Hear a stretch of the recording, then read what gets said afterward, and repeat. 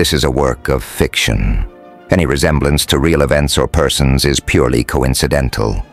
This story is purely fictional and does not promote or encourage any form of violence. Prologue. The first cruise of the Astronef about 8 o'clock on the morning of the 5th of November, 1900, those of the passengers and crew of the American liner St. Louis, who happened, whether from causes of duty or of their own pleasure, to be on deck, had a very strange, in fact, a quite unprecedented experience. The big ship was plowing her way through the long, smooth rollers at her average 21 knots towards the rising sun, when the officer in charge of the navigating bridge happened to turn his glasses straight ahead. He took them down from his eyes, rubbed the two object glasses with the cuff of his coat, and looked again. The sun was shining through a haze which so far dimmed the solar disk that it was possible to look straight at it without inconvenience to the eyes. The officer took another long squint, put his glasses down, rubbed his eyes and took another, and murmured, "Well, I'm damned." Just then the fourth officer came up onto the bridge to relieve his senior while he went down for a cup of coffee and a biscuit. The second took him away to the other end of the bridge, out of hearing of the helmsman and the quartermaster standing by, and said almost in a whisper, "Say, Norton, there's something ahead there that I can't make out." Just as the sun got clear above the horizon, I saw a black spot go straight across it, right through the upper and lower limbs. I looked again, and it was plumb in the middle of the disk. "Look," he went on, speaking louder in his growing excitement. "There it is again. I can see it without the glasses now. See?" The fourth did not reply at once. He had the glasses close to his eyes and was moving them slowly about as though he were following some shifting object in the sky. Then he handed them back and said, "If I didn't believe the thing was impossible, I should say that's an airship. But for the present, I guess I'd rather wait till it gets a bit nearer, if it's coming. Still, there is something. Seems to be getting bigger pretty fast, too. Perhaps it would be as well to notify the old man. What do you think?" "Ew, guess we'd better," said the second. "Suppose you go down. Don't say anything except to him. We don't want any more excitement among the people than we can help." The fourth nodded and went down the steps, and the second began walking up and down the bridge, every now and then taking another squint ahead. Again and again the mysterious shape crossed the disk of the sun, always vertically as though, whatever it might be, it was steering a direct course from the sun to the ship, its apparent rising and falling being due really to the dipping of her bows into the swells. "Well, Mr. Charteris, what's the trouble?" said the skipper as he reached the bridge. "Nothing wrong, I hope. Have you sighted a derelict or what?" "Aye, what in hell's that?" His hands went up to his eyes, and he stared for a few moments at the pale yellow oblate shape of the sun. At this moment, the St. Louis's head dipped again, and the captain saw something like a black line swiftly drawn across the sun from bottom to top. "That's what I wanted to call your attention to, sir," said the second in a low tone. "I first noticed it crossing the sun as it rose through the mist. I thought it was a spot of dirt on my glasses, but it has crossed the sun several times since then, and for some minutes seemed to remain dead in the middle of it. Later on it got quite a lot larger, and whatever it is, it's approaching us pretty rapidly. You see, it's quite plain to the naked eye now." By this time, several of the crew and of the early loungers on deck had also caught sight of the strange thing which seemed to be hanging and swinging between the sky and the sea. People dived below for their glasses, knocked at their friends' stateroom doors and told them to get up because something was flying towards the ship through the air. And in a very few minutes there were hundreds of passengers on deck in all varieties of early morning costume, and scores of glasses, held to anxious eyes, were being directed ahead. The glasses, however, soon became unnecessary, for the passengers had scarcely got up on deck before the mysterious object to the eastward at length took definite shape.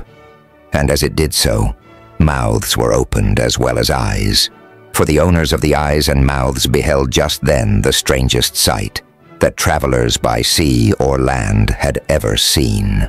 Within the distance of about a mile, it swung round at right angles to the steamer's course, with a rapidity which plainly showed that it was entirely obedient to the control of a guiding intelligence, and hundreds of eager eyes on board the liner saw, sweeping down from the gray-blue of the early morning sky, a vessel whose hull seemed to be constructed of some metal which shone with a pale, steely luster, if it was pointed at both ends, the forward end being shaped something like a spur or ram. At the after end were two flickering, interlacing circles of a glittering greenish-yellow color, apparently formed by two intersecting propellers driven at an enormous velocity. Behind these was a vertical fan of triangular shape. The craft appeared to be flat-bottomed, and for about a third of her length, amidships the upper half of her hull was covered with a curving, dome-like roof of glass. "She's an airship of some sort. There's no doubt about that," said the captain. "So I guess the great problem has got solved at last. And yet it ain't a balloon, because it's coming against the wind, and it's nothing of the airplane sort neither, because it hasn't planes or kites or any fixings of that kind. Still, it's made of something like metal and glass, and it must take a lot of keeping up. It's traveling at a pretty healthy speed, too, getting on for 100 miles an hour, I should guess. Ah, he's going to speak us. Hope he's honest." Everybody on board the St. Louis was up on deck by this time, and the excitement rose to fever heat as the strange vessel swept down towards them from the middle sky, past them like a flash of light, swung round the stern, and ranged up alongside to starboard some 20 feet from the bridge rail. She was about 120 feet long, with some 20 feet of depth and 30 of beam, and the captain and many of his officers and passengers were very much relieved to find that, as far as could be seen, she carried no weapons of offense. As she ranged up alongside, a sliding door opened in the glass-domed roof amidships, just opposite to the end of the St. Louis's bridge. A tall, fair-haired, clean-featured man of about 30, in gray flannels, tipped up his golf cap with his thumb and said, "Good morning, Captain. You remember me, I suppose? Had a fine passage so far. I thought I should meet you somewhere about here." The captain of the St. Louis, in common with everyone else on board, had already had his credulity stretched about as far as it would go, and he was beginning to wonder whether he was really awake. But when he heard the hail and recognized the speaker, he stared at him in blank and, for the moment, speechless bewilderment. Then he got hold of his voice again and said, keeping as steady as he could, "Good morning, my lord. Guess I never expected to meet even you like this in the middle of the Atlantic. So the newspaper men were right for once in a way, and you have got an airship that will fly. And a good deal more than that, Captain, if she wants to. I am just taking a trial trip across the Atlantic before I start on a virun round the solar system. Sounds like a lie, doesn't it? But it's coming off. Oh, good morning, Miss Rennick. Captain, may I come on board?" "By all means, my lord. Only I'm afraid I daren't stop Uncle Sam's mails, even for you." "There's no need for that, Captain, on a smooth sea like this," was the reply. "Just keep on as you are going, and I'll come alongside." He put his head inside the door and called something up, a speaking tube, which led to a glass-walled chamber in the forward part of the roof, where a motionless figure stood before a little steering wheel. The craft immediately began to edge nearer and nearer to the liner's rail, keeping speed so exactly with her that the threshold of the door touched the end of the bridge without a perceptible jar. Then the flannel-clad figure jumped onto the bridge and held out his hand to the captain. As they shook hands, he said in a low tone, "I want a word or two in private with you, as soon as possible." The commander saw a very serious meaning in his eyes. Besides, even if he had not made his appearance under such extraordinary circumstances, it was quite impossible that one of his social position and his wealth and influence could have made such a request without good reason for it. So he replied, "Witten, certainly, my lord. Will you come down to my room?" Hundreds of anxious, curious eyes looked upon the tall, athletic figure and the regular-featured, bronzed, honest English face as Rollo Lennox Smeaton Aubrey, Earl of Redgrave, Baron Smeaton in the peerage of England, and Viscount Aubrey in the peerage of Ireland, followed the captain to his room through the parting crowd of passengers. He nodded to one or two familiar faces in the crowd, for he was an old Atlantic ferryman and had crossed 5 times with Captain Hawkins in the St. Louis. Then he caught sight of a well and fondly remembered face, which he had not seen for over 2 years. It was a face which possessed at once the fair Anglo-Saxon skin, the firm and yet delicate Anglo-Saxon features, and the wavy wealth of the old Saxon gold-brown hair. But a pair of big, soft, pansy eyes, fringed with long, curling black lashes, looked out from under dark and perhaps just a trifle heavy eyebrows. Moreover, there was that indescribable expression in the curve of her lips and the pose of her head. To say nothing of a lissom, vivacious grace in her whole carriage, which proclaimed her a daughter of the younger branch of the race that rules.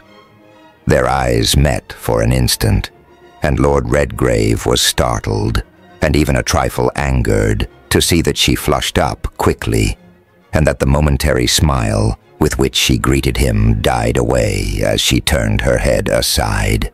Still, he was a man way too accustomed to do what he wanted, and what he wanted to do just then was to shake hands with Lilla Zadie Rennick, and so he went straight towards her, raised his cap, and held out his hand, saying, first with a glance into her eyes, and then with one upward at the astronef, "Good morning again, Miss Rennick. You see it is done." "Good morning, Lord Redgrave," she replied, he thought, a little awkwardly. "Yes, I see you have kept your promise. What a pity it is too late. But I hope you will be able to stop long enough to tell us all about it. This is Mrs. Van Stuyler, who has taken me under her protection on my journey to Europe." His lordship returned the bow of a tall, somewhat hard-featured matron who looked dignified even in the somewhat nondescript costume which most of the ladies were wearing. But her eyes were kindly, and he said, "Very pleased to meet Mrs. Van Stuyler. I heard you were coming, and I was in hopes of catching you on the other side before you left. And now, if you will excuse me, I must go and have a chat with the skipper." He raised his cap again, and presently vanished from the curious eyes of the excited crowd through the door of the captain's apartment. Captain Hawkins closed the door of his sitting room as he entered, and said, "Ix. Now, my lord, I'm not going to ask you any questions to begin with, because if I once began, I should never stop. And besides, perhaps you'd like to have your own say right away." "Perhaps that will be the shortest way," said his lordship. "The fact is, we've not only the remains of this Boer business on our hands, but we've had what is practically a declaration of war from France and Russia. Briefly, it's this way. A few weeks ago, while the Allies thought they were fighting the Boxers, it came to the knowledge of my brother, the Foreign Secretary, that the Zhongli Yamen had concluded a secret treaty with Russia, which practically annulled all our rights over the Yangtze Valley, and gave Russia the right to bring her northern railway right down through China. As you know, we've stood a lot too much in that part of the world already, but we couldn't stand this. So about 10 days ago, an ultimatum was sent declaring that the British government would consider any encroachment on the Yangtze Valley as an unfriendly act. Meanwhile, France chipped in with a notification that she was going to occupy Morocco as a compensation for Fashoda, and added a few nasty things about Egypt and other places. Of course, we couldn't stand that either, so there was another ultimatum. And the upshot of it all was that I got a wire late last night from my brother telling me that war would almost certainly be declared today, and asking me for the use of this X-craft of mine as a sort of dispatch boat if she was ready. She is intended for something very much better than fighting purposes, so he couldn't ask me to use her as a warship. Besides, I am under a solemn obligation to her inventor, her creator in fact, for I've only built her, to blow her to pieces, rather than allow her to be used as a fighting machine, except, of course, in sheer personal self-defense. There is the telegram from my brother, so you can see there's no mistake. And just after it came a messenger asking me, if the machine was a success, to bring this with me across the Atlantic as fast as I could come. It is the duplicate of an offensive and defensive alliance between Great Britain and the United States, of which the details had been arranged just as this complication arose. Another is coming across by a fast cruiser, and, of course, the news will have got to Washington by cable by this time. By the time you get to the entrance of the channel, you will probably find it swarming with French cruisers and torpedo destroyers, so if you'll be advised by me, you'll leave Queenstown out and get as far north as possible. Lord Redgrave, said the captain, putting out his hand. I'm responsible for a good bit right here, and I don't know how to thank you enough. I guess that treaty's been given away back to France by some of our Irish statesmen by now, and it'd be mighty unhealthy for the St. Louis to fall in with a French or Russian cruiser. That's all right, Captain, said Lord Redgrave, taking his hand. I should have warned any other British or American ship. At the same time, I must confess that my motives in warning you were not entirely unselfish. The fact is, there's someone on board the Saint, Louis, whom I should decidedly object to see taken off to France as a prisoner of war. And may I ask who that is? Said Captain Hawkins. Why not? Replied his lordship. It's the young lady I spoke to on deck just now, Miss Rennick. Her father was the inventor of that craft of mine. No one would believe his theories. He was refused patents both in England and America on the ground of lack of practical utility. I met him about 2 years ago. That is to say, rather more than a year before his death, when I was stopping at Banff up in the Canadian Rockies. We made a traveler's acquaintance, and he told me about this idea of his. I was very much interested, but I'm afraid I must confess that I might not have taken it up practically if the professor hadn't happened to possess an exceedingly beautiful daughter. However, of course, I'm pretty glad now that I did do it, though the experiments cost nearly £5,000 and the craft herself close on $250,000. Still, she is worth every penny of it, and I was bringing her over to offer Tuati to Miss Rennick as a wedding present. That is to say, if she'd have it, and me. Captain Hawkins looked up and said rather seriously, Then, my lord, I presume you don't know. Don't know what? That Miss Rennick is crossing in the care of Mrs. Van Stuyler to be married in London next month. The devil she is! And to whom, may I ask? Exclaimed his lordship, pulling himself up very straight. To the Marquis of Byfleet, son of the Duke of Doncaster. I wonder you didn't hear of it. The match was arranged last fall. From what people say, she's not very desperately in love with him, but, well, I fancy it's like rather too many of these Anglo-American matches. A couple of $1 million on one side, a title on the other, and mighty little real love between them. But, said Redgrave between his teeth, I didn't understand that Miss Rennick ever had a fortune. In fact, I'm quite certain that if her father had been a rich man, he'd have worked out his invention himself. Oh, the dollars aren't his.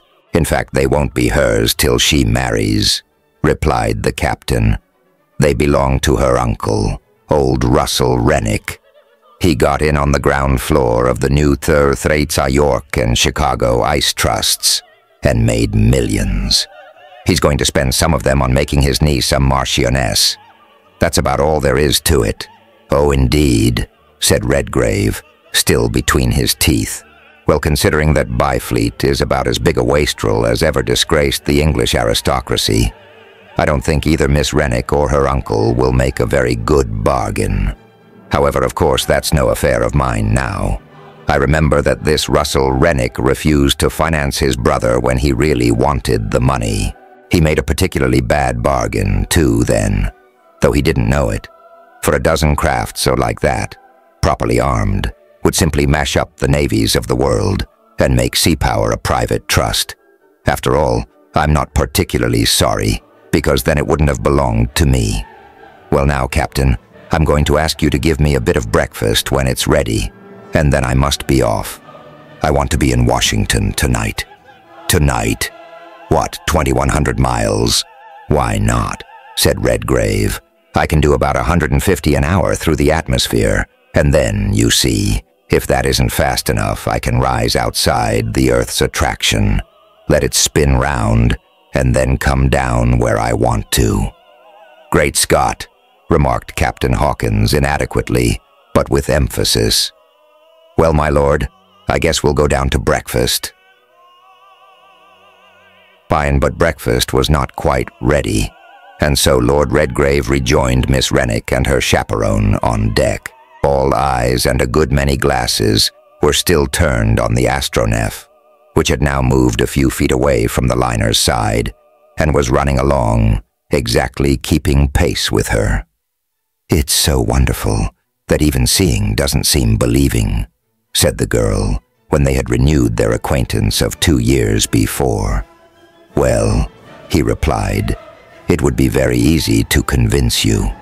She shall come alongside again, and if you and Mrs. Van Stuyler will honor her by your presence for half an hour while breakfast is getting ready, I think I shall be able to convince you that she is not the airy fabric of a vision, but simply the realization in metal and glass and other things of visions which your father saw some years ago.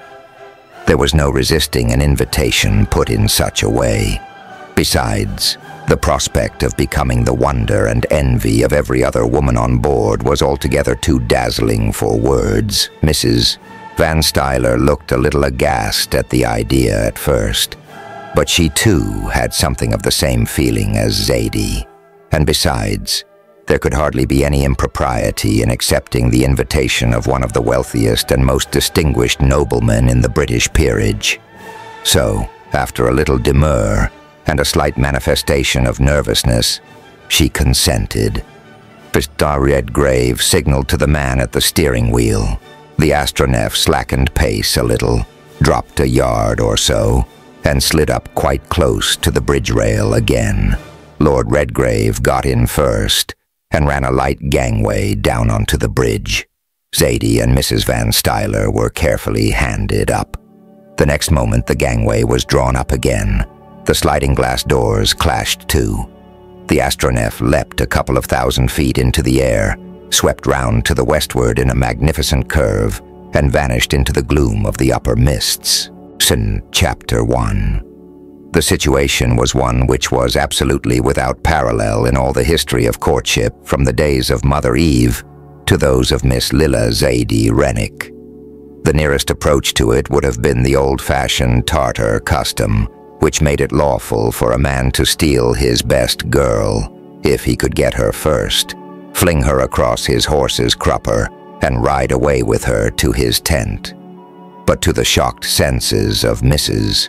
Van Stuyler, the present adventure appeared a great deal more terrible than that. Both Zaidie and herself had sprung to their feet as soon as the upward rush of the Astronef had slackened and they were released from their seats.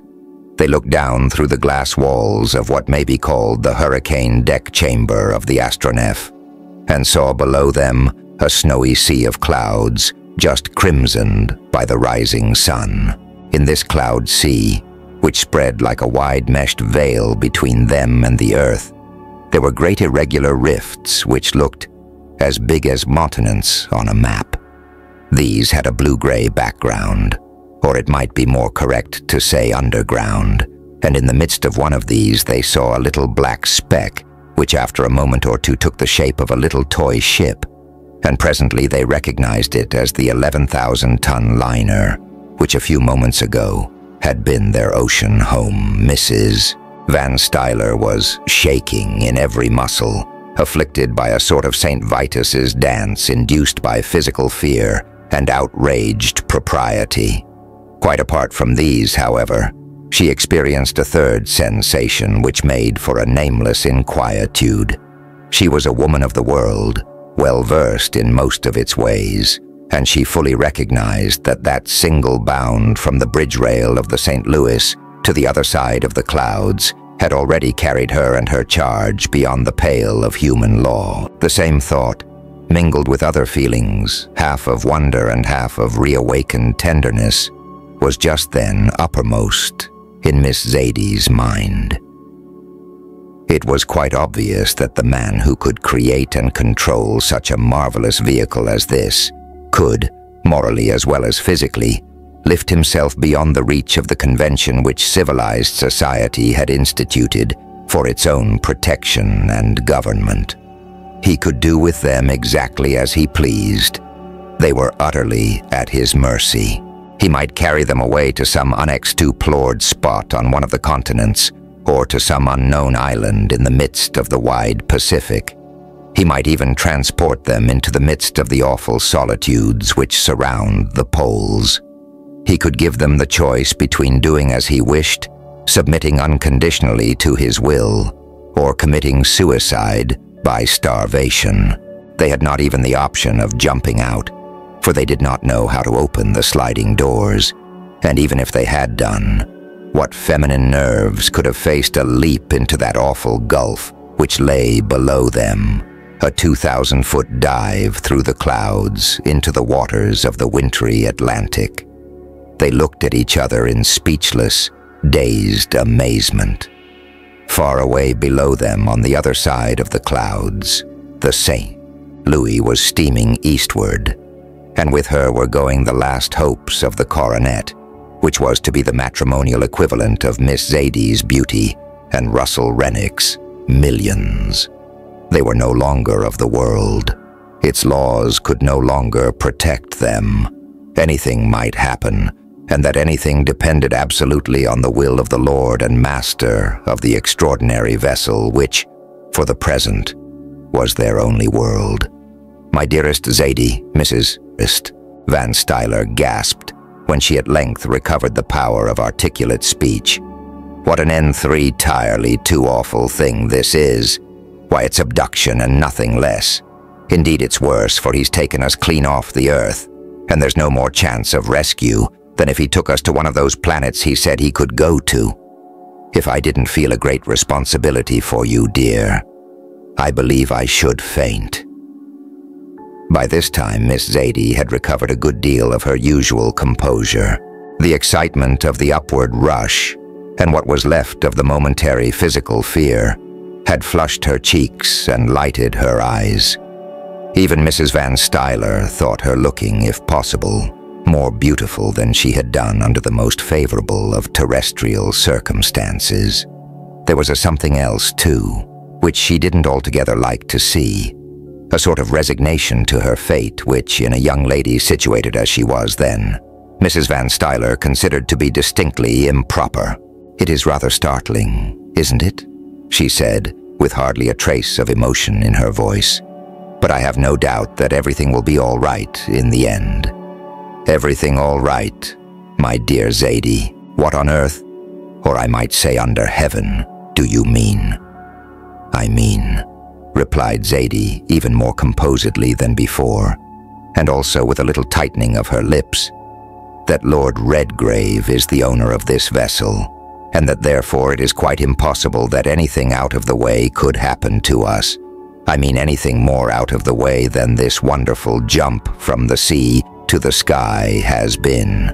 Unless, of course, Lord Redgrave is going to take us for a voyage among the stars. Zadie Rennick, said Mrs. Van Stuyler, bridling up into her most frigid dignity. I am more than surprised to hear you talk in such a strain.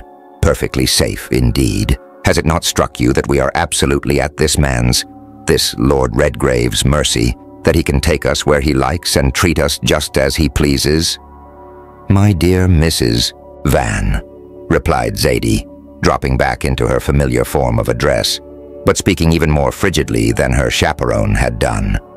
You seem to forget that, however extraordinary our situation may be just now, we are in the care of an English gentleman.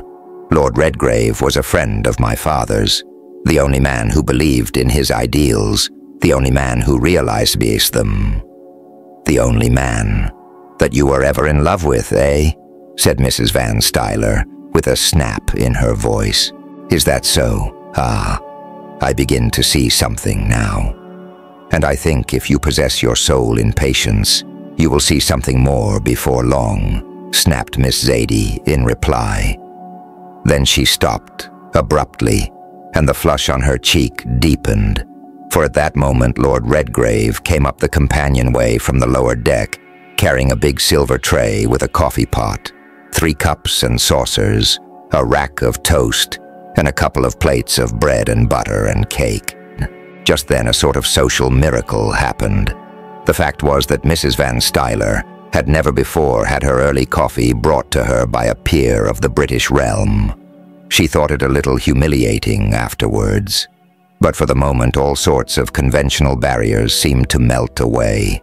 After all, she was a woman, and some years ago she had been a young one.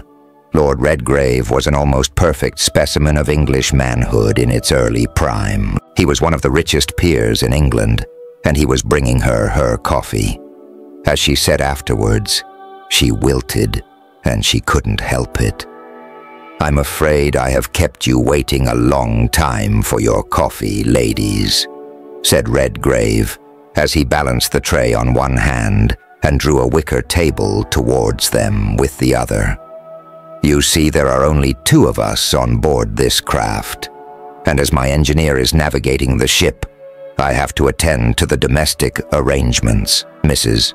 Van Stuyler looked at him in the silence of mental paralysis. Miss Zadie frowned, smiled, and then began to laugh.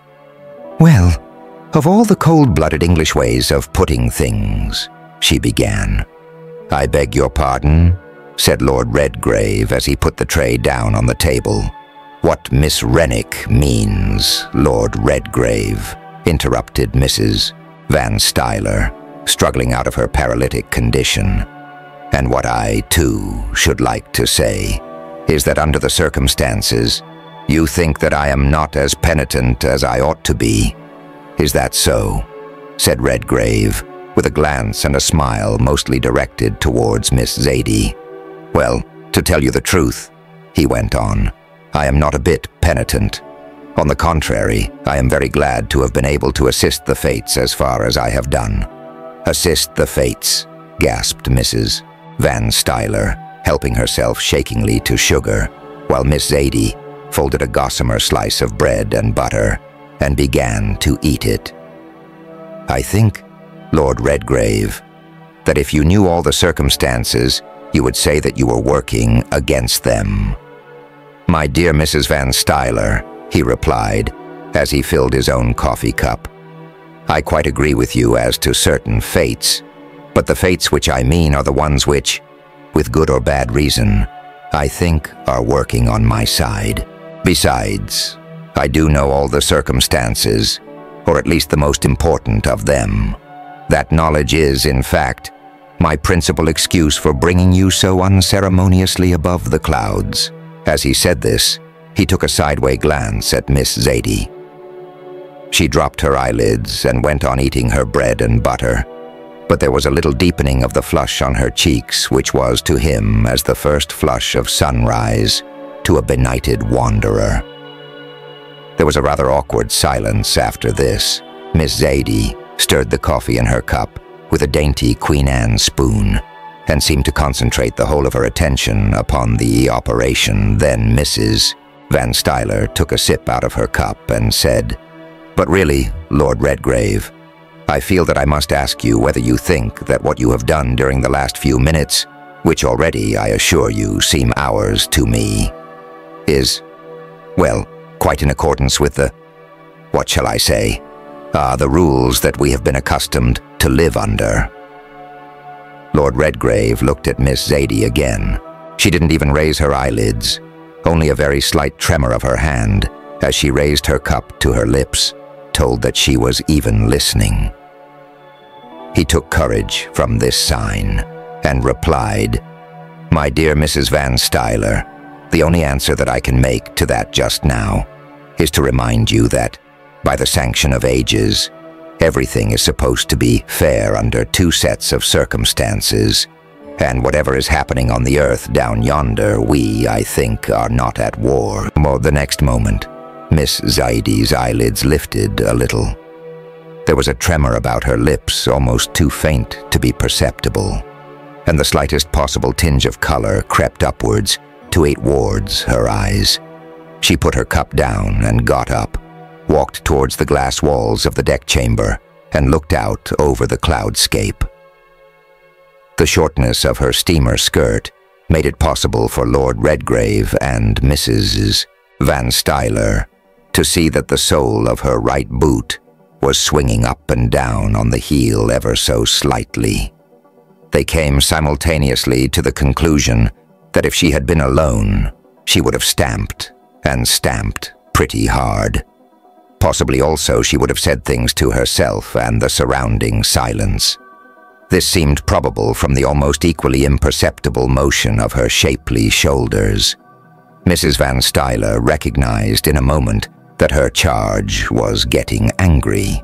She knew by experience that Miss Zadie possessed a very proper spirit of her own, and that it was just as well not to push matters too far. She further recognized that the circumstances were extraordinary, not to say equivocal, and that she herself occupied a distinctly peculiar position. She had accepted the charge of Miss Zadie from her Uncle Russell for a consideration counted partly by social advantages and partly by dollars. In the most perfect innocence, she had permitted not only her charge, but herself to be abducted. For after all, that was what it came to, from the deck of an American liner, and carried not only beyond the clouds, but also beyond the reach of human law, both criminal and conventional. Inwardly, she was simply fuming with rage.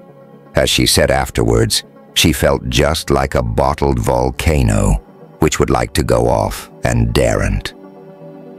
About 2 minutes of somewhat surcharged silence passed. Mrs. Van Stuyler sipped her coffee in ostentatiously small sips.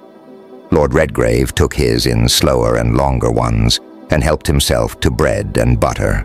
Miss Zadie appeared perfectly contented with her contemplation of the clouds.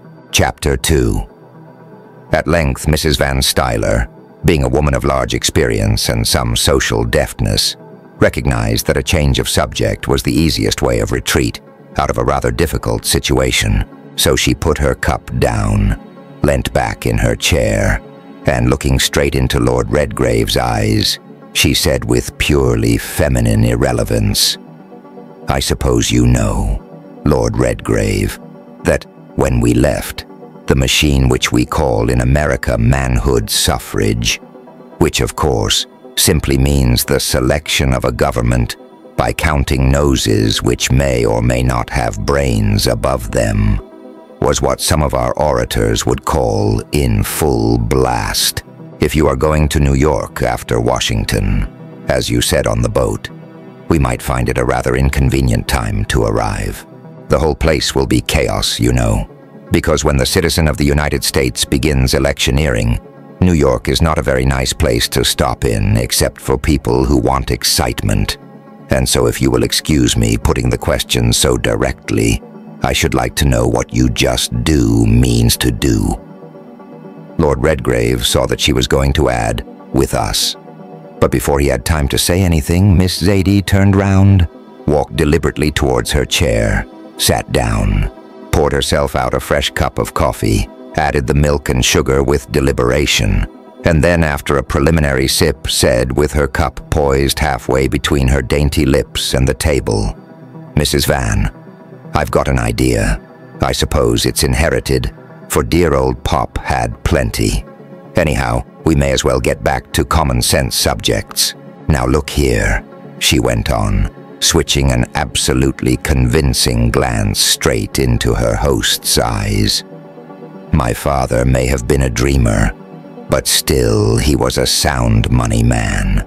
He believed in honest dealings. He didn't believe in borrowing $100 gold and paying back in $50 silver. What's your opinion, Lord Redgrave? You don't do that sort of thing in England, do you? Uncle Russell is a sound money man too. He's got too much gold locked up to want silver for it." "My dear Zadie," said Mrs. Van Stuyler, "what have Democratic and Republican politics and bimetallism got to do with a trip in this wonderful vessel which Pop told me years ago could go up to the stars if it ever was made?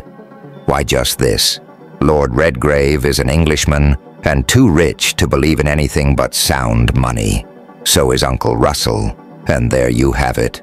Or should have. I think I see what you mean, Miss Rennick," said their host, leaning back in his chair and folding his hands behind his head, as steamboat travelers are wont to do when seas are smooth and skies are blue.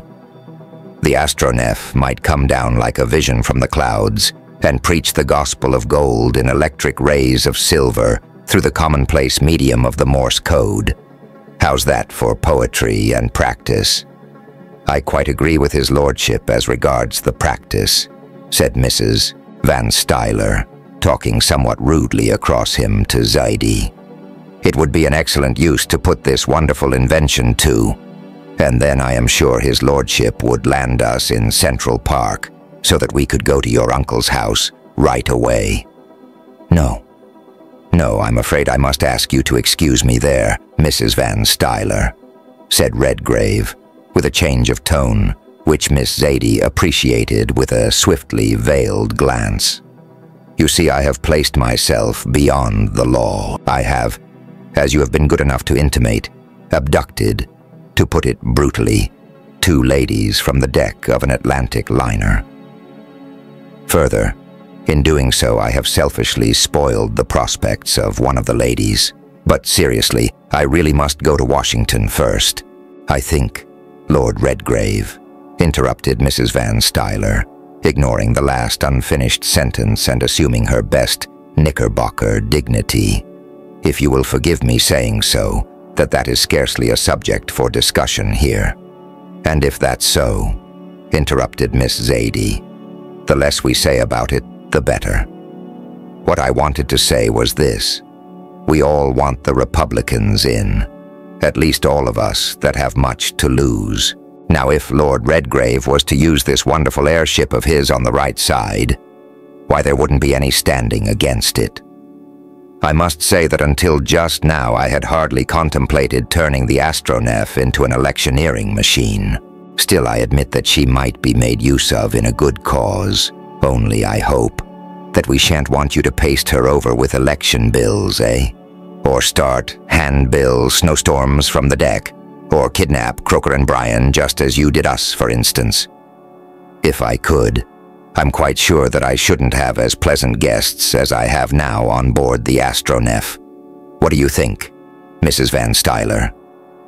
"My dear Lord Redgrave," she replied, "that would be quite impossible. The idea of being shut up in a ship like this, which can soar not only from Earth, but beyond the clouds, with people who would find out your best secrets and then perhaps shoot you so as to be the only possessors of them. Well, that would be foolishness indeed." "Why, certainly it would," said Zadie. The only use you could have for people like that would be to take them up above the clouds and drop them out. But suppose Lord Redgrave, took the astronef down over New York and signaled messages from the sky at night with a searchlight. Good, said their host, getting up from his deck chair and stretching himself up straight, looking the while at Miss Zadie's averted profile. That's gorgeously good. We might even turn the election. I'm for sound money all the time, if I may be permitted to speak American. English is quite good enough for us, Lord Redgrave, said Miss Zadie a little stiffly. We may have improved on the old language a bit. Still, we understand it and, well, we can forgive its shortcomings. But that isn't quite to the point. It seems to me, said Mrs. Van Stuyler, that we are getting nearly as far from the original subject as we are from the St. Louis. May I ask, Zadie, what you really propose to do? Do is not for us to say, said Miss Zadie, looking straight up to the glass roof of the deck chamber. You see, Mrs. Van, we're not free agents. We are not even first-class passengers who have paid their fares on a contract ticket which is supposed to get them there. If you'll pardon me saying so, said Lord Redgrave, stopping his walk up and down the deck. That is not quite the case. To put it in the most brutally material form, it is quite true that I have kidnapped you two ladies and taken you beyond the reach of earthly law. But there is another law, one which would bind a gentleman even if he were beyond the limits of the solar system. And so, if you wish to be landed either in Washington or New York, it shall be done. You shall be put down within a carriage drive of your own residence, or of Mr. Russell Rennick's. I will myself see you to his door, and there we may say goodbye, and I will take my trip through the solar system alone. There was another pause after this, a pause pregnant with the fate of two lives. They looked at each other, Mrs. Van Stuyler at Zadie, Zadie at Lord Redgrave, and he at Mrs. Van Stuyler again. It was a kind of three-cornered duel of eyes, and the eyes said a good deal more than common human speech could have done. Then Lord Redgrave, in answer to the last glance from Zadie's eyes, said slowly and deliberately, I don't want to take any undue advantage, but I think I am justified in making one condition. Of course, I can take you beyond the limits of the world that we know, and to other worlds that we know little or nothing of.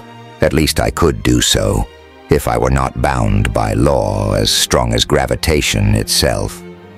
But now, as I said before, I just ask whether or not my guests, or if you think it suits the circumstances better, my prisoners, shall be released unconditionally wherever they choose to be landed.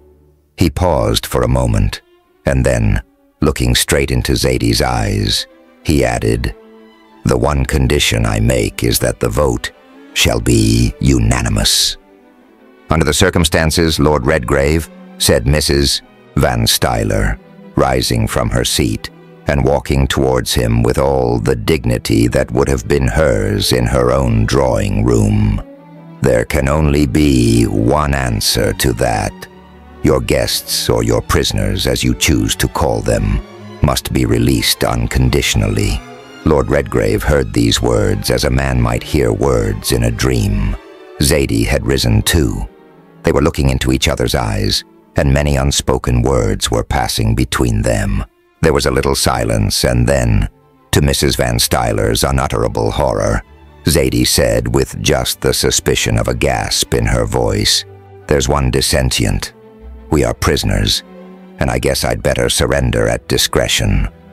The next moment her captor's arm was round her waist, and Mrs. Van Stuyler, with her twitching fingers linked behind her back and her nose at an angle of 60 degrees, was staring away through the blue immensity, dumbly wondering what on earth or under heaven was going to happen next.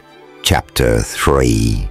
After a couple of minutes of silence which could be felt, Mrs. Van Stuyler turned round and said angrily, Zadie, you will excuse me, perhaps, if I say that your conduct has not been what I should have expected, what I did indeed expect from your uncle's niece when I undertook to take you to Europe. I must say, if I were you, Mrs. Van, I don't think I'd say much more about that, because you see it's fixed and done. Of course, Lord Redgrave's only an earl, and the other is a marquis. But you see, he's a man, and I don't quite think the other one is. And that's about all there is to it. Their host had just left the deck saloon, taking the early coffee apparatus with him, and Miss Zaidi, in the first flush of her pride and refound happiness, was taking a promenade of about 12 strides each way, while Mrs. Van Stuyler, after partially relieving her feelings as above, had seated herself stiffly in her wicker chair, and was following her with eyes which were critical, and if they had been 20 years younger, might also have been envious. Well, at least I suppose I must congratulate you on your ability to accommodate yourself to most extraordinary circumstances. I must say that as far as that goes, I quite envy you. I feel as though I ought to choke or take poison, or something of that sort. Sakes, Mrs. Van, please don't talk like that, said Zaidi, stopping in her walk just in front of her chaperone's chair. Can't you see that there's nothing extraordinary about the circumstances except this wonderful ship? I have told you how Pop and I met Lord Redgrave in our tour through the Canadian Rockies 2 or 3 years ago. No, it's 2 years and 9 months next June. And how he took an interest in Pop's theories and ideas about this same ship that we are on now. Oh yes, said Mrs. Van Stuyler rather acidly, and not only in the abstract ideas, but apparently in a certain concrete reality. Mrs. Van, laughed Zaidi, with a cunning twist on her heel. I know you don't mean to be rude, but, well, now did anyone ever call you a concrete reality? Of course it's correct just as a scientific definition, perhaps. Still, anyhow, I guess it's not much good going on about that. The facts are just this way. I consented to marry that Byfleet Marquis just out of sheer spite and blank ignorance. Lord Redgrave never actually asked me to marry him when we were in the Rockies, but he did say when he went back to England that as soon as he had realized my father's ideal, he would come over and try and realize one of his own. He was looking at me when he said it, and he looked a good deal more than he said. Then he went away, and poor Pop died. Of course, I couldn't write and tell him, and I suppose he was too proud to write before he'd done what he undertook to do, and I, like most girl fools in the same place would have done, thought that he'd given the whole thing up and just looked to be the trip as a sort of interlude in globe-trotting, and thought no more about Pop's ideas and inventions than he did about his daughter. Very natural, of course, said Mrs. Van Stuyler, somewhat mollified by the subdued passion which Zaidi had managed to put into her commonplace words. And so, as you thought, he had forgotten you, and was finding a wife in his own country, and a possible husband came over from that same country with a coronet. That'll do, Mrs. Van. Thank you, interrupted Miss Zaidi, bringing her daintily shod foot down on the deck this time with an unmistakable stamp. We'll consider that incident closed, if you please. It was a miserable, mean, sordid business altogether. I am utterly, hopelessly ashamed of it, and myself too. Just to think that I could ever... Mrs. Van Stuyler cut short her indignant flow of words by a sudden uplifting of her eyelids and a swift turn of her head towards the companionway. Zaidi stamped again, this time more softly, and walked away to have another look at the clouds. Why, what on earth is the matter? She exclaimed, shrinking back from the glass wall. There's nothing. We're not anywhere. Pardon me, Miss Rennick. You're on board the Astronef, said Lord Redgrave, as he reached the top of the companionway. And the Astronef is at present traveling at about 150 miles an hour above the clouds towards Washington. That is why you don't see the clouds and sea, as you did after we left the St. Louis. At a speed like this, they simply make a sort of gray-green blur. We shall be in Washington this evening, I hope. Tonight, sir? I beg your pardon, my lord, gasped Mrs. Van Stuyler. 150 miles an hour. Surely that's impossible." "My dear Mrs. Van Stuyler," said Redgrave, with a side look at Zadie. "Nowadays, impossible is hardly an English or even an American word.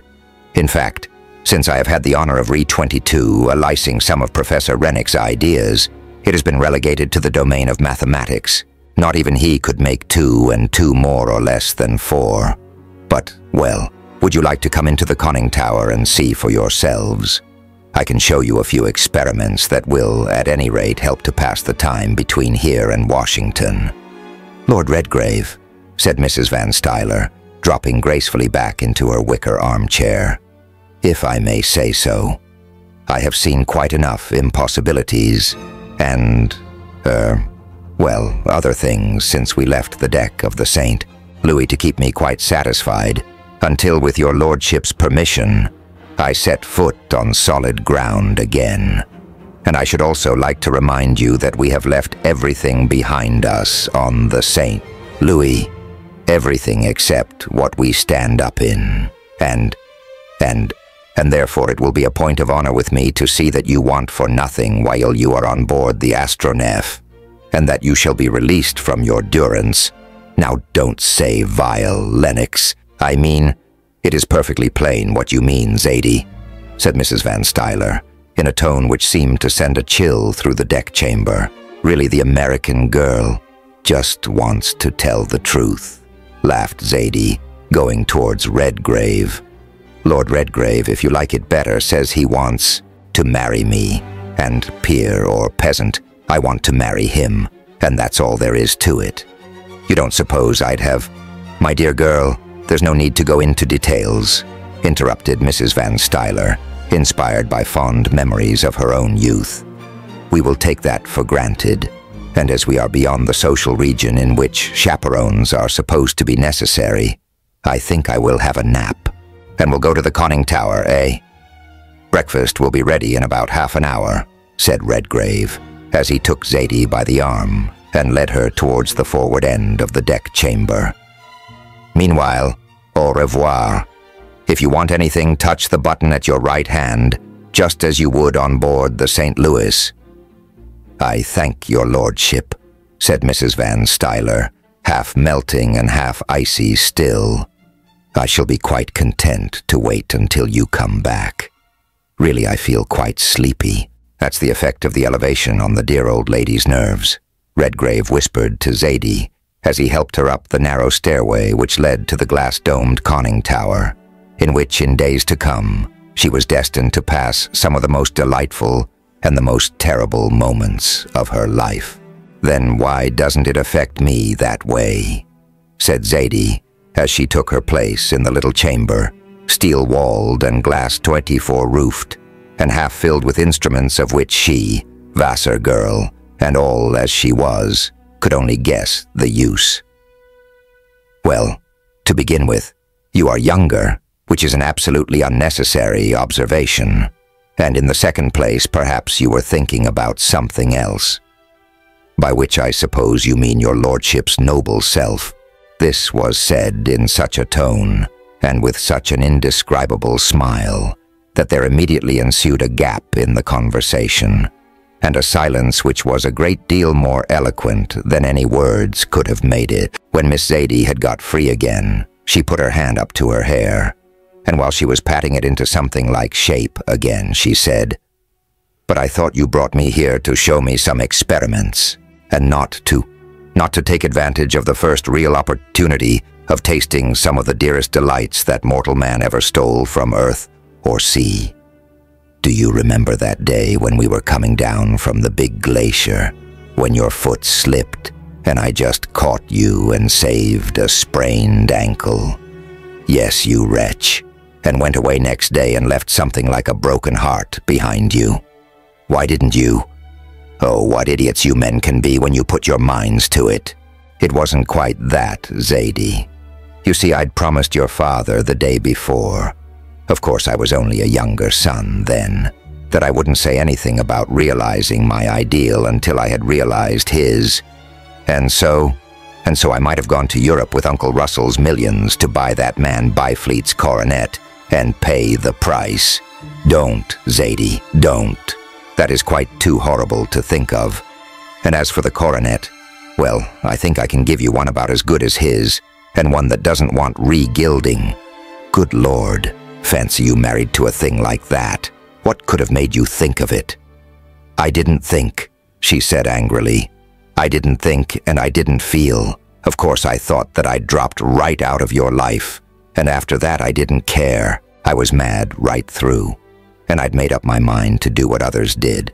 Take a title and a big position, and have the outside as bright as I could get it, whatever the inside might be like.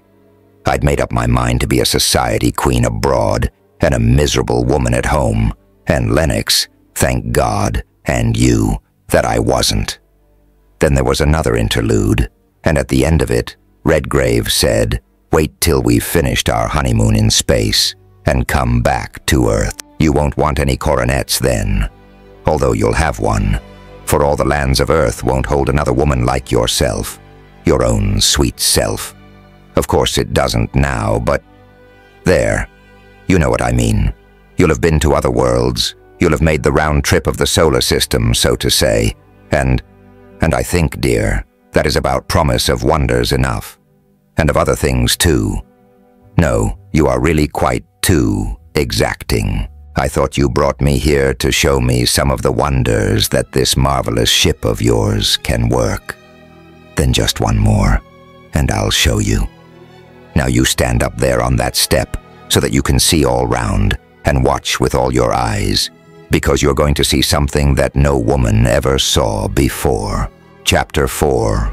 Above a tiny little writing desk fixed to the wall of the conning tower, there was a square mahogany board with 6 white buttons in pairs. On one side of the board hung a telephone, and on the other a speaking tube. To the right hand opposite where Zadie stood were 2 nickel-plated wheels, and behind each of them a white disc, one marked off into 360 degrees, and the other into 100, with subdivisions of tens.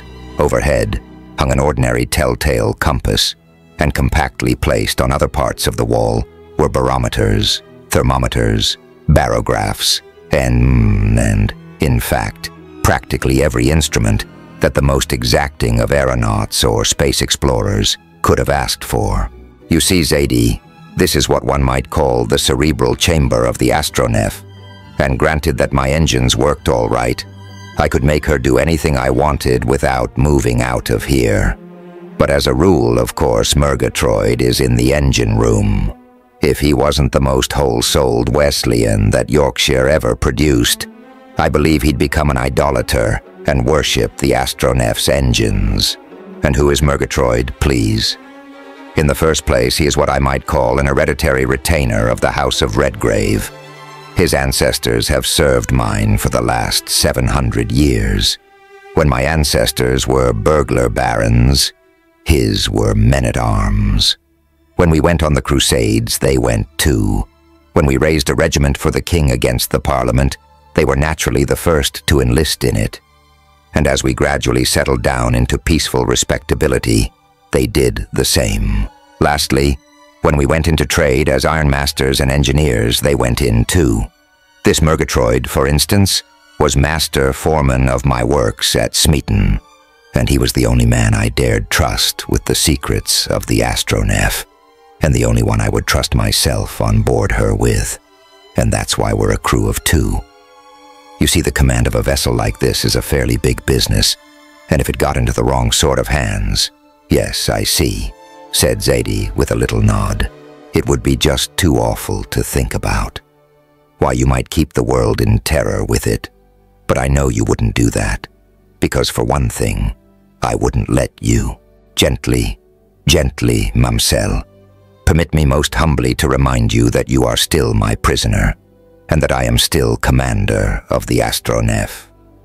Oh, very well then, said Zadie, interrupting him with a pretty little gesture of impatience. And now suppose you let me see what the astronef's commander can do with her. Certainly, replied Redgrave, and with the greatest pleasure. But, by the way, that reminds me you haven't paid your footing yet, which when due payment had been given and taken, Or perhaps it would be more correct to say taken and given. Redgrave put his finger on one of the buttons. Immediately, Zadie heard the swish of the air past the smooth wall of the conning tower grow fainter and fainter.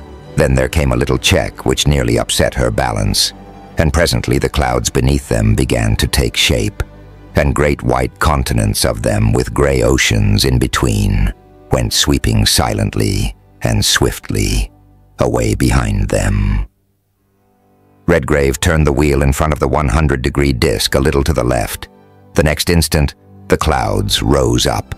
For a moment, Zadie could see nothing but white mist on all sides. Then the atmosphere cleared again, and she saw far below her what looked like a vast expanse of ocean that had been suddenly frozen solid. There were the long Atlantic rollers tipped with snowy foam. Here and there at wide intervals were little black dots, some of them with brown trails behind them, others with little patches of white which showed up distinctly against the dark gray blue of the sea. Every moment they grew bigger. Then the white-crested waves began to move, and the big ocean steamers and full-rigged sailing ships looked less and less like toys. Just under them, there was a very big one, with 4 funnels pouring out dense volumes of black smoke. Redgrave took up a pair of glasses, looked at her for a moment, and said, "That's the Deutschland, the new Hamburg American record breaker. Suppose we go down and have a lark with her. I wonder if she's taking news of the war. We're in with Germany, and they may know something about it." "That would be just too lovely," said Zadie. "Let's go and show them how we can break records.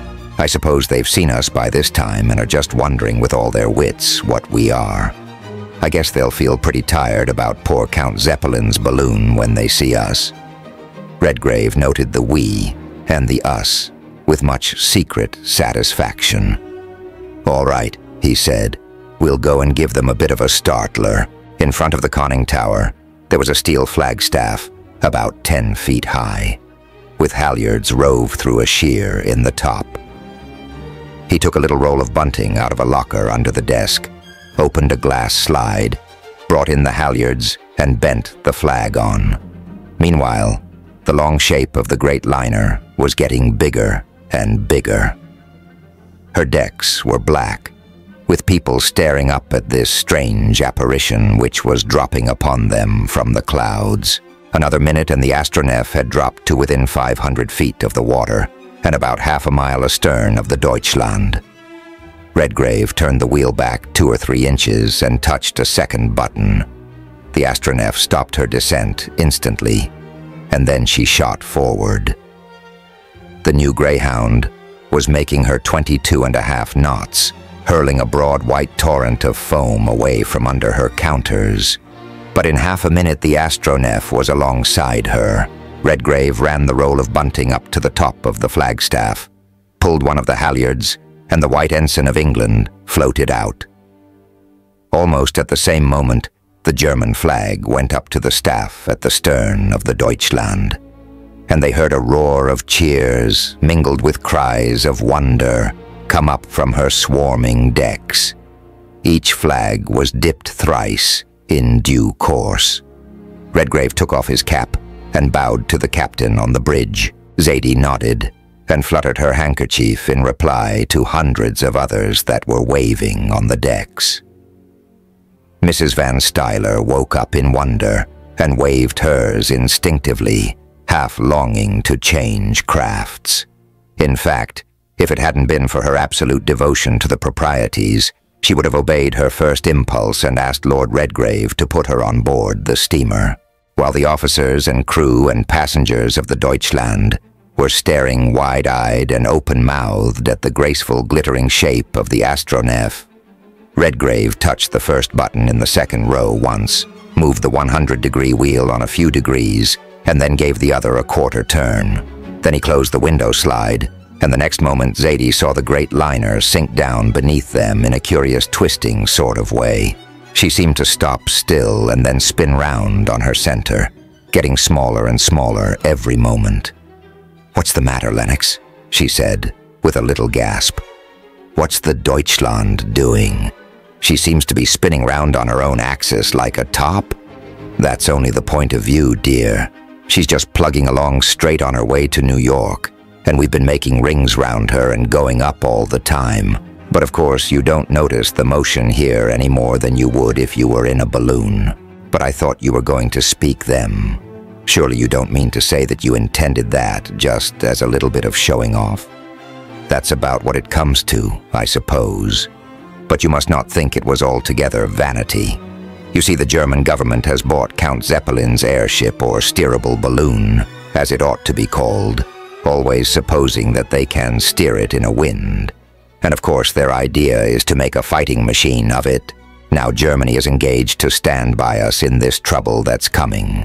And by way of cementing the alliance, I thought it was just as well to let the wily Teuton know that there's something flying the British flag which could make very small mincemeat of their gas bags. And what about Old Glory?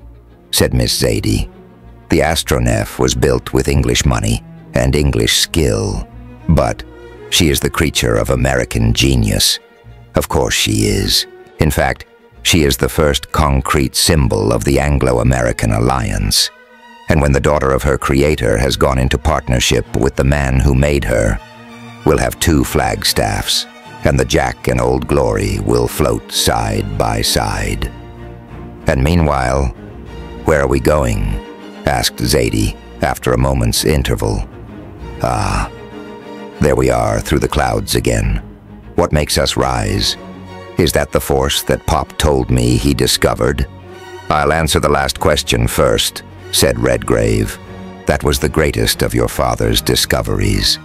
He got at the secret of gravitation and was able to analyze it into 2 separate forces, just as Volta did with electricity, positive and negative, or, to put it better, attractive and repulsive. 3 out of the 5 sets of engines in the Astronef develop the R-force, as I call it for short. This wheel with the 100 degrees marked behind it regulates the development. The further I turn it this way to the right, the more the R-force overcomes the attractive force of the Earth or any other planet that we may visit. Turn it back, and gravitation asserts itself. If I put this arrowhead on the wheel opposite 0, the weight of the Astronef is about 150 tons, and of course, she would go down like a stone, and a very big one at that. At 10, she weighs nothing. That is to say, the R. Force exactly counteracts gravitation. At 11, she begins to rise. At 100, she would be hurled away from the Earth like a shell from a 12-inch gun, or even faster. Now watch. He took up the speaking tube. Is she all tight everywhere, Andrew?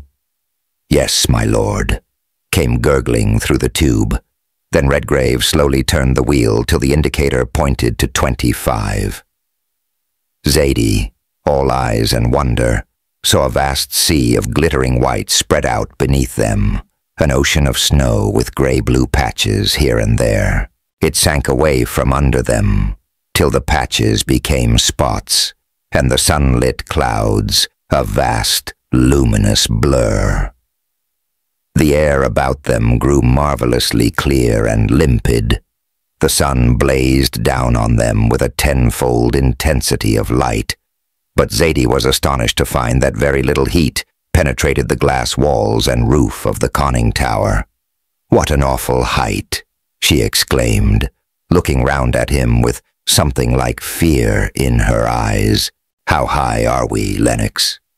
"You'll find afterwards that the Astronef doesn't take any account of high or low or up or down," he replied, looking at the dial of an aneroid barometer by the side of him.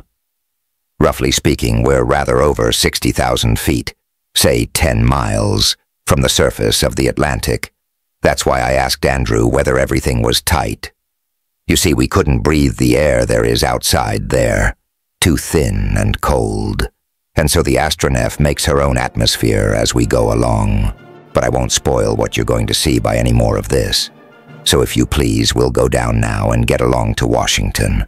Anyhow, I hope I've convinced you so far that I've kept my promise. Yes, dear, you have, and splendidly. I've only one regret. If he was only here now, what a happy man he'd be. Still, I dare say he knows all about it and is just as happy. In fact, he must be. I feel certain he must. The very soul of his intellect was in the dream of this ship. And now that it's a reality, he must be here still. Isn't it part of himself? Isn't it his mind that's working in these wonderful engines of yours? And isn't it his strength that lifts us up from the earth and takes us down again just as you please to turn that wheel? There's little doubt about that, Zadie, said Redgrave quietly, but earnestly. You know, we North Country folk all have our traditions and our ghosts. And what more likely than that, the spirit of a dead man or a man gone to other worlds should watch over the realization of his greatest work on Earth? Why shouldn't we believe that, we who are going away from this world to other ones? Why not? Interrupted Zadie. Why, of course we will. And now suppose we come down in more ways than one, and go and give poor Mrs. Van Stuyler something to eat and drink. The dear old girl must be frightened half out of her wits by this time. Very well, replied Redgrave. But we'll come down literally first, so that we can get the propellers to work. He turned the wheel back till the indicator pointed to 5. The Cloud Sea came up with a rush. They passed through it and stopped about 1,000 feet above the sea. Redgrave touched the first button twice and then the next one twice. The air began to hiss past the walls of the conning tower. The crest-crowned waves of the Atlantic seemed to sweep in a hurrying torrent behind them. And then Redgrave, having made sure that Murgatroyd was at the afterwheel, gave him the course for Washington, and then went down to induct his bride-elect into the art and mystery of cooking by electricity, as it was done in the kitchen of the Astronef. Chapter 5, as this narrative is the story of the personal adventures of Lord Redgrave and his bride, and not an account of events at which all the world has already wondered. There is no necessity to describe in any detail the extraordinary sequence of circumstances which began when the Astronef dropped without warning from the clouds in front of the White House at Washington, and his lordship, after paying his respects to the president, proceeded to the British Embassy and placed the copy of the Anglo-American agreement in Lord Pauncefote's hands. Mrs. Van Stuyler's spirits had risen as the Astronef descended towards the lights of Washington, and when the president and Lord Pauncefote paid a visit to the wonderful craft, the joint product of American genius and English capital and constructive skill, she immediately assumed, at Redgrave's request, the position of Lady of the House Pro Tem, and described the change of plans, as she called it, which led to their transfer from the St. Louis to the Astronef, with an imaginative fluency which would have done credit to the most enterprising of American interviewers. "You see, my dear," she said to Zadie afterwards, "as everything turned out so very happily, and as Lord Redgrave behaved in such a splendid way, I thought it was my duty to make everything appear as pleasant to the President and Lord Pauncefote as I could." "It was real good of you, Mrs. Van," said Zadie. "If I hadn't been paralyzed with admiration, I believe I should have laughed. Now, if you'll just come with us on our trip and write a book about it afterwards, just as you told, as you described what happened between the St. Louis and Washington to the President and Lord Pauncefote, you'd make $1 million out of it. Say now, won't you come?" "My dear Zadie," Mrs. Van Stuyler replied, "you know that I am very fond of you. If I'd only had a daughter, I should have wanted her to be just like you, and I should have wanted her to marry a man just like Lord Redgrave. But there's a limit to everything. You say that you are going to the moon and the stars, and to see what the other planets are like. Well, that's your affair. I hope God will forgive you for your presumption and let you come back safe. But No, 10, 20 millions wouldn't pay me to tempt Providence like that. The astronef had landed in front of the White House, as everybody knows, on the eve of the presidential election, after dinner in the deck saloon, as the space navigator lay in the midst of a square of troops, outside which a huge crowd surged and struggled to get a look at the latest miracle of constructive science. The president and the British ambassador said goodbye, and as soon as the gangway ladder was drawn in the astronef, moved by no visible agency, rose from the ground amidst a roar of cheers coming from 100,000 throats.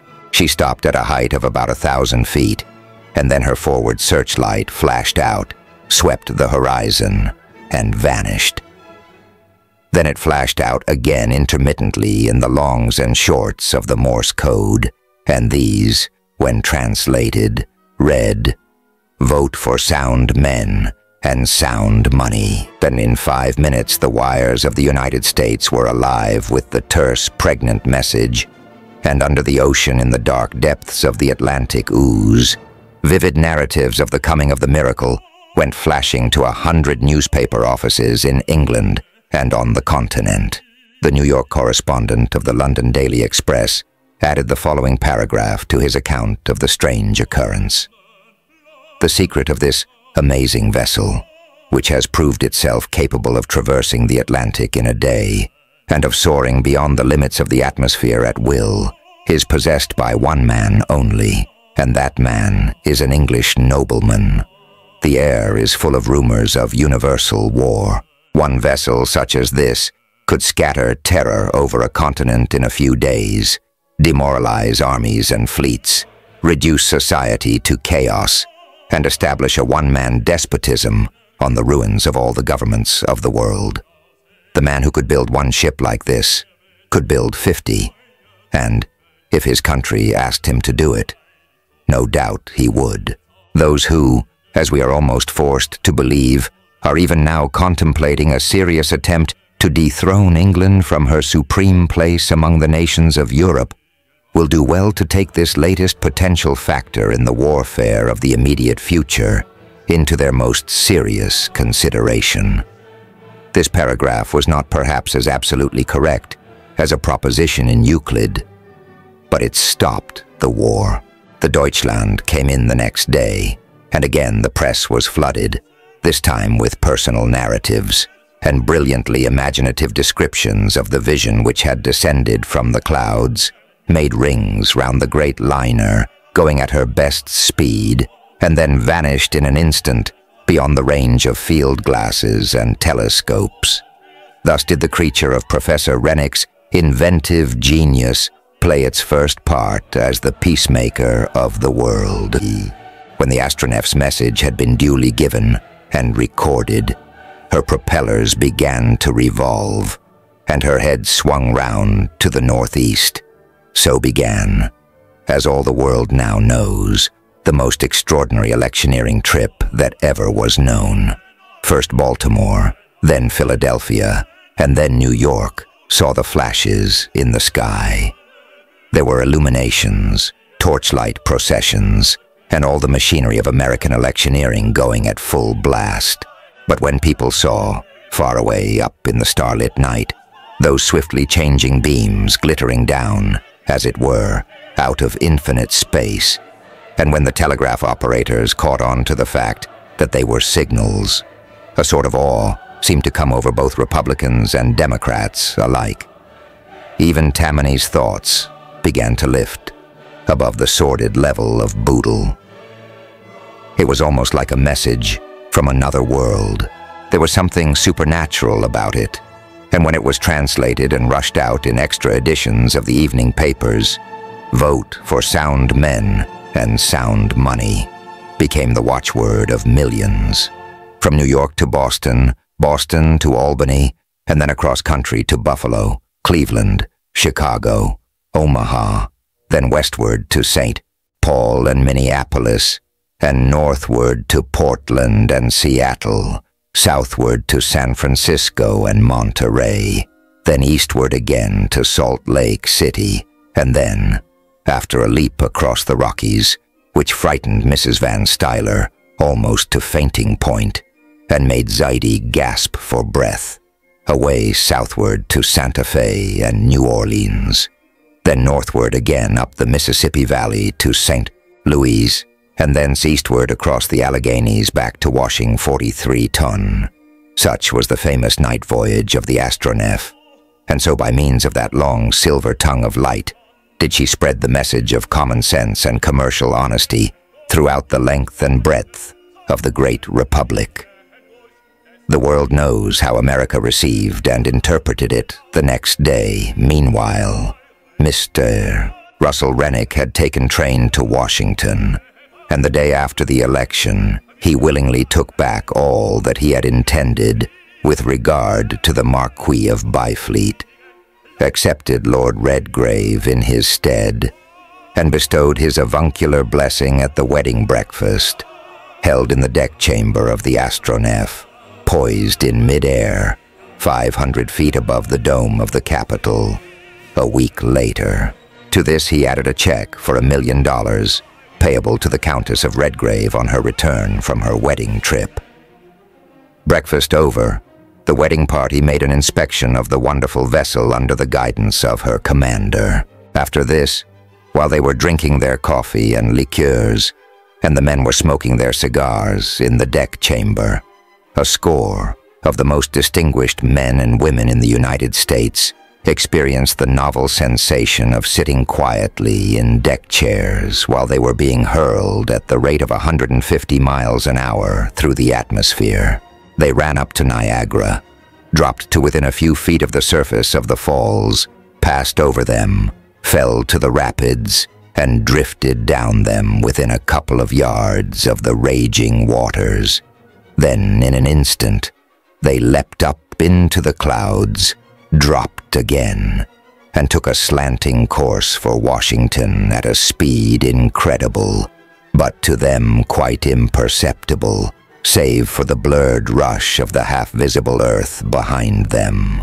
That night the Astronef rested again in front of the steps of the White House, and Lord and Lady Redgrave were the guests at a semi-official banquet given by the newly re-elected president. The speech of the evening was made by the president himself in proposing the health of the bride and bridegroom, and this is the way he ended. There is something more in the ceremony which we have been privileged to witness than the union of a man and a woman in the bonds of holy matrimony. Lord Redgrave, as you know, is the descendant of one of the noblest and most ancient families in the motherland of new nations. Lady Redgrave is the daughter of the oldest, and I hope I may be allowed to say without offense, the greatest of those nations. It is perhaps early days to talk about a formal federation of the Anglo-Saxon people, but I think I am only voicing the sentiments of every good American when I say that.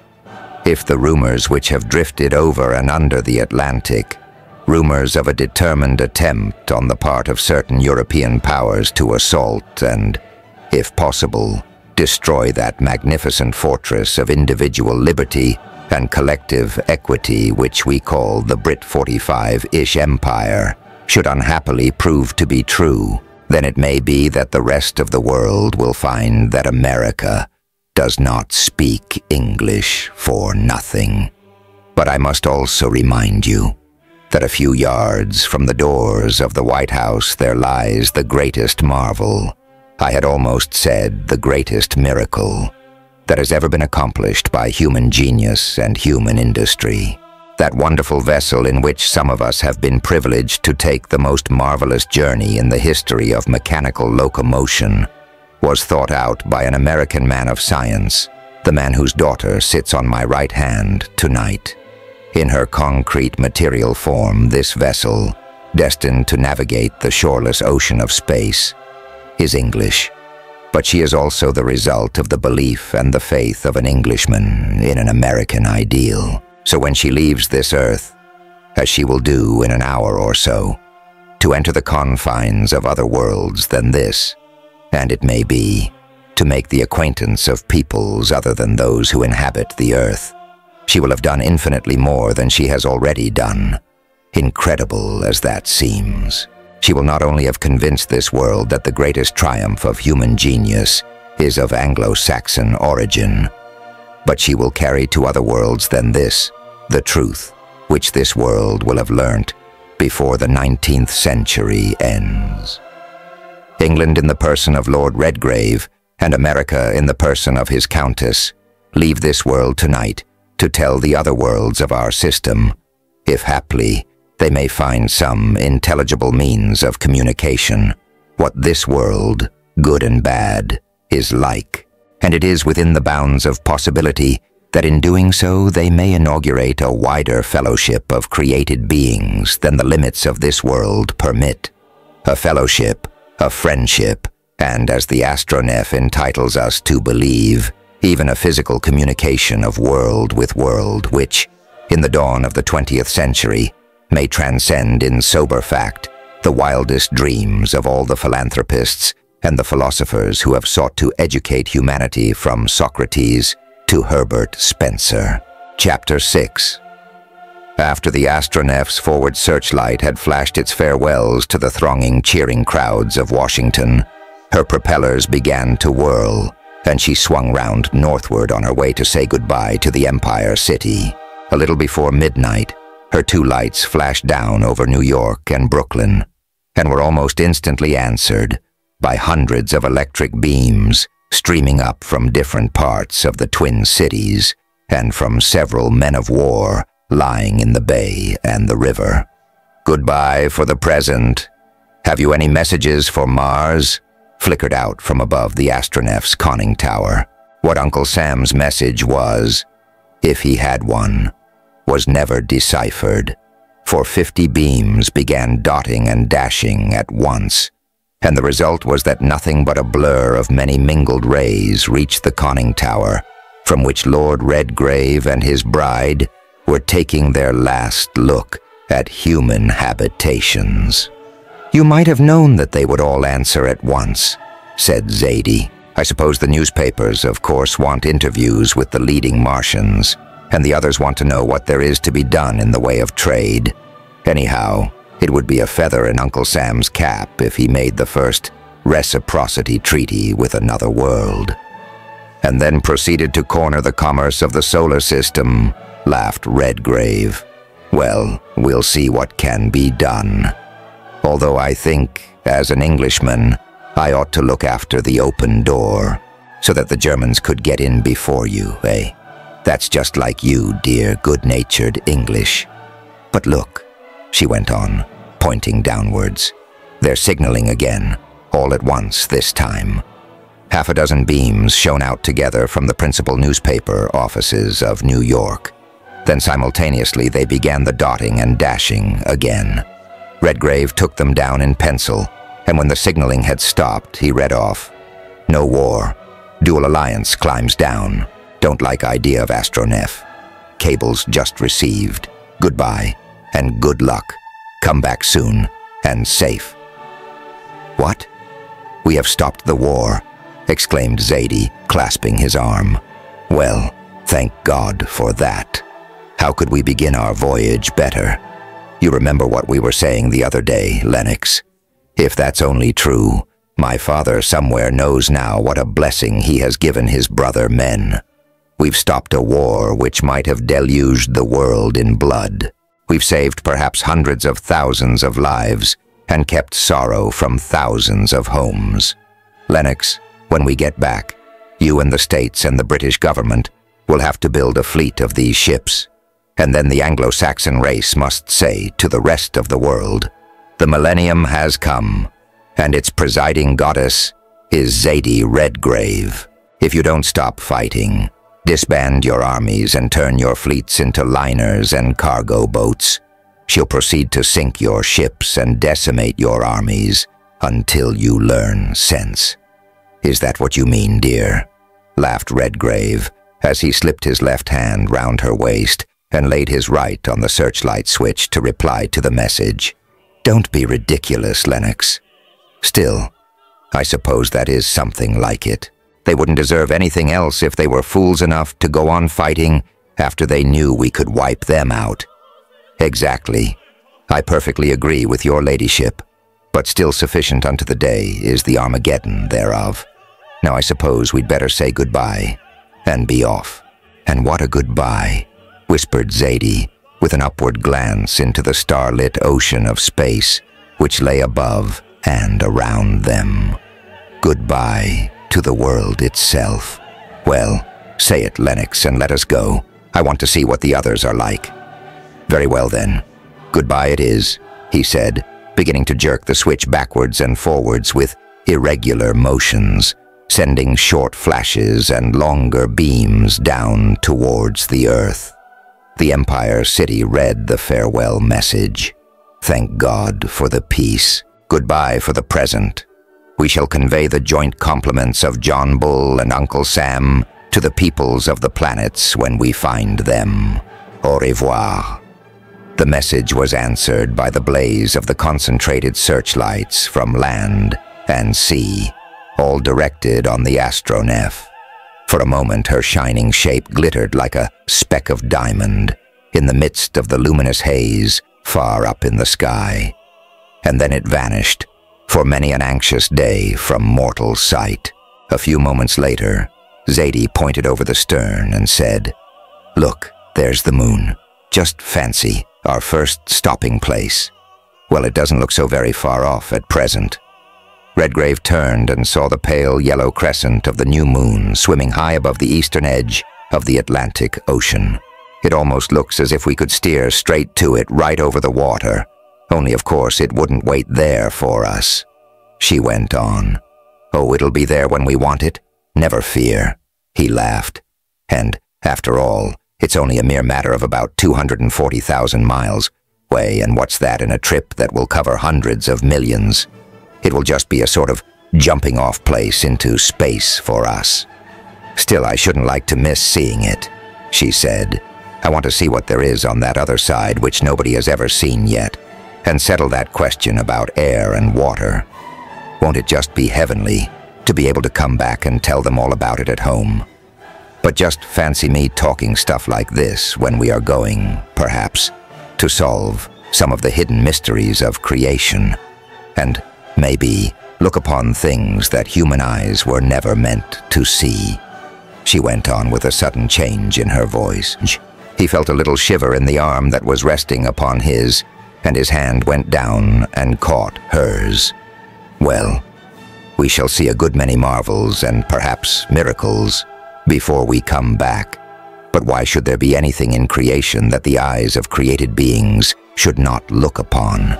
Anyhow, there's one thing we shall do, I hope. We shall solve once and for all the great problem of the worlds. Look, for instance," he went on, turning round and pointing to the west. "There is Venus following the sun. In a few days, I hope you and I will be standing on her surface, perhaps trying to talk by signs with her inhabitants and taking photographs of her scenery. There's Mars, too, that little red one up yonder. Before we come back, we shall have settled a good many problems about him, too. We shall have navigated the rings of Saturn, and perhaps graphed them from his surface.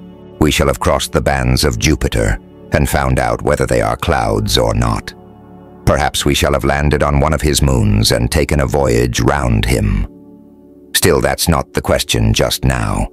And if you are in a hurry to circumnavigate the moon, we'd better begin to get a wriggle on us, as they say down yonder. So come below and we'll shut up. A bit later I'll show you something that no human eyes have ever seen." "What's that?" she asked as they turned away towards the companion ladder. "I won't spoil it by telling you," he said, stopping at the top of the stairs and taking her by the shoulders. "By the way," he went on, "I may remind your ladyship that you are just now drawing the last breaths of earthly air, which you will taste for some time. In fact, until we get back.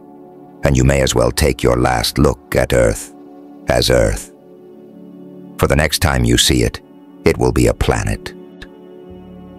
She turned to the open window and looked over into the enormous void beneath. For all this time, the astronef had been mounting swiftly towards the zenith. She could see, by the growing moonlight, vast, vague shapes of land and sea.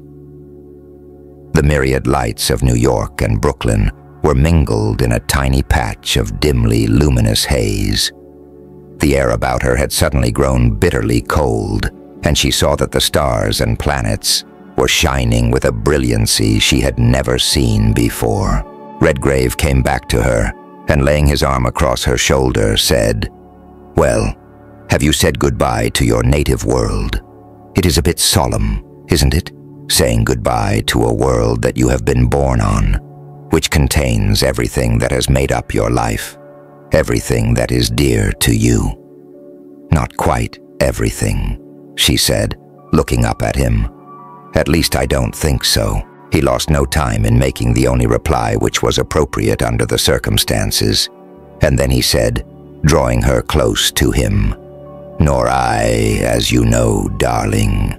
This is our world, a world traveling among worlds, and since I have been able to bring the most delightful of the daughters of Terra with me, I, at any rate, am perfectly happy. Now I think it's getting on to supper time, so if your ladyship will go to your household duties, I'll have a look at my engines and make everything snug for the voyage." The first thing he did when he left the conning tower was to hermetically close every external opening in the ship. Then he went and carefully inspected the apparatus for purifying the air and supplying it with fresh oxygen from the tanks in which it was stored in liquid form. Lastly, he descended into the lower hold and turned on the energy of repulsion to its fullest extent, at the same time stopping the engines which had been working the propellers. It was now no longer necessary, or even possible, to steer the astronef. She was directed solely by the repulsive force which would carry her with ever-increasing swiftness, as the attraction of the Earth diminished, towards that neutral point at which the attraction of the Earth is exactly balanced by the Moon. Her momentum would carry her past this point, and then the R-force would be gradually brought into play in order to avert the unpleasant consequences of a fall of some 40-odd thousand miles. Andrew Murgatroyd, relieved from his duties in the wheelhouse, made a careful inspection of the auxiliary machinery, which was under his special charge, and then retired to his quarters in the after end of the vessel to prepare his own evening meal. Meanwhile, her ladyship, with the help of the ingenious contrivances with which the kitchen of the astronef was stocked, had prepared a dainty little souper à deux. Her husband opened a bottle of the finest champagne that the cellars of Smeaton could supply, to drink to the prosperity of the voyage and the health of his beautiful fellow voyager. When he had filled the 2 tall glasses, the wine began to run over the side which was toward the stern of the vessel. They took no notice of this at first, but when Zadie put her glass down, she stared at it for a moment and said in a half-frightened voice, "Why, what's the matter, Lennox? Look at the wine. It won't keep straight, and yet the table's perfectly level. And see, the water in the jug looks as though it were going to run up the side." Redgrave took up the glass and held it balanced in his hand. When he had got the surface of the wine level, the glass was no longer perpendicular to the table. "Ah, I see what it is," he said, taking another sip and putting the glass down. "You notice that, although the wine isn't lying straight in the glass, it isn't moving about. It's just as still as it would be on Earth. That means that our center of gravity is not exactly in line with the center of the Earth.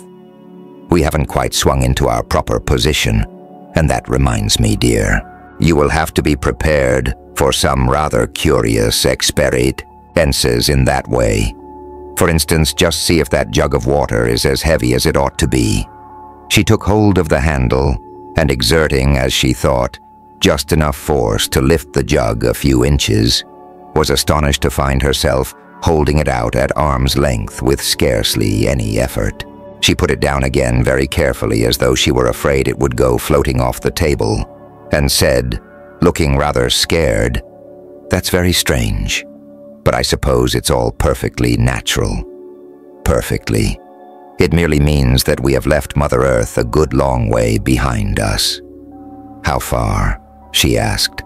"I can't tell you exactly," he replied, "until I go to the instrument room and take the angles, but I should say roughly about 70,000 miles. When we've finished, we'll go and have coffee on the upper deck, and then we shall see something of the glories of space, as no human eyes have ever seen them before." 70,000 miles away from home already, and we only started a couple of hours ago. Zadie found the idea a trifle terrifying and finished her meal almost in silence. When she got up, she was not a little disconcerted when the effort she made not only took her off her chair, but off her feet as well. She rose into the air nearly to the surface of the table. "Sakes," she said, "this is getting quite a little embarrassing. I shall be hitting my head against the roof next." "Oh, you'll soon get used to it," he laughed, pulling her down onto her feet by the skirt of her dress.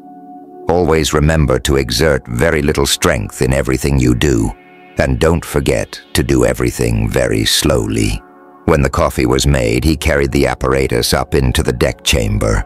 Then he came back and said, "You'd better wrap yourself up warmly. It's a good deal colder up there than it is here." When she reached the deck and took a first glance about her, Zadie seemed suddenly to lapse into a state of somnambulism. The whole heavens above and around were strewn with thick clusters of stars which she had never seen before. The stars she remembered seeing from the Earth were only pinpoints in the darkness, compared with the myriads of blazing orbs which were now shooting their rays across the black void of space. So many millions of new ones had come into view that she looked in vain for the familiar constellations. She saw only vast clusters of living gems of every color, crowding the heavens on every side of her. She walked slowly round the deck, gazing to right and left and above, incapable for the moment either of thought or speech, but only of dumb wonder, mingled with a dim sense of overwhelming awe. Presently she craned her neck backwards and looked straight up to the zenith. A huge silver crescent, supporting, as it were, a dim greenish-colored body in its arms, stretched overhead across nearly a sixth of the heavens. Then Redgrave came to her side, took her in his arms, lifted her as if she had been a little child, and laid her in a long, low deck chair so that she could look at it without inconvenience. The splendid crescent seemed to be growing visibly bigger, and as she lay there in a trance of wonder and admiration, she saw point after point of dazzling white light flash out in the dark portions, and then begin to send out rays as though they were gigantic volcanoes in full eruption and were pouring torrents of living fire from their blazing craters. "Sunrise on the moon," said Redgrave, who had stretched himself on another chair beside her. "A glorious sight, isn't it? But nothing to what we shall see tomorrow morning. Only there doesn't happen to be any morning just about here." "Yes," she said dreamily. "Glorious, isn't it? That and all the stars. But I can't think anything yet, Lennox. It's all too mighty and too marvelous. It doesn't seem as though human eyes were meant to look upon things like this. But where's the Earth? We must be able to see that still." "Not from here," he said, "because it's underneath us. Come below now, and you shall see what I promised you." They went down into the lower part of the vessel and to the after end, behind the engine room. Redgrave switched on a couple of electric lights and then pulled a lever attached to one of the side walls. A part of the flooring, about 6 feet square, slid noiselessly away. Then he pulled another lever on the opposite side, and a similar piece disappeared, leaving a large space covered only by a thick plate of absolutely transparent glass. He switched off the lights again and led her to the edge of it, and said, "There is your native world, dear. That is your Mother Earth." Wonderful as the moon had seemed, the gorgeous spectacle, which lay seemingly at her feet, was infinitely more magnificent.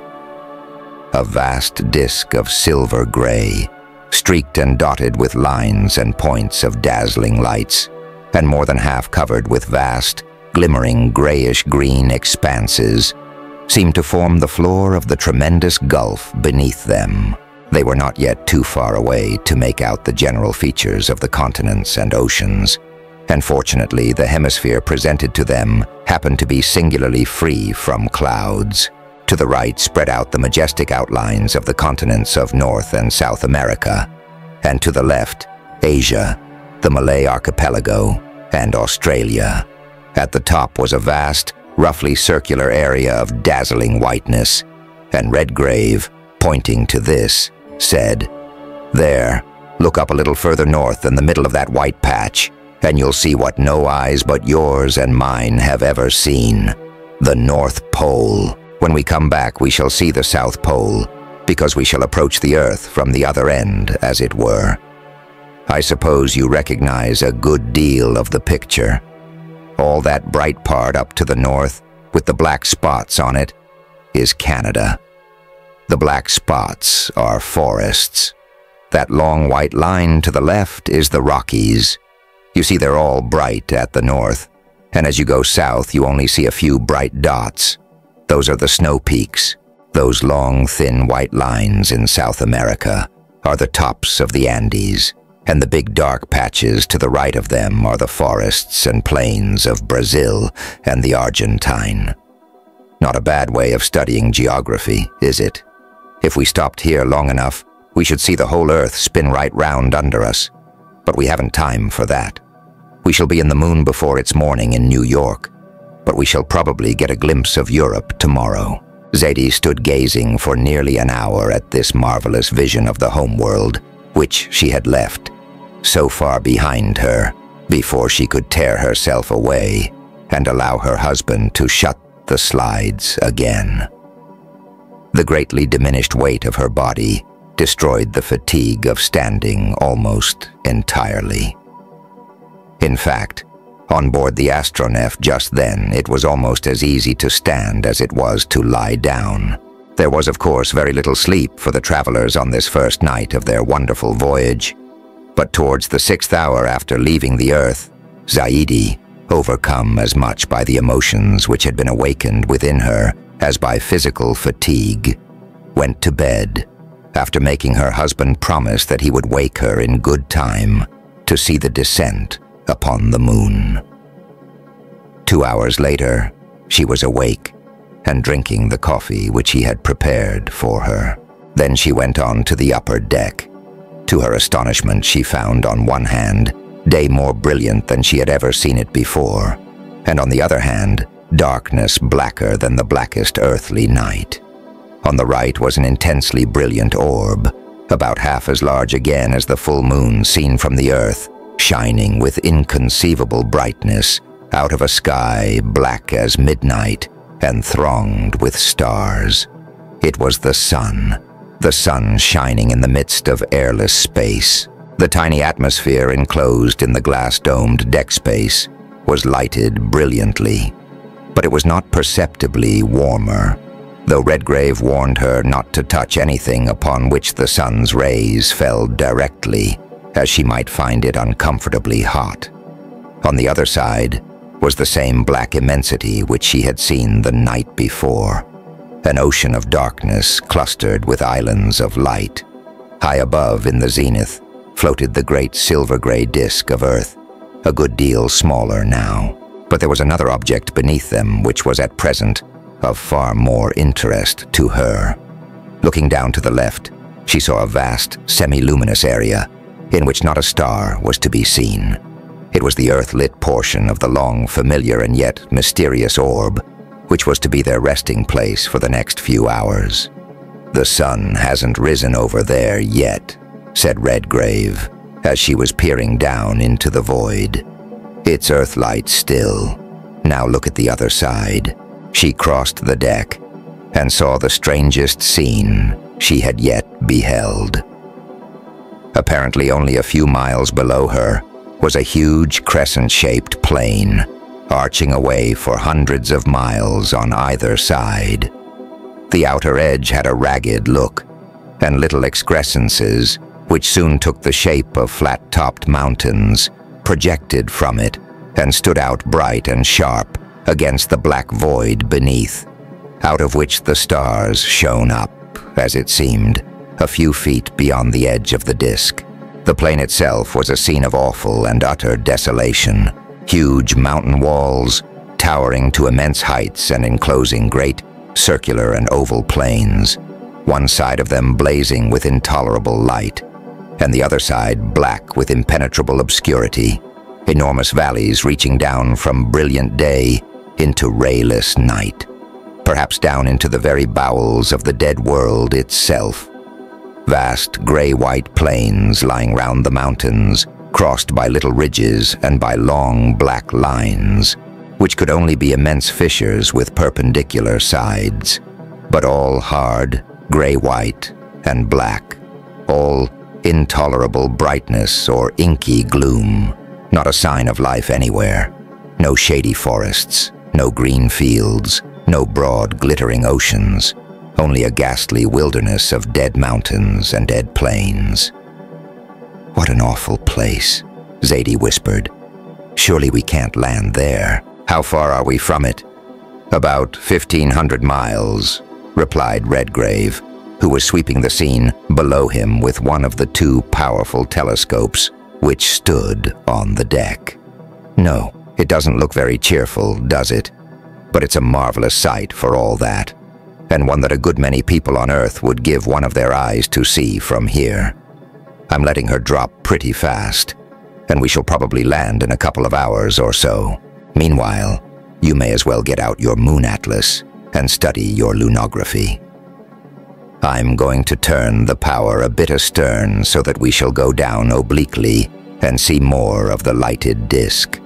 We started at New Moon so that you should have a look at the full Earth, and also so that we could get round to the invisible side while it is lighted up." They both went below, he to deflect the repulsive force so that one set of engines should give them a somewhat oblique direction, while the other, acting directly on the surface of the moon, simply retarded their fall, and she to get out her maps. When they got back, the astronef had changed her apparent position, and instead of falling directly onto the moon, was descending towards it in a slanting direction. The result of this was that the sunlit crescent rapidly grew in breadth.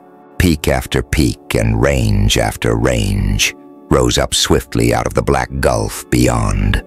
The sun climbed quickly up through the star-strewn midday heavens, and the full Earth sank more swiftly still behind them. Another hour of silent, entranced wonder and admiration followed, and then Redgrave said, "Don't you think it's about time we were beginning to think of breakfast, dear? Or do you think you can wait till we land?" "Breakfast on the moon," she exclaimed. "That would be just too lovely for words. Of course, we'll wait." "Very well," he said. "You see that big black ring nearly below us? That, as I suppose you know, is the celebrated Mount Tycho. I'll try and find a convenient spot on the top of the ring to drop on, and then you will be able to survey the scenery from 17 or 18,000 feet above the plains." When about 2 hours later, a slight, jarring tremor ran through the frame of the vessel, and the first stage of the voyage was ended. After a passage of less than 12 hours, the astronef had crossed a gulf of nearly 250,000 miles and rested on the untrodden surface of the lunar world. Chapter 7. "Well, madame, we've arrived. This is the moon and there is the Earth. To put it into plain figures, you are now 240,000 odd miles away from home. I think you said you would like breakfast on the surface of the world that has been. And so, as it's about 11 o'clock Earth time, we'll call it a déjeuner, and then we'll go and see what this poor old skeleton of a world is like." "Oh, then we shan't actually have breakfast on the moon." "My dear child, of course you will. Isn't the astronef resting now? Right now, as they say in some parts of the States, on the top of the crater wall of Tycho. Aren't we really and actually on the surface of the moon? Just look at this frightful black and white God-forsaken landscape. Isn't it like everything that you've ever learnt about the moon? Nothing but light and shade, black and white, peaks of mountains blazing in sunlight, and valleys underneath them as black as the hinges of— "Tophet," said Zadie, interrupting him quickly. "Yes, I see what you mean. So we'll have our déjeuner here, breathing our own nice atmosphere, and eating and drinking what was grown on the soil of dear old Mother Earth. It's a wee bit paralyzing to think of, isn't it, dear? 240,000 miles across the gulf of space. And we sitting here at our breakfast table just as comfortable as though we were in the Cecil in London, or the Waldorf Astoria in New York. There's nothing much in that. I mean as regards distance. You see, before we've finished we shall probably, at least I hope we shall, be eating a breakfast or a dinner together 1,000 million miles or more from New York or London. Your ladyship must remember that this is only the first stage on the journey, the jumping-off place, as you called it. You see, the distance from Washington to New York is, well, it isn't even a hop, skip, and a jump in comparison with— Oh yes, I see what you mean, of course. And so I suppose I had better cut off or short-circuit such sympathies with Mother Earth as are not connected with your noble self, and get breakfast ready. How's that? Well, said Lord Redgrave, looking at her as she rose from the table, I think our honeymoon in space is young enough yet to make it possible for me to say that your ladyship's opinion is exactly right. That's a hopeless commonplace. Really, Lennox, I thought you were capable of something better than that. My dear Zadie, it has been my fate to have many friends who have had honeymoons on Earth, and some of their experience seems to be that the man who contradicts his wife during the first 6 weeks of matrimony simply makes an ass of himself. He offends her and makes himself unhappy, and it sometimes takes 6 months or more to get back to bearings. What a lot of silly men and women you must have known, Lennox. Is that the way Englishmen start marriage in England? If it is, I don't wonder at Englishmen coming across the Atlantic in liners and airships and so on to get American wives. I guess you can't understand your own womenfolk. Or perhaps they don't understand us. But anyhow, I don't think I've made any great mistake. No, I don't think you have. Of course, if I thought so, I wouldn't be here now. But this is very well for a breakfast talk. All the same, I should like to know how we are going to take the promenade you promised me on the surface of the moon.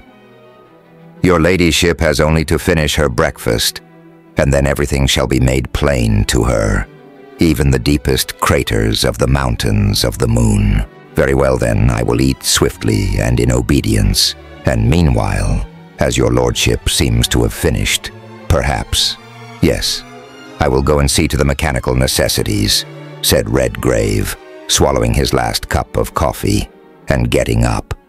If you'll come down to the lower deck when you've finished, I'll have your breathing suit ready for you, and then we'll go into the air chamber. Thanks, dear. Yes, she said, putting out her hand to him as he left the table. The ante-chamber to other worlds. Isn't it just lovely? Fancy me being able to leave one world and land on another, and have you to say just those few words which make it all possible. I wonder what all the girls of all the civilized countries of Earth would give just to be me right at now. They could none of them give what you gave me, Zadie. Because you see, from my point of view, there's only one Zadie in the world, or as perhaps I ought to say just now, in the solar system. Very prettily said, sir, she laughed, when she had given him his due reward for his courtly speech. I am too dazed with all these wonders about me to reply to it. You've given me the most convincing reply possible. Now finish your breakfast, and I'll tell you when the breathing dresses and the air chamber are ready. By the way, don't forget your cameras. It's quite possible we may find something worth taking pictures of, and you needn't trouble much about the weight. You know, you and I and all that we carry will only weigh about 1/6 of what we did on the Earth. Very well then. I'll take the whole plate apparatus as well as the Kodak and the panorama camera. When I'm ready, Murgatroyd will tell you to come down. But isn't he coming with us too? My dear girl, if I were to ask Murgatroyd to leave the astronef, there'd be a mutiny on board. A mutiny of 1 against 1. No, he's left his native world. But he says he's done it in a ship that's made with British steel out of English iron mines. Smelted, forged, and fashioned in English works. And so to him it's a bit of England, however far away from Mother Earth it may be. And if you ever see Andrew Murgatroyd's big head and good ungainly body outside the astronef in any of the worlds, dead or alive, that we're going to visit, well, when we get back to Mother Earth, you may ask me. I don't think I'll have to ask you for anything, Lennox. I believe if I wanted anything, you'd know before I did. So go away and get those breathing dresses ready. I didn't come to the moon to talk commonplaces with a husband I've been married to for nearly 3 days. Is it really as long as that? Oh, don't be ridiculous, even if you are beyond the limits of earthly conventionalities. Anyhow, I've been married long enough to want my own way, and just now, I want a promenade on the moon. The will of her ladyship is a law unto her servant, and that which she hath said shall be done. If you come down onto the lower deck in 10 minutes, everything shall be ready. With this, he disappeared down the companionway. About 5 minutes afterwards, Andrew Murgatroyd showed his grizzled, long-bearded face with its high forehead, heavy brows and broad-set eyes, long nose and shaven upper lip, just above the stairway, and said for all the world as though he might have been giving out the number of the hymn in his beloved Ebenezer at Smeaton, "If it pleases your ladyship, his lordship is ready, and if you'll please come down, I'll show you the way." "Oh, thank you, Mr. Murgatroyd," said Zadie, getting up and going towards the companionway. "But I'm afraid you don't think that. I mean, you don't seem to take very much interest. If your ladyship will pardon me," said the old man, standing aside to let her go down. "It is not my business to think on board his lordship's vessel. I am his servant, and my fathers have been his father's servants for more years than I'd like to count. If it wasn't that way, I wouldn't be here. Will your ladyship please to come down?" Zadie bowed her beautiful head in recognition of this age-souled devotion, and said as she passed him, more sweetly than he had ever heard human lips speak, "Thank you, Mr. Murgatroyd. You've taught me something in those few words that we have no knowledge of in the States. Good service is as honorable as good mastership. Thank you." Murgatroyd put up his lower lip and half smiled with his upper, for he was not yet quite sure of this radiant beauty, who, according to his ideas, should have been English and wasn't. Then, with a rather clumsy and yet eloquent gesture, he showed her the way down to the air chamber. She nodded to him with a smile as she passed in through the airtight door, and when she heard the levers swing to and the bolts shoot into their places, she felt as though, for the time being, she had said goodbye to a friend. Her husband was waiting for her, almost fully clad in his breathing dress. He had hers all ready to put on, and when the necessary changes and investments had been made, Zadie found herself clad in a costume which was not by any means unlike the diving dresses of common use, save that they were very much lighter in construction. The helmets were smaller, and not having to withstand outside pressure, they were made of welded aluminum, lined thickly with asbestos, not to keep the cold out, but the heat in. On the back of the dress, there was a square case, looking like a knapsack, containing the expanding apparatus, which would furnish breathable air for an almost unlimited time, as long as the liquefied air from a cylinder hung below it passed through the cells in which the breathed air had been deprived of its carbonic acid gas and other noxious ingredients. The pressure of air inside the helmet automatically regulated the supply, which was not permitted to circulate through the other portions of the dress. The reasons for this precaution were very simple. Granted the absence of atmosphere on the moon, any air in the dress, which was woven of a cunning compound of silk and asbestos, would instantly expand with irresistible force, burst the covering, and expose the limbs of the explorers to a cold which would be infinitely more destructive than the hottest of earthly fires. It would wither them to nothing in a moment. A human hand or foot, we won't say anything about faces, exposed to the summer or winter temperature of the moon, that is to say, to its sunlight and its darkness, would be shriveled into dry bone in a moment, and therefore Lord Redgrave, foreseeing this, had provided the breathing dresses. Lastly, the two helmets were connected, for purposes of conversation, by a light wire, the two ends of which were connected with a little telephonic receiver and transmitter inside each of the headdresses. "Well, now I think we're ready," said Redgrave, putting his hand on the lever which opened the outer door. His voice sounded a little queer and squeaky over the wire, and for the matter of that, so did Zadie's as she replied, "Yes, I'm ready, I think. I hope these things will work all right. You may be quite sure that I shouldn't have put you into one of them if I hadn't tested them pretty thoroughly," he replied, swinging the door open and throwing out a light folding iron ladder which was hinged to the floor. They were in the shade, cast by the hull of the astronef. For about 10 yards in front of her, Zadie saw a dense black shadow, and beyond it a stretch of gray-white sand, lit up by a glare of sunlight which would have been intolerable if it had not been for the smoke-colored slips of glass which had been fitted behind the glass visors of the helmets. Over it were thickly scattered boulders and pieces of rock, bleached and desiccated, and each throwing a black shadow, fantastically shaped, and yet clearly defined on the gray-white sand behind it. There was no soil, and all the softer kind of rock and stone had crumbled away ages ago. Every particle of moisture had long since evaporated. Even chemical combinations had been dissolved by the alternations of heat and cold known only on Earth to the chemist in his laboratory. Only the hardest rocks, such as granites and basalts, remained.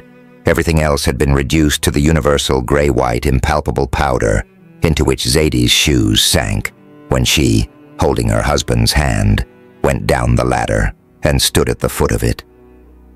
First of the Earth-dwellers to set foot on another world, Redgrave followed her with a little spring from the center of the ladder, which landed him with strange gentleness beside her.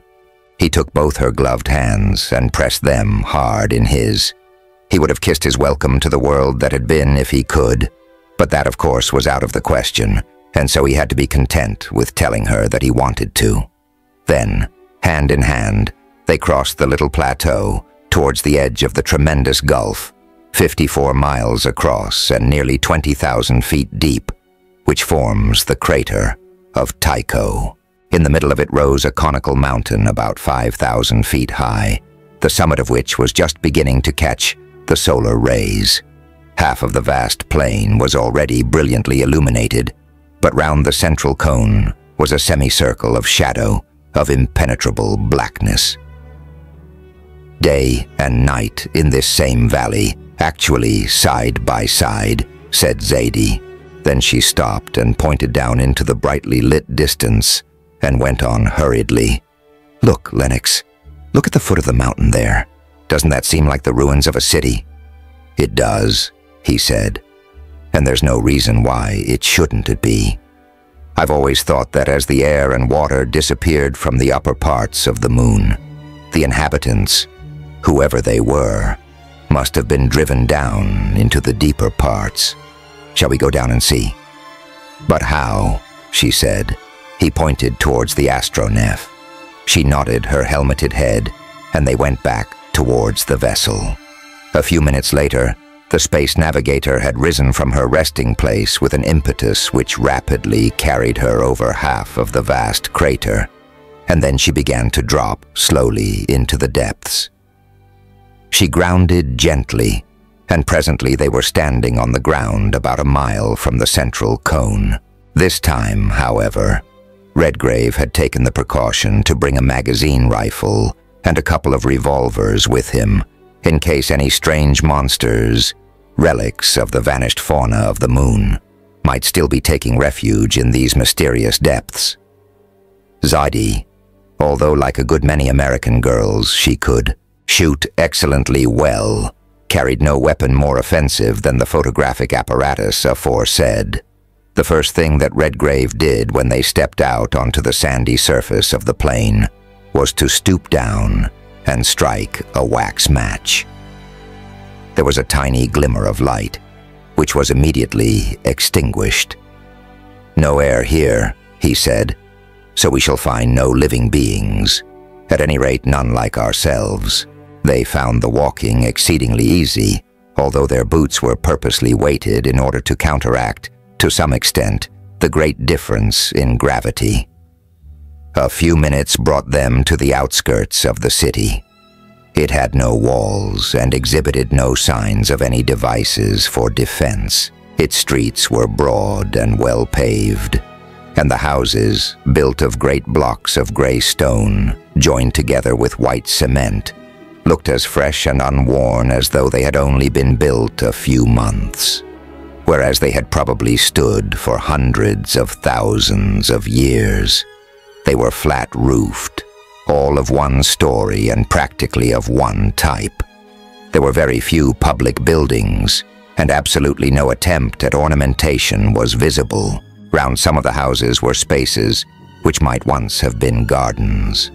In the midst of the city, which appeared to cover an area of about 4 square miles, was an enormous square paved with flag 78 stones, which were covered to the depth of a couple of inches with a light gray dust, which, as they walked across it, remained perfectly still, save for the disturbance caused by their footsteps. There was no air to support it, otherwise it might have risen in clouds about them. From the center of this square rose a huge pyramid, nearly 1,000 feet in height, the sole building of the great silent city, which appeared to have been raised most probably as a temple by the hands of its long-dead inhabitants.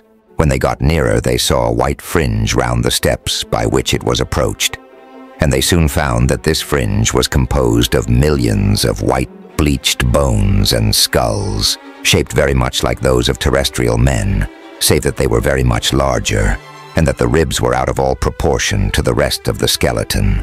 They stopped, awe-stricken before this strange spectacle.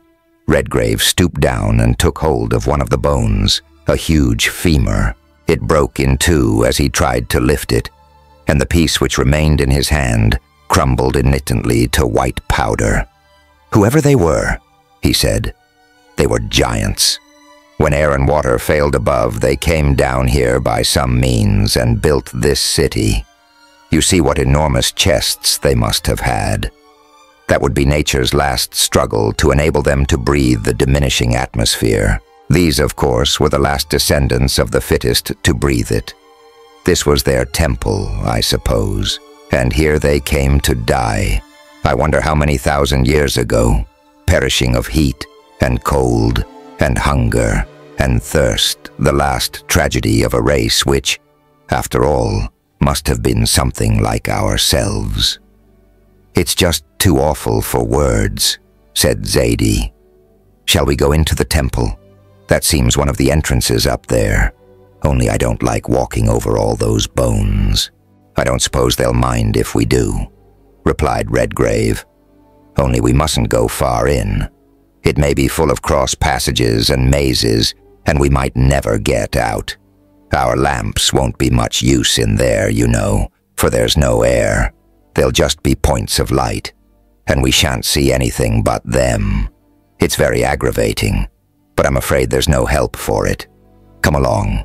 They ascended the steps, crushing the bones and skulls to powder beneath their feet, and entered the huge square doorway, which looked like a rectangle of blackness against the gray-white of the wall. Even through their asbestos-woven clothing, they felt a sudden shock of icy cold. In those few steps, they had passed from a temperature of tenfold summer heat into one below that of the coldest spots on Earth. They turned on the electric lamps which were fitted to the breastplates of their dresses, but they could see nothing save the thin thread of light straight in front of them. It did not even spread. It was like a polished needle on a background of black velvet. All about them was darkness, impenetrable, and so they reluctantly turned back to the doorway, leaving all the mysteries which that vast temple of a long-vanished people might contain to remain mysteries to the end of time. They passed down the steps again and crossed the square, and for the next half hour, Zadie was busy taking photographs of the pyramid with its ghastly surroundings, and a few general views of this strange city of the dead. Chapter 8. When they got back, they found Murgatroyd pacing up and down the floor of the deck chamber, looking about him with serious eyes, but betraying no other visible sign of anxiety. The astronef was at once his home and his idol, and as Redgrave had said, even his own direct orders would hardly have induced him to leave her, even in a world in which there was not a living human being to dispute possession of her. When they had resumed their ordinary clothing, the astronef rose from the surface of the plane, crossed the encircling wall at the height of a few hundred feet, and made her way at a speed of about 50 miles an hour towards the regions of the South Pole. Behind them to the northwest, they could see from their elevation of nearly 30,000 feet the vast expanse of the Sea of Clouds. Dotted here and there were the shining points and ridges of light, marking the peaks and crater walls which the rays of the rising sun had already touched. Before them, and to the right and left, rose a vast maze of ragged, splintery peaks and huge ramparts of mountain walls, enclosing plains so far below their summits that the light of neither sun nor earth ever reached them. By directing the force exerted by what might now be called the propelling part of the engines against the mountain masses which they crossed to right and left and behind, Redgrave was able to take a zigzag course that carried them over many of the walled plains which were wholly or partially lit up by the sun. And in nearly all of the deepest, their telescopes revealed something like what they had found within the crater of Tycho. At length, pointing to a gigantic circle of white light fringing an abyss of utter darkness, he said, "There is Newton, the greatest mystery of the moon. Those inner walls are 24,000 feet high. That means that the bottom, which has never been seen by human eyes, is about 5,000 feet below the surface of the moon. What do you say, dear? Shall we go down and see if the searchlight will show us anything? You know there may be something like breathable air down there, and perhaps living creatures who can breathe it." "Certainly," replied Zadie decisively. "Haven't we come to see things that nobody else has ever seen?" Redgrave went down to the engine room, and presently the astronef changed her course, and in a few minutes was hanging with her polished hull bathed in sunlight, like a star suspended over the unfathomable gulf of darkness below. As they sank below the level of the sun rays, Murgatroyd turned on both the searchlights. They dropped down ever slowly, and more slowly, until gradually the two long, thin streams of light began to spread themselves out. The lower they went, the more the beams spread out, and by the time the astronef came gently to a rest, they were swinging round her in broad fans of diffused light over a dark, marshy surface, with scattered patches of gray moss and reeds, with dull gleams of stagnant water showing between them. "Air and water at last. I thought so," said Redgrave, as he rejoined her on the upper deck. "Air and water and eternal darkness. Well, we shall find life on the moon here, if anywhere. I suppose we had better put on our breathing dresses, hadn't we?" asked Zadie. "Certainly," he replied, "because although there is some sort of air, we don't know yet whether we shall be able to breathe it. It may be half carbon dioxide for all we know, but a few matches will soon tell us that." And within a quarter of an hour they were again standing on the surface. Murgatroyd had orders to follow them as far as Part 184 Storsibel with the head searchlight, which, in the comparatively rarefied atmosphere, appeared to have a range of several miles.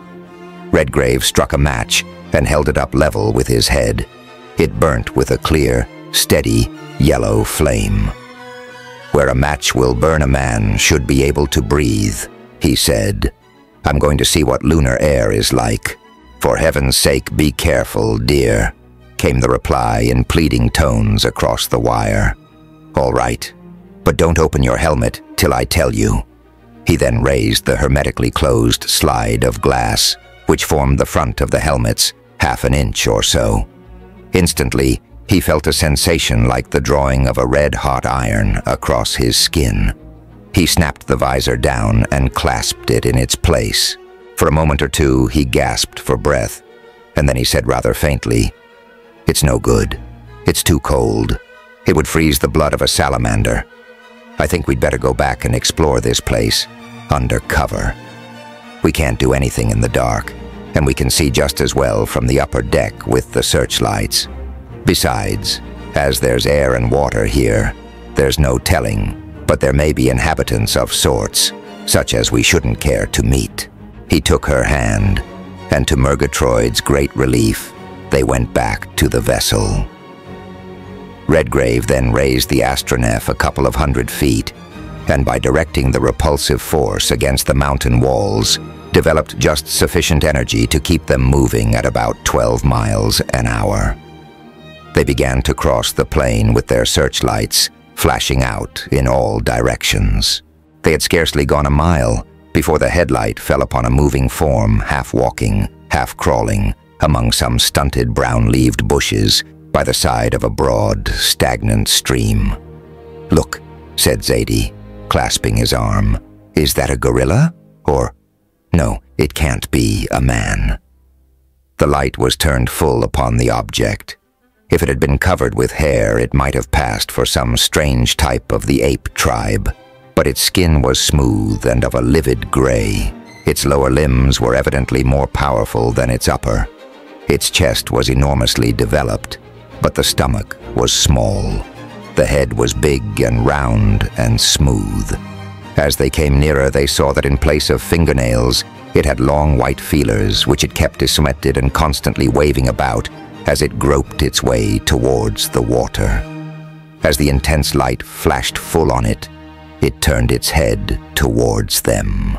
It had a nose and a mouth, the nose long and thick, with huge mobile nostrils, the mouth forming an angle something like a fish's lips. Teeth there seemed none. At either side of the upper part of the nose, there were two little sunken holes, in which this thing's ancestors of countless thousands of years ago had once had eyes. As she looked upon this awful parody of what had once perhaps been a human face, Zadie covered hers with her hands and uttered a little moan of horror. "Horrible, isn't it?" said Redgrave. "I suppose that's what the last remnants of the Lunarians have come to. Evidently once men and women, something like ourselves. I dare say the ancestors of that thing have lived here in coldness and darkness for hundreds of generations. It shows how tremendously tenacious nature is of life. Ages ago, no doubt, that brute's ancestors lived up yonder when there were seas and rivers, fields and forests, just as we have them on Earth, among men and women who could see and breathe and enjoy everything in life, and had built up civilizations like ours. Look, it's going to fish or something. Now we shall see what it feeds on. I wonder why the water isn't frozen. I suppose there must be some internal heat left still. A few patches with lakes of lava under them. Perhaps this valley is just over one, and that's why these creatures have managed to survive. Ah, there's another of them, smaller, not so strongly formed. That thing's mate, I suppose. Female of the species. Ugh. Wonder how many hundred of thousands of years it will take for our descendants to come to that. I hope our dear old Earth will hit something else and be smashed to atoms before that happens," exclaimed Zadie, whose curiosity had now partly overcome her horror. "Look, it's trying to catch something."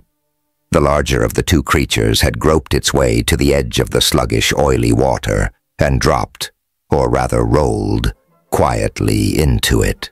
It was evidently cold-blooded, or nearly so, for no warm-blooded animal would have taken to such water so naturally. Presently the other dropped in, too, and both disappeared for some moments. Then, in the midst of a violent commotion in the water a few yards away, they rose to the surface of the water, the larger with a wriggling, eel-like fish between its jaws. They both groped their way towards the edge, and had just reached it and were pulling themselves out when a hideous shape rose out of the water behind them. It was like the head of an octopus joined to the body of a boa constrictor, but head and neck were both of the same ghastly, livid gray as the other two creatures. It was evidently blind, too, for it took no notice of the brilliant glare of the searchlight, but it moved rapidly towards the two scrambling forms, its long white feelers trembling out in all directions. Then one of them touched the smaller of the two shapes. Instantly the rest shot out and closed round it, and with scarcely a struggle, it was dragged beneath the water and vanished. A hideous shape rose out of the water behind them. Zadie uttered a little low scream and covered her face again, and Redgrave said, "The same old brutal law, you see. Life preying upon life, even on a dying world, a world that is more than half dead itself. Well, I think we've seen enough of this place. I suppose those are about the only types of life we should meet anywhere, and I don't want to know much more about them. I vote we go and see what the invisible hemisphere is like." "I have had all I want of this side," said Zadie, looking away from the scene of the hideous tragedy. "So the sooner we go, the better I shall like it." A few minutes later, the astronef was again rising towards the stars, with her searchlights still flashing down into the valley of expiring life, which had seemed to them even worse than the valley of death. As he followed the rays with a pair of powerful field glasses, Redgrave fancied that he saw huge, dim shapes moving about the stunted shrubbery and through the slimy pools of the stagnant rivers, and once or twice he got a glimpse of what might well have been the ruins of towns and cities. But the gloom soon became too deep and dense for the searchlights to pierce, and he was glad when the astronef soared up into the brilliant sunlight once more. Even the ghastly wilderness of the lunar landscape was welcome after the nameless horrors of that hideous abyss. After a couple of hours' rapid traveling, Redgrave pointed down to a comparatively small, deep crater and said, "There, that is Malapert. It is almost exactly at the south pole of the moon, and there," he went on, pointing ahead, "is the horizon of the hemisphere which no earthborn eyes have ever seen." "Except ours," said Zadie, somewhat inconsequently, "and I wonder what we shall see." "Probably something very like what we have seen on this side," replied Redgrave, and as the event proved, he was right. Contrary to many ingenious speculations which have been indulged in by both scientist and romancer, they found that the hemisphere, which for countless ages had never been turned towards the Earth, was almost an exact replica of the visible one. Fully 3/4 of it was brilliantly illuminated by the sun, and what they saw through their glasses was practically the same as what they had beheld on the earthward side. Huge groups of enormous craters and ringed mountains, long irregular chains crowned with sharp, splintery peaks, and between these vast, deeply depressed areas, ranging in color from dazzling white to gray-brown, marking the beds of the vanished lunar seas. As they crossed one of these, Redgrave allowed the astronef to sink to within a few thousand feet of the surface, and then he and Zadie swept it with their telescopes. Their chance search was rewarded by something they had not seen in the seabeds of the other hemisphere. These depressions were far deeper than the others, evidently many thousands of feet below the average surface. But the sun's rays were blazing full into this one, and dotted round its slopes at varying elevations, they made out little patches which seemed to differ from the general surface. "I wonder if those are the remains of cities," said Zaidi. "Isn't it possible that the old peoples of the moon might have built their cities along the seas, just as we do? And that their descendants may have followed the waters as they retreated. I mean, as they either dried up or disappeared into the center. Very probable indeed, dearest of philosophers," he said, picking her up with one arm and kissing the smiling lips which had just uttered this most reasonable deduction. "Now we'll go down and see. Go down." He diminished the vertically repulsive force a little, and the astronef dropped slantingly towards the bed of what might once have been the Pacific of the moon. When they were within about a couple of thousand feet of the surface, it became perfectly plain that Zaidi was correct in her hypothesis. The vast sea floor was thickly strewn with the ruins of countless cities and towns, which had been inhabited by an equally countless series of generations of men and women, who had perhaps lived and loved in the days when our own world was a glowing mass of molten rock, surrounded by the envelope of vapors which has since condensed to form our oceans. They dropped still lower and ran diagonally across the ocean bed, and as they did so, Zaidi's proposition was more and more completely confirmed, for they saw that the towns and cities which stood highest were the most dilapidated, and that the buildings had evidently been torn and crumbled away by the action of wind and water, snow and ice. The nearer they approached to the central and deepest depression, the better preserved and the simpler the buildings became, until down in the lowest depths, they found a collection of low-built square edifices, scarcely better than huts, which had clustered round the little lake into which, ages before, the ocean had dwindled. But where the lake had been, there was now only a shallow depression, covered with gray sand and brown rock. Into this they descended and touched the lunar surface for the last time. A couple of hours' excursion among the houses proved that they had been the last refuge of the last descendants of a dying race, a race which had socially degenerated, just as the succession of cities had done architecturally, age by age, as the long-drawn struggle for mere existence had become keener and keener, until the two last essentials, air and water, had failed, and then the end had come. The streets, like the square of the great temple of Tycho, were strewn with myriads and myriads of bones, and there were myriads more scattered round what had once been the shores of the dwindling lake. Here, as elsewhere, there was not a sign or a record of any kind, carving or sculpture. If there were any such on the surface of the moon, they had not discovered them. The buildings which they had seen evidently belonged to the decadent period, during which the dwindling remnants of the Selenites asked only to eat and drink and breathe. Inside the great pyramid of the city of Tycho, they might, perhaps, have found something, some stone or tablet which bore the mark of the artist's hand. Elsewhere, perhaps, they might have found cities reared by older races, which might have rivaled the creations of Egypt and Babylon, but they had neither time nor inclination to look for these.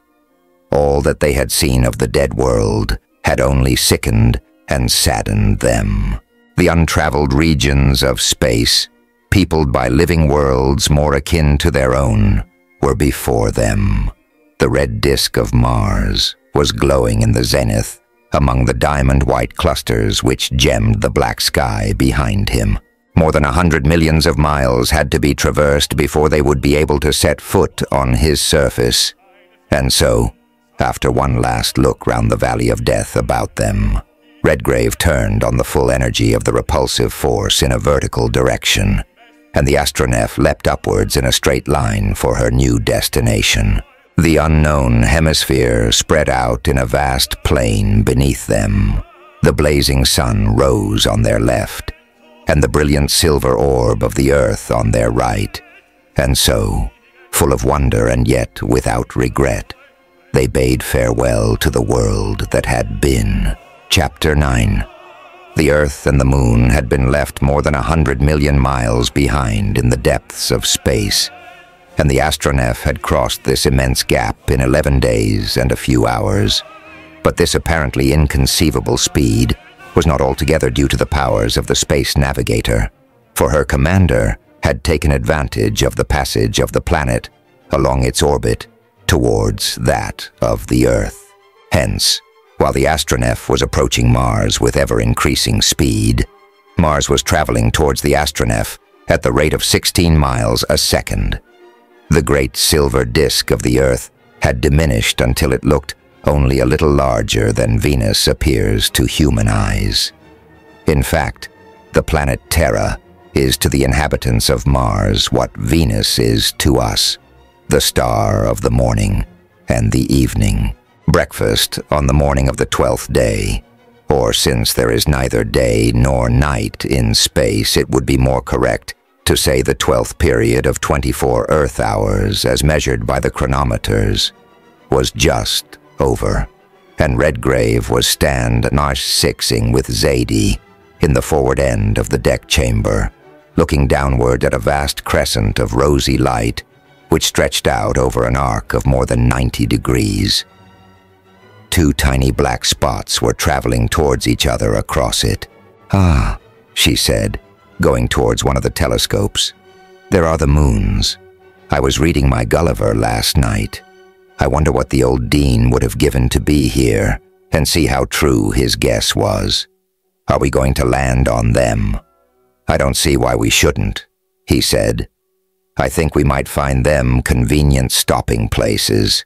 Besides, you know this isn't only a pleasure trip. We have to add as much as we can to the sum of human knowledge, and so of course we shall have to find out whether the moons of Mars have atmospheres and inhabitants." "What? People living on those wee things?" she laughed. "Why, they're only about 30 or 40 miles round, aren't they?" "About," he said. "But then that's just one of the points I want to solve. And as for life, it doesn't always mean people, you know. We are only a few hundred miles away from Deimos, the outer one, and he is 12,500 miles from Mars. I vote we drop on him first and let him carry us towards Phobos. And then when we've examined him, we'll pay a visit to his brother and take a trip round Mars on him. Phobos does the journey in about 7 hours and a half, and as he's only 3,700 miles above the surface, we ought to get a very good view of our next stopping place." "That ought to be quite delightful," said Zadie. "But how commonplace you are getting, Lennox.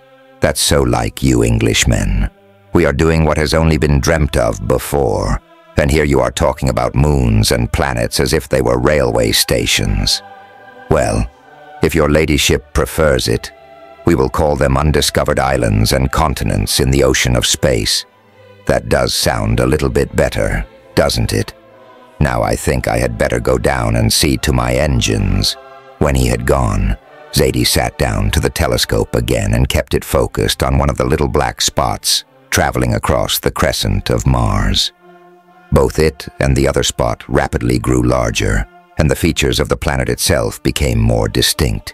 Soon, even with her unaided eyes, she could make out the seas and continents and the mysterious canals quite plainly through the clear, rosy atmosphere. And with the aid of the telescope, she could even see the glimmering twilight which the inner moon threw upon the unlighted portion of the planet's disk. Deimos grew bigger and bigger, and in about half an hour the astronef grounded gently on what looked to Zadie like a dimly lighted circular plain, but which, when her eyes became accustomed to the light, was more like the summit of a conical mountain. Redgrave raised the keel a little from the surface again and steered towards a thin circle of light on the tiny horizon. As they crossed into the sunlit portion, it became quite plain that Deimos, at any rate, was as airless and lifeless as the moon. The surface was composed of brown rock and red sand, broken up into miniature hills and valleys.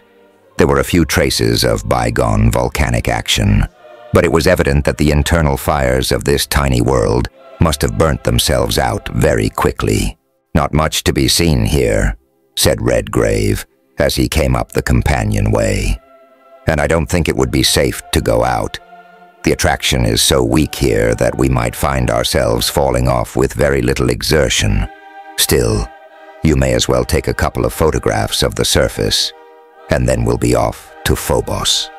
Zaidi got her apparatus to work, and when she had taken her slides down to the dark room, Redgrave turned the force on very slightly, and Phobos began to sink away beneath them. The attraction of Mars now began to make itself strongly felt, and the astronef dropped rapidly through the 8,000 miles which separate the inner and outer satellites. As they approached Phobos, they saw that half the little disk was brilliantly lighted by the same rays of the sun which were glowing on the rapidly increasing crescent of Mars beneath them.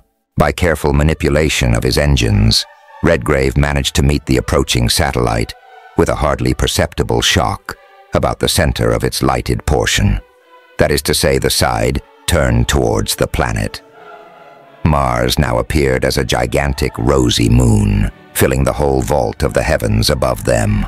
Their telescopes brought the 3,750 miles down to about 10. The rapid motion of the tiny satellite afforded them a spectacle which might be compared to the rising of a moon glowing with rosy light and hundreds of times larger than the Earth.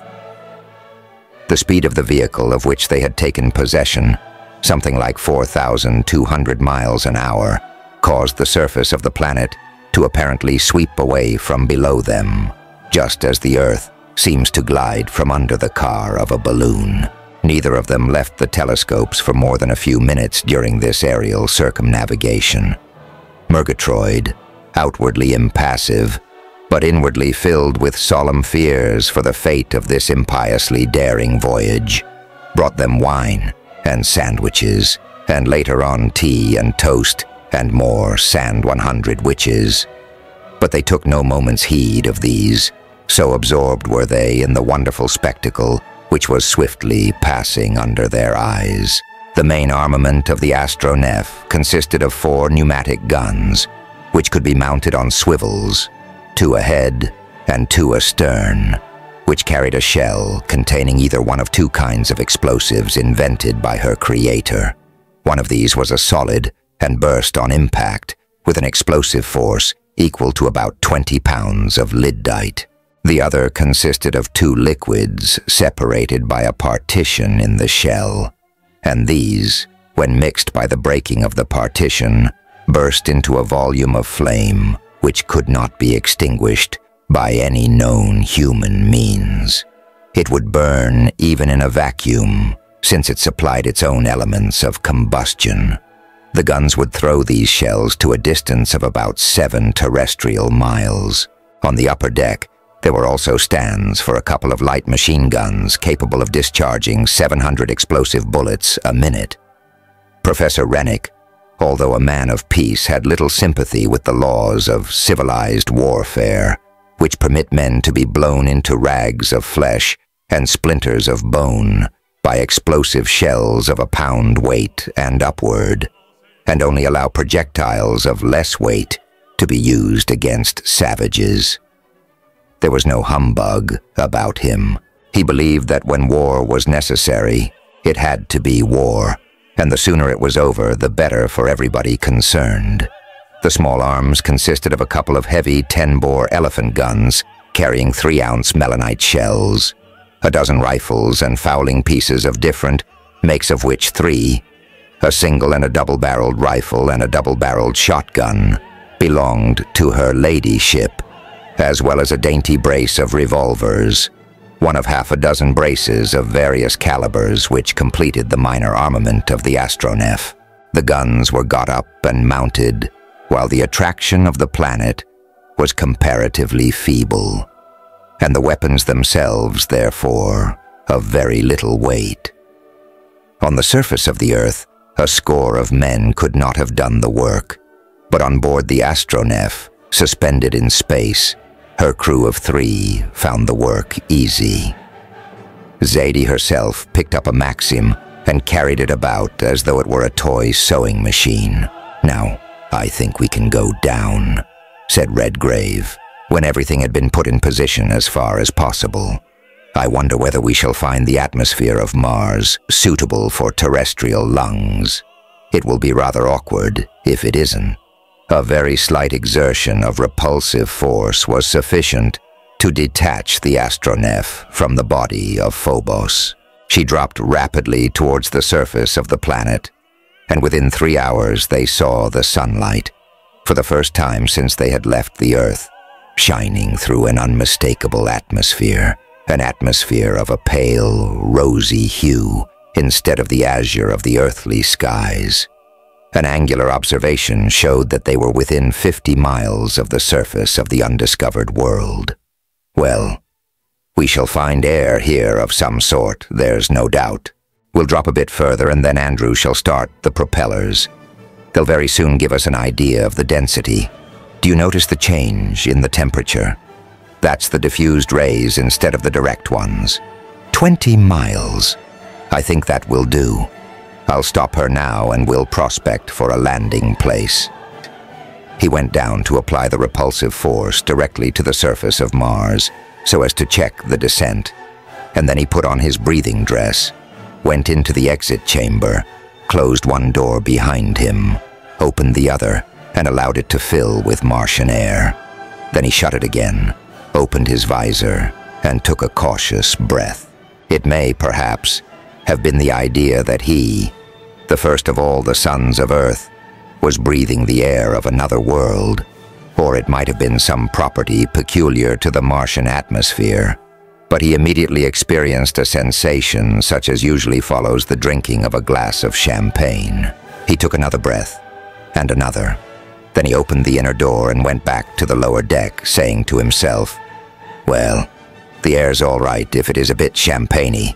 Rich in oxygen, I suppose, with perhaps a trace of nitrous oxide in it. Still, it's certainly breathable, and that's the principal thing." "It's all right, dear," he said, as he reached the upper deck, where Zadie was walking about, round the sides of the glass dome, gazing with all her eyes at the strange scene of mingled cloud and sea and land, which spread for an immense distance on all sides of them. "I have breathed the air of Mars, and even at this height it is distinctly wholesome, though of course it's rather thin, and I had it mixed with some of our own atmosphere. Still, I think it will agree all right with us lower down." "Well then," said Zadie, "suppose we get below those clouds and see what there really is to be seen. As there's a fairly big problem to be solved shortly, I'll see to the descent myself," he replied, going towards the stairway. In a couple of minutes, she saw the cloud belt below them rising rapidly. When Redgrave returned, the Astronef was plunging into a sea of rosy mist. "The clouds of Mars," she exclaimed. "Fancy a world with pink clouds. I wonder what there is on the other side." The next moment they saw, just below them at a distance of about 5 Earth miles, lay an irregularly triangular island, a detached portion of the continent of Huygens, almost equally divided by the Martian equator, and lying with another almost similarly shaped island between the 40th and the 50th meridians of west longitude. The two islands were divided by a broad, straight stretch of water, about the width of the English Channel, between Folkestone and Boulogne. Instead of the bright blue-green of terrestrial seas, this connecting link between the great northern and southern Martian oceans had an orange tinge. The land immediately beneath them was of a gently undulating character, something like the downs of southeastern England. No mountains were visible in any direction.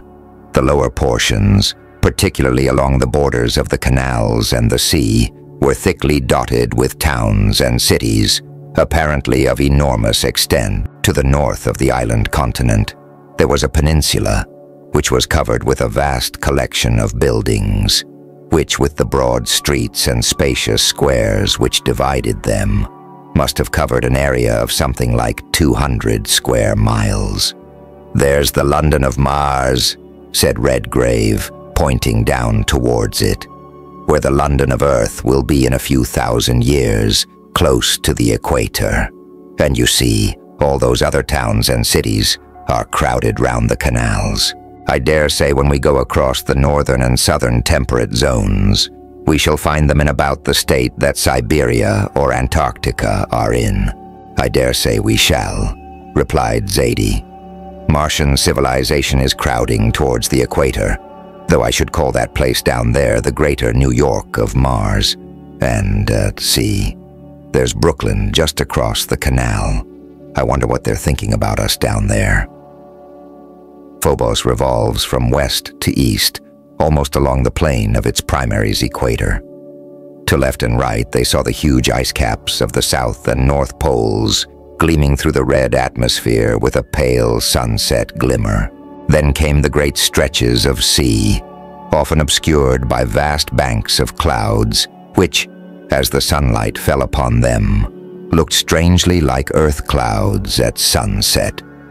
Then almost immediately underneath them, spread out the great land areas of the equatorial region, the four continents of Hala, Galileo, and Tycho land, then Huygens, which is to Mars what Europe, Asia, and Africa are to the Earth, then Herschel and Copernicus. Nearly all of these land masses were split up into semi-regular divisions by the famous canals which have so long puzzled terrestrial observers.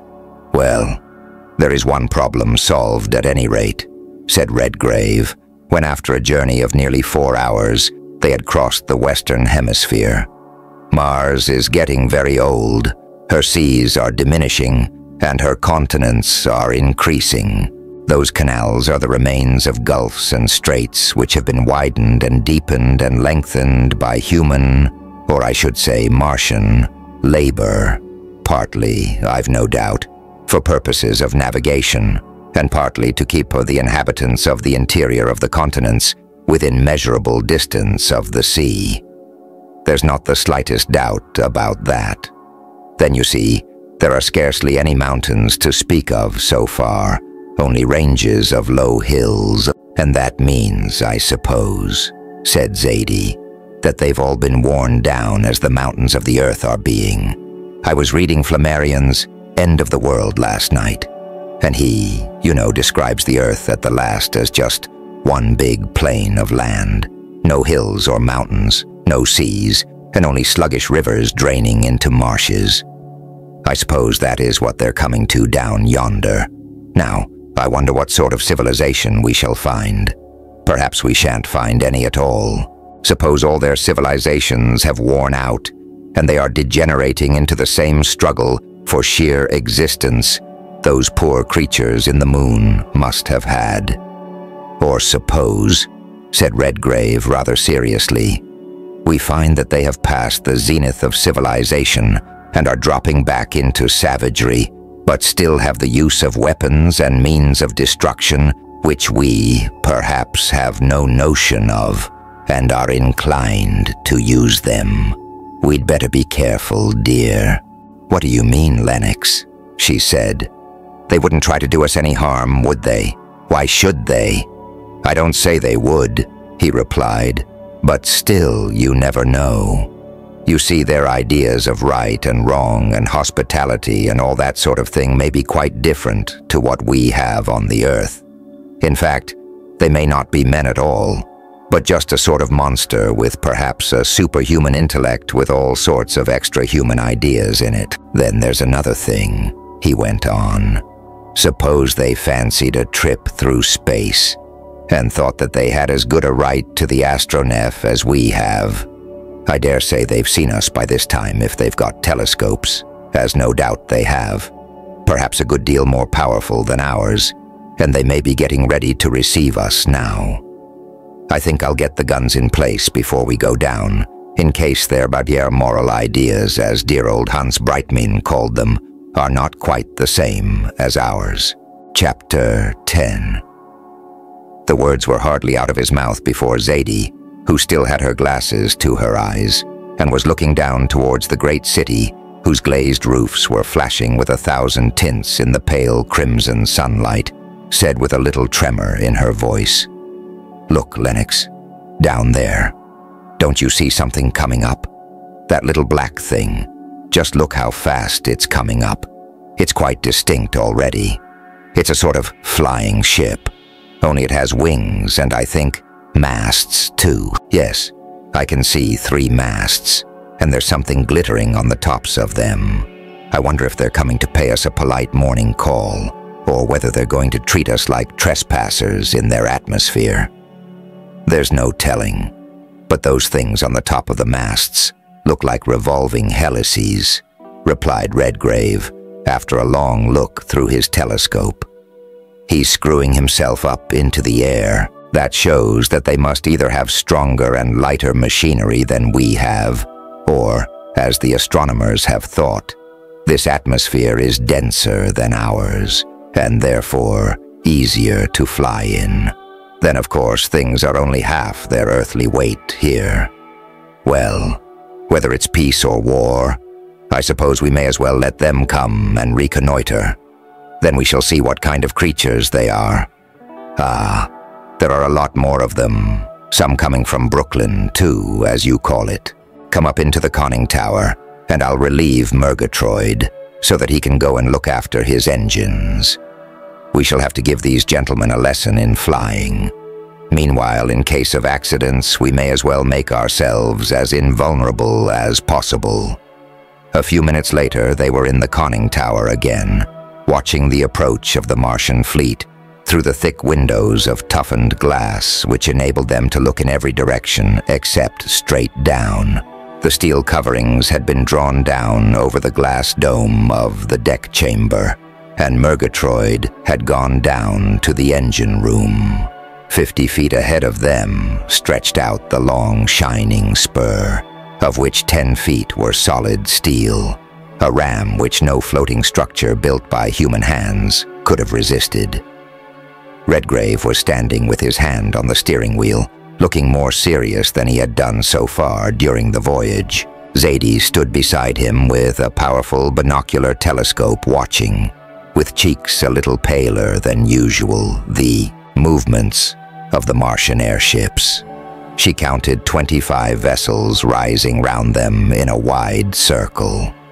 "I don't like the idea of a whole fleet coming up," said Redgrave, as he watched them rising and the ring narrowing round the still motionless astronef.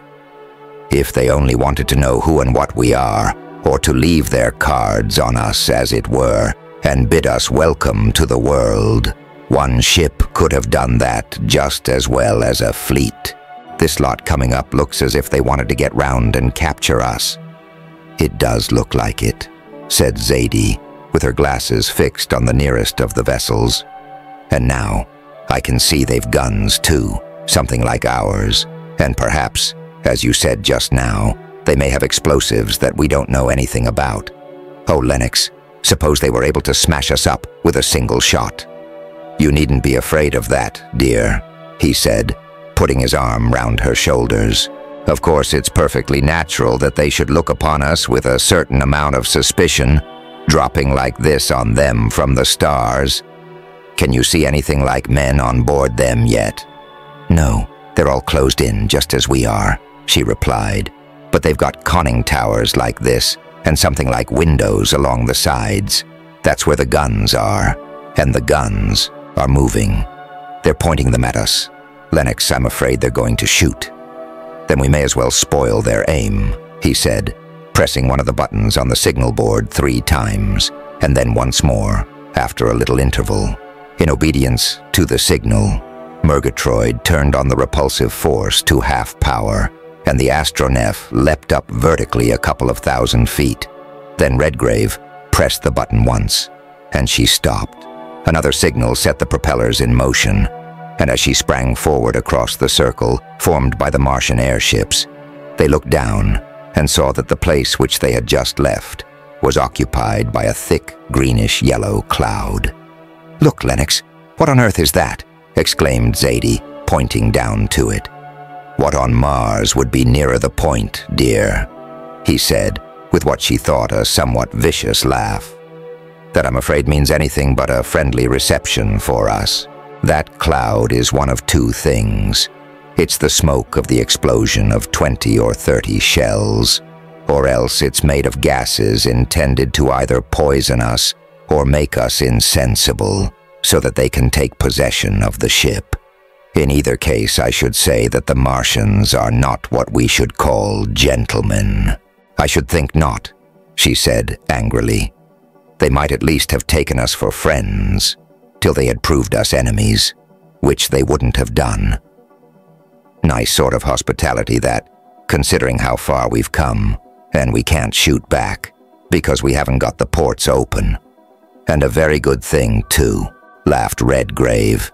"If we had had them open, and that volley had caught us unawares, the astronef would probably have been full of poisonous gases by this time, and your honeymoon, dear, would have come to a somewhat untimely end. Ah, they're trying to follow us. Well, now we'll see how high they can fly." He sent another signal to Murgatroyd, and the astronef, still beating the Martian air with the fans of her propellers, and traveling forward at about 50 miles an hour, rose in a slanting direction through a dense bank of rosy-tinted clouds, which hung over the bigger of the two cities, New York, as Zadie had named it. When they reached the golden-red sunlight above it, the astronef stopped her ascent, and then, with half a turn of the steering wheel, her commander sent her sweeping round in a wide circle. A few minutes later, they saw the Martian fleet rise almost simultaneously through the clouds. They seemed to hesitate a moment, and then the prow of every vessel was directed towards the swiftly moving astronef.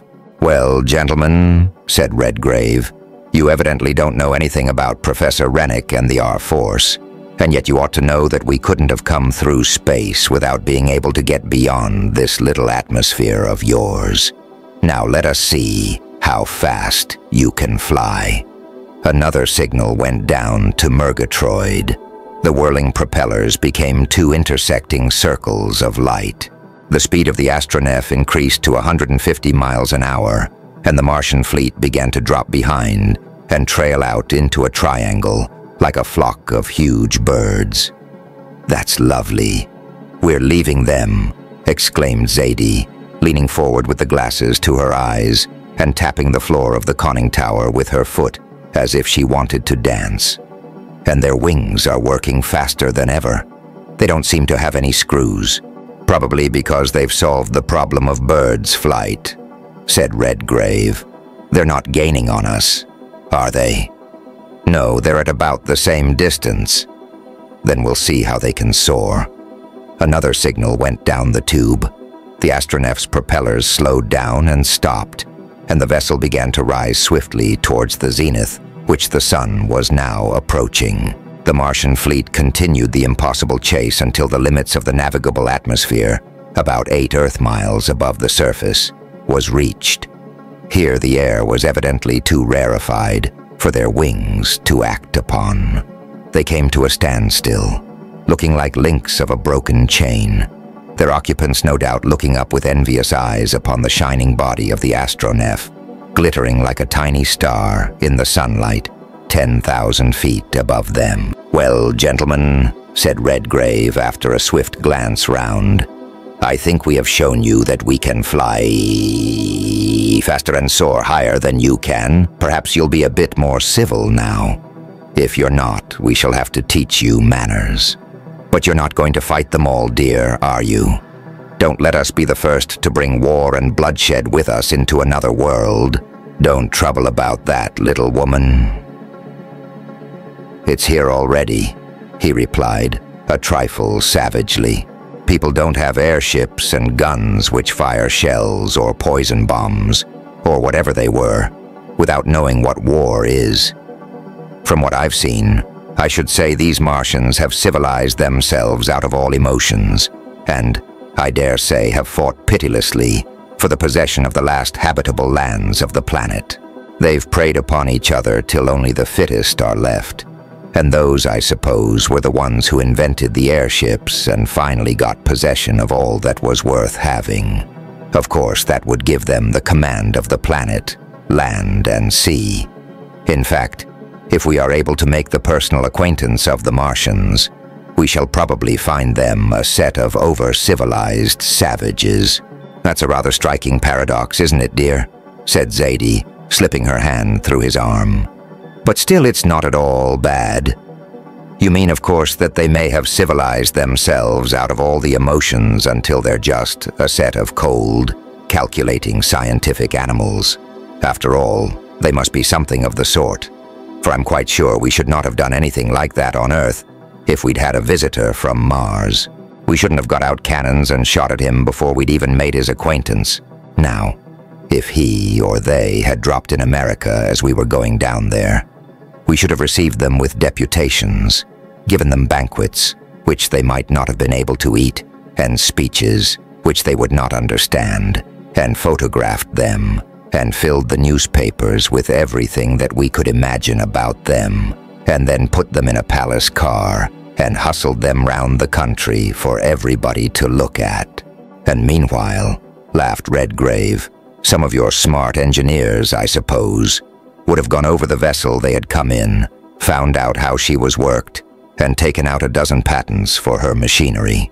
Very likely, replied Zadie, with a saucy little toss of her chin. And why not? We like to learn things down there, and anyhow that would be much more really civilized than shooting at them. While this little conversation was going on, the Astronef was dropping rapidly into the midst of the Martian fleet, which had again arranged itself in a circle. Zadie soon made out through her glasses that the guns were pointed upwards. "Oh, that's your little game, is it?" said Redgrave, when she had told him of this. "Well, if you want a fight, you can have it." As he said this, his jaws came together, and Zadie saw a look in his eyes that she had never seen there before.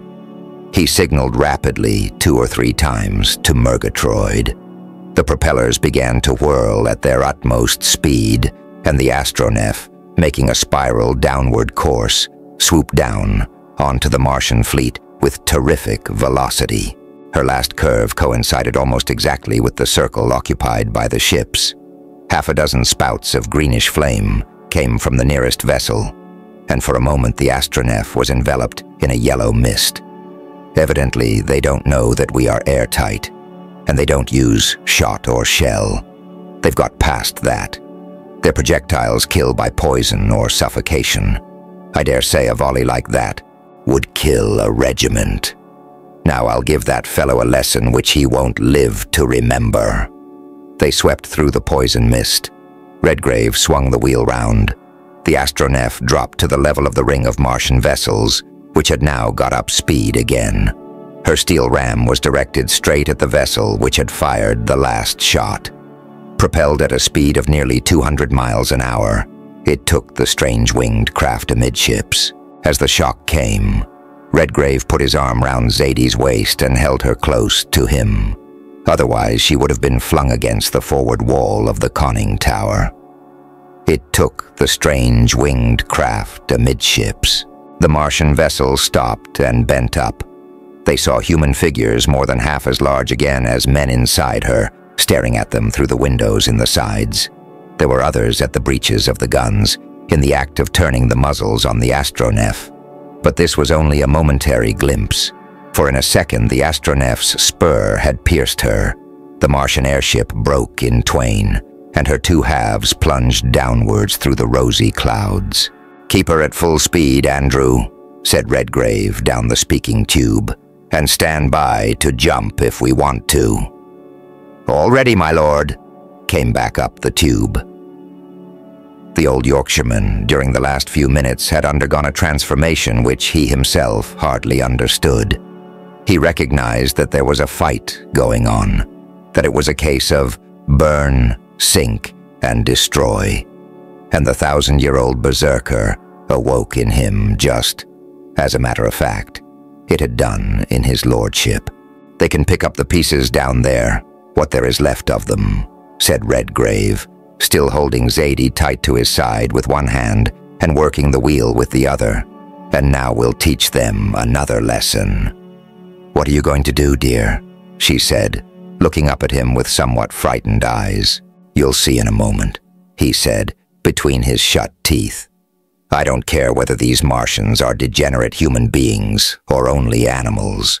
But from my point of view, the reception they have given us justifies any kind of retaliation. If we'd had a single porthole open during the first volley, you and I would have been dead by this time. And I'm not going to stand anything like that without reprisals. They've declared war on us, and killing in war isn't murder." "Well, no, I suppose not," she said. "But it's the first fight I've been in, and I don't like it. Still, they did receive us pretty meanly, didn't they?" Meanly? If there was anything like a code of interplanetary morals or manners, one might call it absolutely caddish. I don't believe even Stead himself could stand that. Unless, of course, he wasn't here. He sent another message to Murgatroyd. The astronef sprang 1,000 feet towards the zenith. Another touch on the button, and she stopped exactly over the biggest of the Martian airships. Another, and she dropped onto it like a stone and smashed it to fragments. Then she stopped and mounted again above the broken circle of the fleet, while the pieces of the airship and what was left of her crew plunged downwards through the crimson clouds in a fall of nearly 30,000 feet. Within the next few moments, the rest of the Martian fleet had followed it, sinking rapidly down through the clouds and scattering in all directions.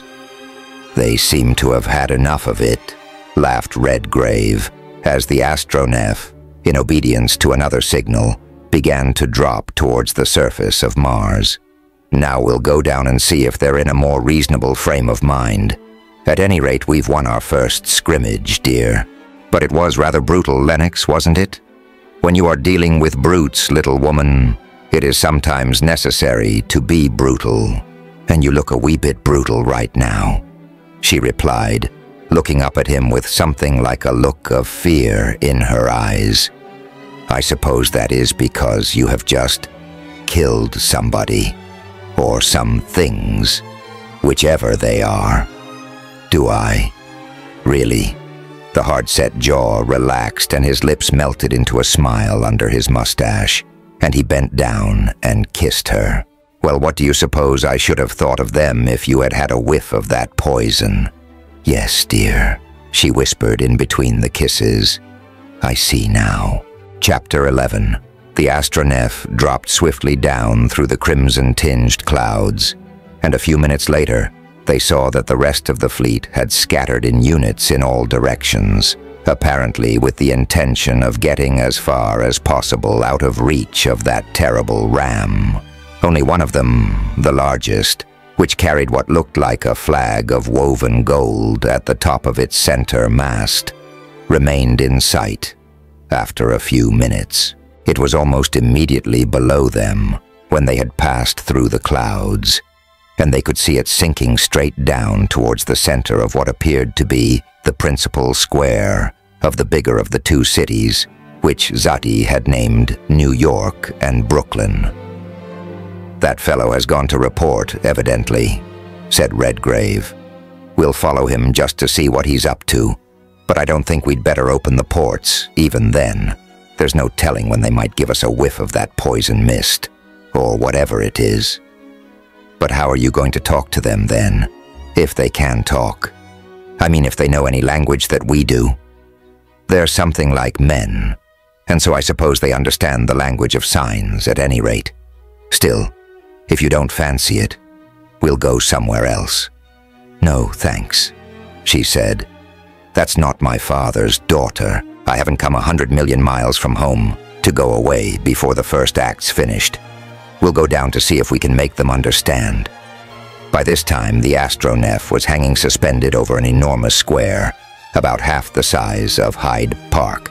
It was laid out just as a terrestrial park would be, in grassland, flower beds, and avenues, and patches of trees. Only the grass was a reddish yellow. The leaves of the trees were like those of a beech in autumn, and the flowers were nearly all a deep violet or a bright emerald green. As they descended, they saw that the square, or Central Park, as Zadie at once christened it, was flanked by enormous blocks of buildings, palaces built of a dazzlingly white stone, and topped by domed roofs and lofty cupolas of glass. "Isn't that just lovely?" she said, swinging her binoculars in every direction. "Talk about your Park Lane and the houses round Central Park. Why, it's the Chicago Exposition, and the Paris one, and your Crystal Palace, multiplied by about 10,000, and all spread out just round this one place. If we don't find these people nice, I guess we'd better go back and build a fleet like this, and come and take it." "There spoke the new American imperialism," laughed Redgrave. "Well, we'll go and see what they're like first, shall we?"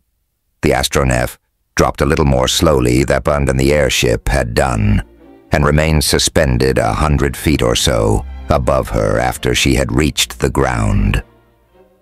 Swarms of human figures, but of more than human stature, clad in tunics and trousers or knickerbockers, came out of the glass-domed palaces from all sides into the park.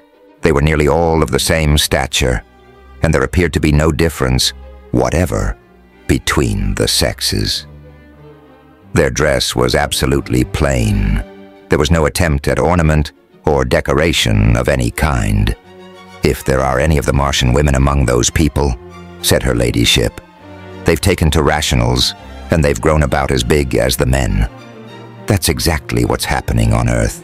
You know, dear, I don't mean about the rationals, but the women growing up, especially in America.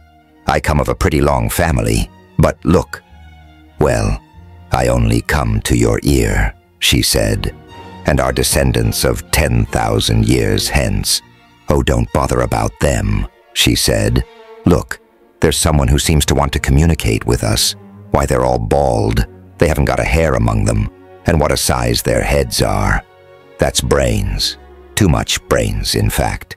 These people have lived too long. I dare say they've ceased to be animals, civilized themselves out of everything in the way of passions and emotions, and are just purely intellectual beings, with as much human nature about them as Russian diplomacy or those things we saw at the bottom of the Newton crater. I don't like the look of them." The orderly swarms of figures, which were rapidly filling the park, divided as he was speaking, making a broad lane from one of its entrances to where the astronef was hanging above the airship, a light four-wheeled vehicle whose framework and wheels glittered like burnished gold, sped towards them, driven by some invisible agency. Its only occupant was a huge man, dressed in the universal costume, saving only a scarlet sash in place of the cord girdle which the others wore round their waists. The vehicle stopped near the airship, over which the astronef was hanging, and, as the figure dismounted, a door opened in the side of the vessel, and 3 other figures, similar both in stature and attire, came out and entered into conversation with him. "The Admiral of the fleet is evidently making his report," said Redgrave. "Meanwhile, the crowd seems to be taking a considerable amount of interest in us." "And very naturally, too," replied Zadie. "Don't you think we might go down now and see if we can make ourselves understood in any way? You can have the guns ready in case of accidents, but I don't think they'll try and hurt us now. Look, the gentleman with the red sash is making signs. I think we can go down now, all right," replied Redgrave, "because it's quite certain they can't use the poison guns on us without killing themselves as well. Still, we may as well have our own ready. Andrew, get that Port Maxim ready. I hope we shan't want it, but we may. I don't quite like the look of these people." "They're very ugly, aren't they?" said Zadie. "And really you can't tell which are men and which are women. I suppose they've civilized themselves out of everything that's nice, and are just scientific and utilitarian and everything that's horrid. I shouldn't wonder." They look to me as if they've just got common sense, as we call it, and hadn't any other sense. But at any rate, if they don't behave themselves, we shall be able to teach them manners of a sort, though we may possibly have done that to some extent already." As he said this, Redgrave went into the conning tower, and the astronef moved from above the airship and dropped gently into the crimson grass about 100 feet from her. Then the ports were opened. The guns, which Murgatroyd had loaded, were swung into position, and they armed themselves with a brace of revolvers each, in case of accident. "What delicious air this is," said her ladyship, as the ports were opened, and she took her first breath of the Martian atmosphere. "It's ever so much nicer than ours. Oh, Lennox, it's just like breathing champagne." Redgrave looked at her with an admiration which was tempered by a sudden apprehension. Even in his eyes, she had never seemed so lovely before. Her cheeks were glowing, and her eyes were gleaming with a brightness that was almost feverish, and he was himself sensible of a strange feeling of exultation, both mental and physical, as his lungs filled with the Martian air. "Oxygen," he said shortly, "and too much of it. Or I shouldn't wonder if it was something like nitrous oxide. You know, laughing gas." "Don't," she laughed. "It may be very nice to breathe, but it reminds one of other things which aren't a bit nice. Still, if it is anything of that sort, it might account for these people having lived so fast. I know I feel just now as if I was living at the rate of 36 hours a day, and so I suppose the fewer hours we stop here, the better." "Exactly," said Redgrave, with another glance of apprehension at her. "Now, there's His Royal Highness, or whatever he is, coming. How are we going to talk to him? Are you all ready, Andrew?" "Yes, my lord, all ready," replied the old Yorkshireman, dropping his huge, hairy hand on the breech of the Maxim. "Very well, then. Shoot the moment you see them doing anything suspicious, and don't let anyone except His Royal Highness come nearer than 100 yards. As he said this, Redgrave went to the door, from which the gangway steps had been lowered, and, in reply to a singularly expressive gesture from the huge Martian, who seemed to stand nearly 9 feet high, he beckoned to him to come up onto the deck. As he mounted the steps, the crowd closed round the astronef and the Martian airship, but as though in obedience to orders which had already been given, they kept at a respectful distance of a little over 100 yards away from the strange vessel which had wrought such havoc with their fleet. When the Martian reached the deck, Redgrave held out his hand, and the giant recoiled, as a man on Earth might have done if, instead of the open palm, he had seen a clenched hand gripping a knife. "Take care, Lennox," exclaimed Zadie, taking a couple of steps towards him, with her right hand on the butt of one of her revolvers. The movement brought her close to the open door, and in full view of the crowd outside. If a seraph had come on Earth and presented itself thus before a throng of human beings, there might have happened some such miracle as was wrought when the swarm of Martians beheld the strange beauty of this radiant daughter of the Earth. As it seemed to the space voyagers, when they discussed it afterwards, ages of purely utilitarian civilization had brought all conditions of Martian life up, or down, to the same level. There was no apparent difference between the males and females in stature. Their faces were all the same, with features of mathematical regularity, pale skin, bloodless cheeks, and an expression, if such it could be called, utterly devoid of emotion. But still, these creatures were human, or at least their forefathers had been. Hearts beat in their breasts. Blood of a sort still flowed through their veins, and so the magic of this marvelous vision instantly awoke the long-slumbering elementary instincts of a bygone age. A low murmur ran through the vast throng, a murmur half human, half brutish, which swiftly rose to a hoarse, screaming roar. "Look out, my lord!" Quick, shut the door, they're coming. It's her ladyship they want. She must look like an angel from heaven to them. Shall I fire? Yes, said Redgrave, gripping the lever and bringing the door down. Zadie, if this fellow moves, put a bullet through him. I'm going to talk to that airship before he gets his poison guns to work. Yen, as the last word left his lips, Murgatroyd put his thumb on the spring on the Maxim. A roar such as Martian ears had never heard before resounded through the vast square and was flung back with 1,000 echoes from the walls of the huge palaces on every side. A stream of smoke and flame poured out of the little porthole, and then the onward swarming throng seemed to stop, and the front ranks of it began to sink down silently in long rows. Then through the roaring rattle of the Maxim sounded the deep, sharp bang of Redgrave's gun, as he sent 10 pounds weight of Renikite, as he had christened it, into the Martian airship. There was the roar of an explosion which shook the air for miles around. A blaze of greenish flame and a huge cloud of steamy smoke showed that the projectile had done its work. And when the smoke drifted away, the spot on which the airship had lain was only a deep, red, jagged gash in the ground. There was not even a fragment of the ship to be seen. This done, Redgrave went and turned the starboard Maxim onto another swarm, which was approaching the astronef from that side.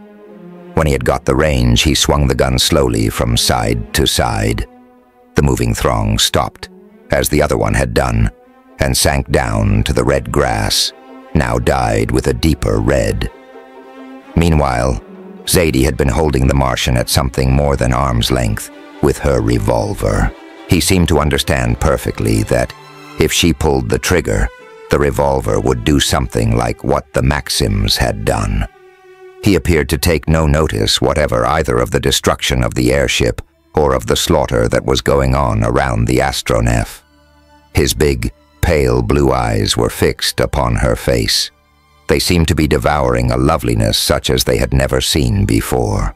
A dim, pinky flush stole for the first time into his waxy cheeks, and something like a light of human passion came into his eyes.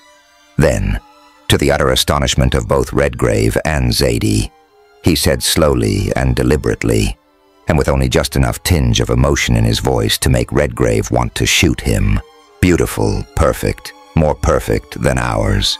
I want it. Give palace and garden of eternal summer for it. 2,000 work slaves and 50, and I'll see you damned first, sir, whoever you are," said Redgrave, clapping his hand onto the butt of his revolver, and forgetting for the moment that he was speaking in another world than his own. "What the devil do you mean, sir, by insulting my wife?" "Insulting? Wife, what is that? We have no words like those." "But you speak English," exclaimed Zadie, going a little nearer to him, but still keeping the muzzle of her revolver pointing up to his hairless head. "No, Lennox, don't be afraid about me, and don't get angry. Can't you see that this person hasn't got any temper? I suppose it was civilized out of his ancestors ages ago. He doesn't know what a wife or an insult is. He just looks upon me as a desirable piece of property to be bought. And I dare say he offered you a very handsome price. Now don't look so savage, because you know bargains like that have been made even on our dear old virtuous Mother Earth. For instance, if you hadn't met us in the middle of the Atlantic—" "That'll do, Zadie," Redgrave interrupted, almost roughly. "That's not exactly the question, but I see what you mean, and it was a bit silly of me to get angry." "Silly? Angry? What do those words mean?" said the Martian in his slow, passionless, mechanical voice. "Who are you? Whence come you?" "I'll answer the last part first," said Redgrave. "We come from the Earth, the planet which you see after sunset and before sunrise." "Yes, the Silver Star," said the Martian without any note of wonder or surprise in his voice. "Are all the dwellers there like the gods and angels our children read about in the old legends?" Gods and angels, laughed Zaidi. There, Lennox, there's a compliment for you. I really think we ought to be as civil to His Royal Highness after that as possible. Then she went on, addressing the Martian. No, we are not all gods and angels on Earth. There are no gods and very few angels. In fact, there are none except those which exist in the fancy of certain prejudiced persons. But that doesn't matter, at least not just now. She continued with American directness. What we want to know just now is why you speak English, and what sort of a world this Mars is. The Martian evidently only understood the most direct essentials of her speech. He saw that she asked 2 questions, and he answered them. Speak English? He replied, with a little shake of his huge head. We know not English, but there is no other speech. There is only ours. Cycles ago there were other speeches here, but those who spoke them were killed. It was inconvenient. One speech for a world is best. I see what he means, said Redgrave, looking towards Zaidi. The Martian people have developed along practically the same lines as we are doing. But they have done it faster and got a long way ahead of us. We are finding out that the speech we call English is the shortest and most convenient. The Martians found it out long ago and killed everybody who spoke anything else. After all, what we call speech is only the translation of thoughts into sounds. These people have been thinking for ages with the same sort of brains as ours, and they've translated their thoughts into the same sounds. What we call English, they, I dare say, call Martian, and that's all there is in it that I can see. Of course, laughed Zaidi. Wonderful until you know how, eh? Like most things. Still, I must say that our friend here speaks English something like a phonograph. And if he'll excuse me saying so, which of course he will, he doesn't seem to have much more human nature about him. I'm not quite so sure on that point, said Redgrave. But, oh, never mind about that now, she interrupted. And then turning towards the Martian, who had been listening intently, as though he was trying to make sense out of what they had been saying, she went on speaking slowly and very plainly. Tell me, sir, if you please, do you know what angry means? Are you not angry with us for destroying your airships up there in the clouds, and the one that came down, and for shooting all those people of yours? The Martian looked at her with a little light in his big blue eyes, and 2 faint little spots of red just under them, and said, Anger. Yes, I remember. That is what we called brain heat. Our teachers found it to be madness, and it was abolished. It was not convenient. The airships were not convenient to you, so you abolished them. The folk, too, that you abolished with those things, pointing to the guns, they were not convenient. If you hadn't done that, they would have abolished you. There is no more to say. What brutes, said Zaidi, turning away from him, her head thrown back and her lips curling in unutterable disgust. Well, if these people have civilized themselves along the same lines that we are doing, thinking the same things and speaking something like the same speech, thank God, we shall be dead before our civilization reaches a stage like this. That's not a man. It's only a machine of flesh and bone and nerves, and I suppose it has blood of some sort. A beautiful woman always looks most beautiful when she is just a little angry. Redgrave had never seen Zaidi look quite so lovely as she did just then.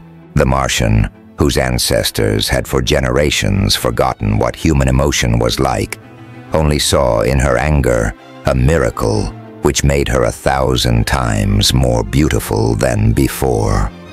And as he looked upon her glowing cheeks and gleaming eyes, some instinct insensibly transmitted through many generations awoke to sudden life in some unused corner of his brain.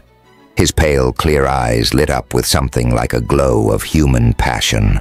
The pink spots under his eyes spread downwards over his cheeks.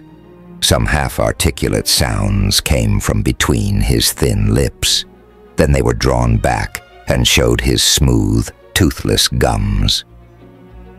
He took a couple of long, swift strides towards her, and then bent forward, towering over her with long, outstretched arms, hue hideous and half-human. Zadie sprang backward as he came towards her. Her right hand went up, and, just as Redgrave leveled his revolver, and Murgatroyd, true to the old berserk instinct, took a rifle by the barrel and swung the stock above his head, Zadie pulled her trigger. The bullet cut a clean hole through the smooth, hairless skull of the Martian. A dark red spot came just between his eyes. His huge frame shrank together and collapsed in a heap on the deck. "Oh, I've killed him. God forgive me. Killed a man," she whispered as her hand fell to her side and the revolver dropped from her fingers. "But Lennox, do you really think it was a man?" "That thing, a man," he replied between his clenched teeth. "He wanted you, and spoke English of a sort, so there was something human about him. But anyhow, he's better dead. Here, Andrew, open that door again, and help me to heave this thing overboard. Then I think we'd better be off before we have the rest of the fleet with their poison guns round us. Zadie, I think you'd better go to your room for the present. Take a nip of cognac and then lie down, and mind you keep the door tight shut. There's no telling what these animals might do if they had a chance. And just now it's my business and Andrew's to see that they don't, though she would much rather have remained on deck to see anything more that might happen. She saw that he was really in earnest, and so, like a wise wife who commands by obeying, she obeyed and went below. Then the dead body of the Martian was tumbled out of the side door. The windows through which the guns had been fired were hermetically closed, and a few minutes later the astronef vanished from the surface of Mars, to remain a memory and a marvel to the dwindling generations of the worn-out world which is, as this may be, in the far-off days that are to come. Chapter 12. How very different Venus looks now to what it does from the Earth, said Zadie, a couple of mornings later, by Earth time, as she took her eye away from the telescope through which she had been examining an enormous golden crescent which spanned the dark vault of space, ahead of and slightly below the astronef. "Yes," replied Redgrave. "She looks." "How do you know that she is a she?" said Zadie, getting up and laying a hand on his shoulder as he sat at his own telescope. "Of course, I know what you mean, that according to our own ideas on Earth, it is the planet or the world which has been supposed for ages to, as it were, shine upon the lovers of Earth with the light reflected from well, I suppose you know what I mean. Seeing that you are the most perfect terrestrial incarnation of the said goddess that I have seen yet," he replied, slipping his arm round her waist and pulling her down onto his knees. "I don't think that that is quite the view you ought to take. Surely if Venus ever had a daughter—" "Oh, nonsense. After we've traveled all these millions of miles together, do you really expect me to believe stuff like that?" "My dear girl graduate," he said, tightening his grip round her waist a little, "you know perfectly well that if we had traveled beyond the limits of the solar system, if we had outsailed old Halley's comet itself, and dived into the uttermost depths of space outside the Milky Way, you and I would still be a man and a woman, and being, as may be presumed, more or less in love with each other." "Less indeed," said Zadie. "You're speaking for yourself, I hope." And then when she had partially disengaged herself and sat up straight, she said between her laughs, "Really, Lennox, you're quite absurd for a person who has been married as long as you have. I don't mean in time, but in space. Was it 1,000 years or a couple of 100 million miles ago that we were married?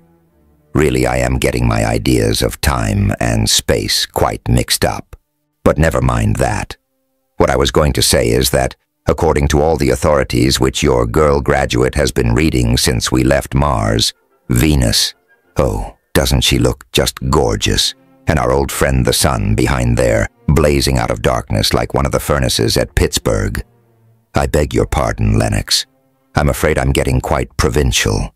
I suppose we're considerably more than 100 million miles away. Yes, dear. We're about 150 millions. And at that distance, if you'll excuse me saying so, even the United States would seem almost like a province, wouldn't they? Well, yes. That's just where distance doesn't lend enchantment to the view, I suppose. But what was it you were going to say before that? The interlude, eh? Well, before the interlude, you were accusing me of being a graduate, as well as a girl. Of course, I can't help that. But what I was going to say was, if you are going to talk science, dear, perhaps we'd better sit on different chairs.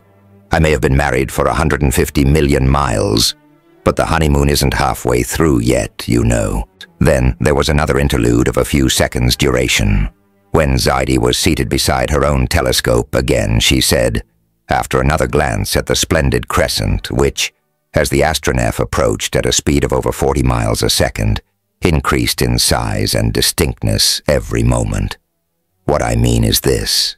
All the authorities are agreed that on Venus, her axis of revolution being so very much inclined to the plane of her orbit, the seasons are so severe that half the year its temperate zone and its tropics have a summer about twice as hot as ours, and the other half they have a winter twice as cold as our coldest.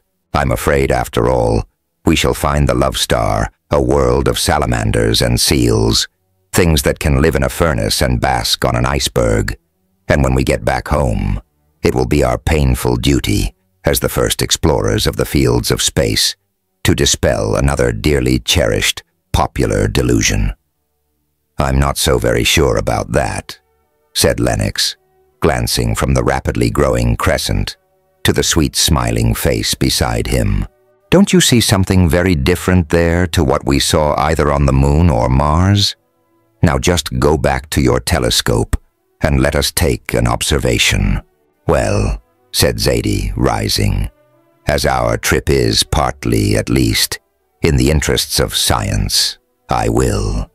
And then when she had got her own telescope into focus again, for the distance between the astronef and the new world they were about to visit was rapidly lessening, she took a long look through it and said, Yes, I think I see what you mean. The outer edge of the crescent is bright, but it gets grayer and dimmer towards the inside of the curve. Of course, Venus has an atmosphere, so had Mars, but this must be very dense. There's a sort of halo all round it. Just fancy that splendid thing being the little black spot we saw going across the face of the sun a few days ago. It makes one feel rather small, doesn't it? That is one of the things which a woman says when she doesn't want to be answered. But apart from that, you were saying, what a very unpleasant person you can be when you like. I was going to say that on the moon we saw nothing but black and white, light and darkness. There was no atmosphere except in those awful places I don't want to think about. Then, as we got near Mars, we saw a pinky atmosphere, but not very dense. But this, you see, is a sort of pearl gray-white shading from silver to black. You notice how much paler it grows as we get nearer. But look, what are those tiny bright spots? There are hundreds of them. Do you remember as we were leaving the Earth, how bright the mountain ranges looked? How plainly we could see the Rockies and the Andes? Oh yes, I see. They're mountains, 37 miles high, some of them, they say, and the rest of the silver gray will be clouds, I suppose. Fancy living under clouds like those. Only another case of the adaptation of life to natural conditions, I expect. When we get there, I dare say we shall find that these clouds are just what make it possible for the inhabitants of Venus to stand the extremes of heat and cold. Given elevations 3 or 4 times as high as the Himalayas, it would be quite possible for them to choose their temperature by shifting their altitude. But I think it's about time to drop theory and see to the practice. he continued, getting up from his chair and going to the signal board in the conning tower. Whatever the planet Venus may be like, we don't want to charge it at the rate of 60 miles a second. That's about the speed now, considering how fast she's traveling towards us. And considering that, whether it is a nice world or not, it's nearly as big as the Earth. I guess we should get rather the worst of the charge, laughed Zadie as she went back to her telescope. Redgrave sent a signal down to Murgatroyd to reverse engines, as it were, or in other words, to direct the R force against the planet, from which they were now only a couple of 100,000 miles distant. The next moment, the sun and stars seemed to halt in their courses. The great golden-gray crescent, which had been increasing in size every moment, appeared to remain stationary. And then, when he was satisfied that the engines were developing the force properly, he sent another signal down, and the astronef began to descend. The half-disk of Venus seemed to fall below them, and in a few minutes they could see it from the upper deck, spreading out like a huge, semicircular plane of light ahead and on both sides of them. The astronef was falling at the rate of about 1,000 miles a minute towards the center of the half-crescent, and every moment the brilliant spots above the cloud surface grew in size and brightness. I believe the theory about the enormous height of the mountains of Venus must be correct after all, said Redgrave, tearing himself with an evident wrench away from his telescope. Those white patches can't be anything else but the summits of snow-capped mountains. You know how brilliantly white a snow peak looks on Earth against the whitest of clouds. Oh yes, said Zadie. I've often seen that in the Rockies, but it's lunchtime, and I must go down and see how my things in the kitchen are getting on. I suppose you'll try and land somewhere where it's morning, so that we can have a good day before us. Really, it's very convenient to be able to make your own morning or night as you like, isn't it? I hope it won't make us too conceited when we get back, being able to choose our mornings and our evenings. In fact, our sunrises and sunsets on any world we like to visit in a casual way like this. Well, laughed Redgrave as she moved away towards the companion stairs. After all, if you find the United States, or even the planet Terra, too small for you, we've always got the fields of space open to us. We might take a trip across the Zodiac, or down the Milky Way. And meanwhile, she replied, stopping at the top of the stairs and looking round, I'll go down and get lunch. You and I may be king and queen of the realms of space and all that sort of thing, but we've got to eat and drink, after all. And that reminds me, said Redgrave, getting up and following her. We must celebrate our arrival on a new world as usual. I'll go down and get out the wine. I shouldn't be surprised if we found the people of the love world living on nectar and ambrosia, and as fizz is our nearest approach to nectar. I suppose, said Zadie, as she gathered up her skirts and stepped daintily down the companion stairs. If you find anything human, or at least human enough to eat and drink, you'll have a party and give them champagne. I wonder what those wretches on Mars would have thought of it if we'd only made friends with them. Lunch on board the astronef was about the pleasantest meal of the day. Of course, there was neither day nor night, in the ordinary sense of the word, except as the hours were measured off by the chronometers. Whichever side or end of the vessel received the direct rays of the sun was bathed in blazing heat and dazzling light. Elsewhere, there was black darkness and the more than icy cold of space.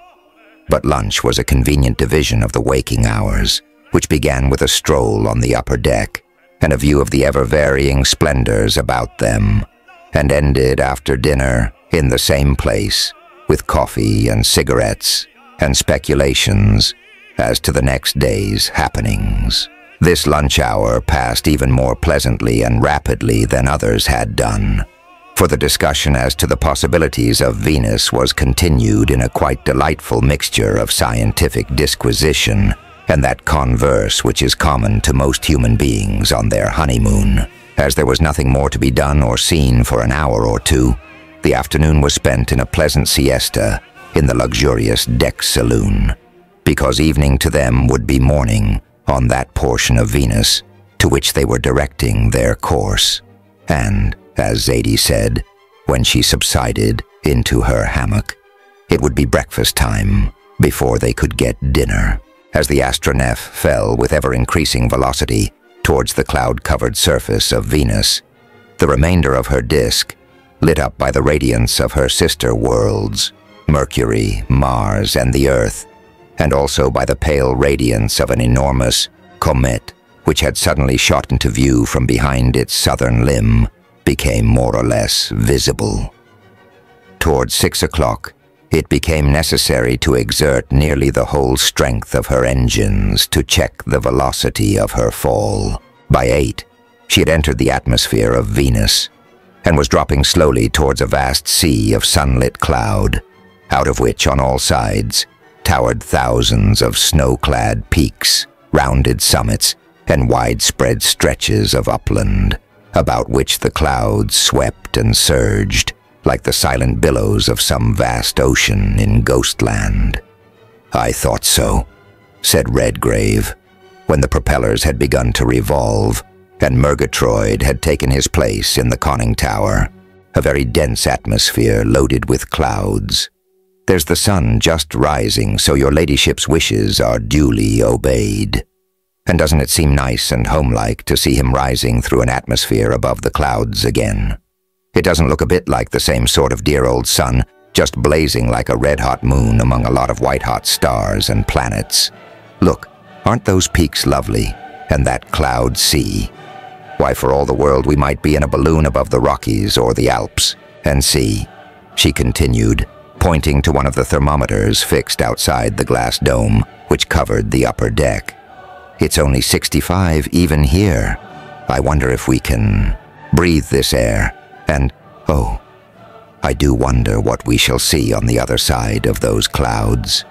"You shall have both questions answered in a few minutes," replied Redgrave, going towards the conning tower. "To begin with, I think we'll land on that big snow dome yonder and do a little exploring. Where there are snow and clouds, there is moisture, and where there is moisture, a man ought to be able to breathe. Snow peaks and cloud seas." The astronef, still falling, but now easily under the command of the helmsman, shot forwards and downwards towards a vast dome of snow, which, rising some 2,000 feet above the cloud sea, shone with dazzling brilliance in the light of the rising sun. She landed just above the edge of the clouds. Meanwhile, they had put on their breathing suits, and Redgrave had seen that the air chamber through which they had to pass from their own little world into the new ones that they visited was in working order. When the outer door was opened and the ladder lowered, he stood aside, as he had done on the moon. And Zadie's was the first human foot which made an imprint on the virgin snows of Venus. The first thing Redgrave did was to raise the visor of his helmet and taste the air of the new world. It was cool and fresh and sweet, and the first draft of it sent the blood tingling and dancing through his veins. Perfect as the arrangements of the astronef were in this respect, the air of Venus tasted like clear, running spring water, would have done to a man who had been drinking filtered water for several days. He threw the visor right up and motioned to Zadie to do the same. She obeyed, and after drawing a long breath, she said, "That's glorious. It's like wine after water, and rather stagnant water, too. But what a world! Snow peaks and cloud seas, islands of ice and snow, in an ocean of mist. Just look at them. Did you ever see anything so lovely and unearthly in your life? I wonder how high this mountain is, and what there is on the other side of the clouds. Isn't the air delicious? Not a bit too cold, after all. But still, I think we may as well go back and put on something more becoming. I shouldn't quite like the ladies of Venus to see me dressed like a diver." "Come along then," laughed Lennox as he turned back towards the vessel. "That's just like a woman. You're about 150 million miles away from Broadway or Regent Street.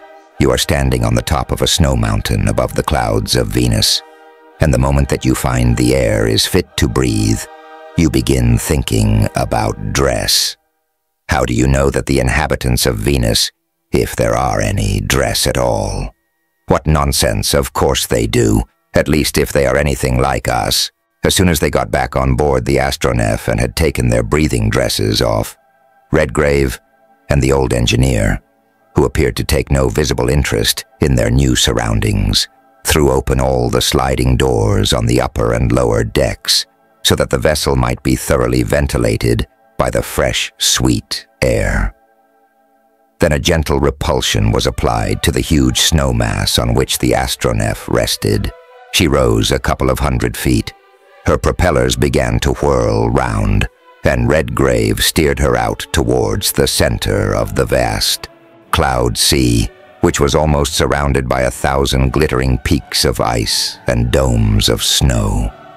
"I think we may as well put off dinner, or breakfast, as it will be now, until we see what the world below is like," he said to Zadie, who was standing beside him on the conning tower. "Oh, never mind about eating just now. This is altogether too wonderful to be missed for the sake of ordinary meat and drink. Let's go down and see what there is on the other side." He sent a message down the speaking tube to Murgatroyd, who was below among his beloved engines, and the next moment, sun and clouds and ice peaks had disappeared, and nothing was visible save the all-enveloping silver-gray mist. For several minutes they remained silent, watching and wondering what they would find beneath the veil which hid the surface of Venus from their view. Then the mist thinned out and broke up into patches which drifted past them as they descended on their downward slanting course. Below them they saw vast, ghostly shapes of mountains and valleys, lakes and rivers, continents, islands, and seas. Every moment these became more and more distinct, and soon they were in full view of the most marvelous landscape that human eyes had ever beheld. The distances were tremendous. Mountains, compared with which the Alps or even the Andes would have seemed mere hillocks, towered up out of the vast depths beneath them. Up to the lower edge of the all-covering cloud sea, they were clad with a golden-yellow vegetation, fields and forests, open, smiling valleys, and deep, dark ravines through which 1,000 torrents thundered down from the eternal snows beyond, to spread themselves out in rivers and lakes, in the valleys and plains which lay many thousands of feet below. "What a lovely world," said Zadie, as she at last found her voice after what was almost a stupor of speechless wonder and admiration. "And the light.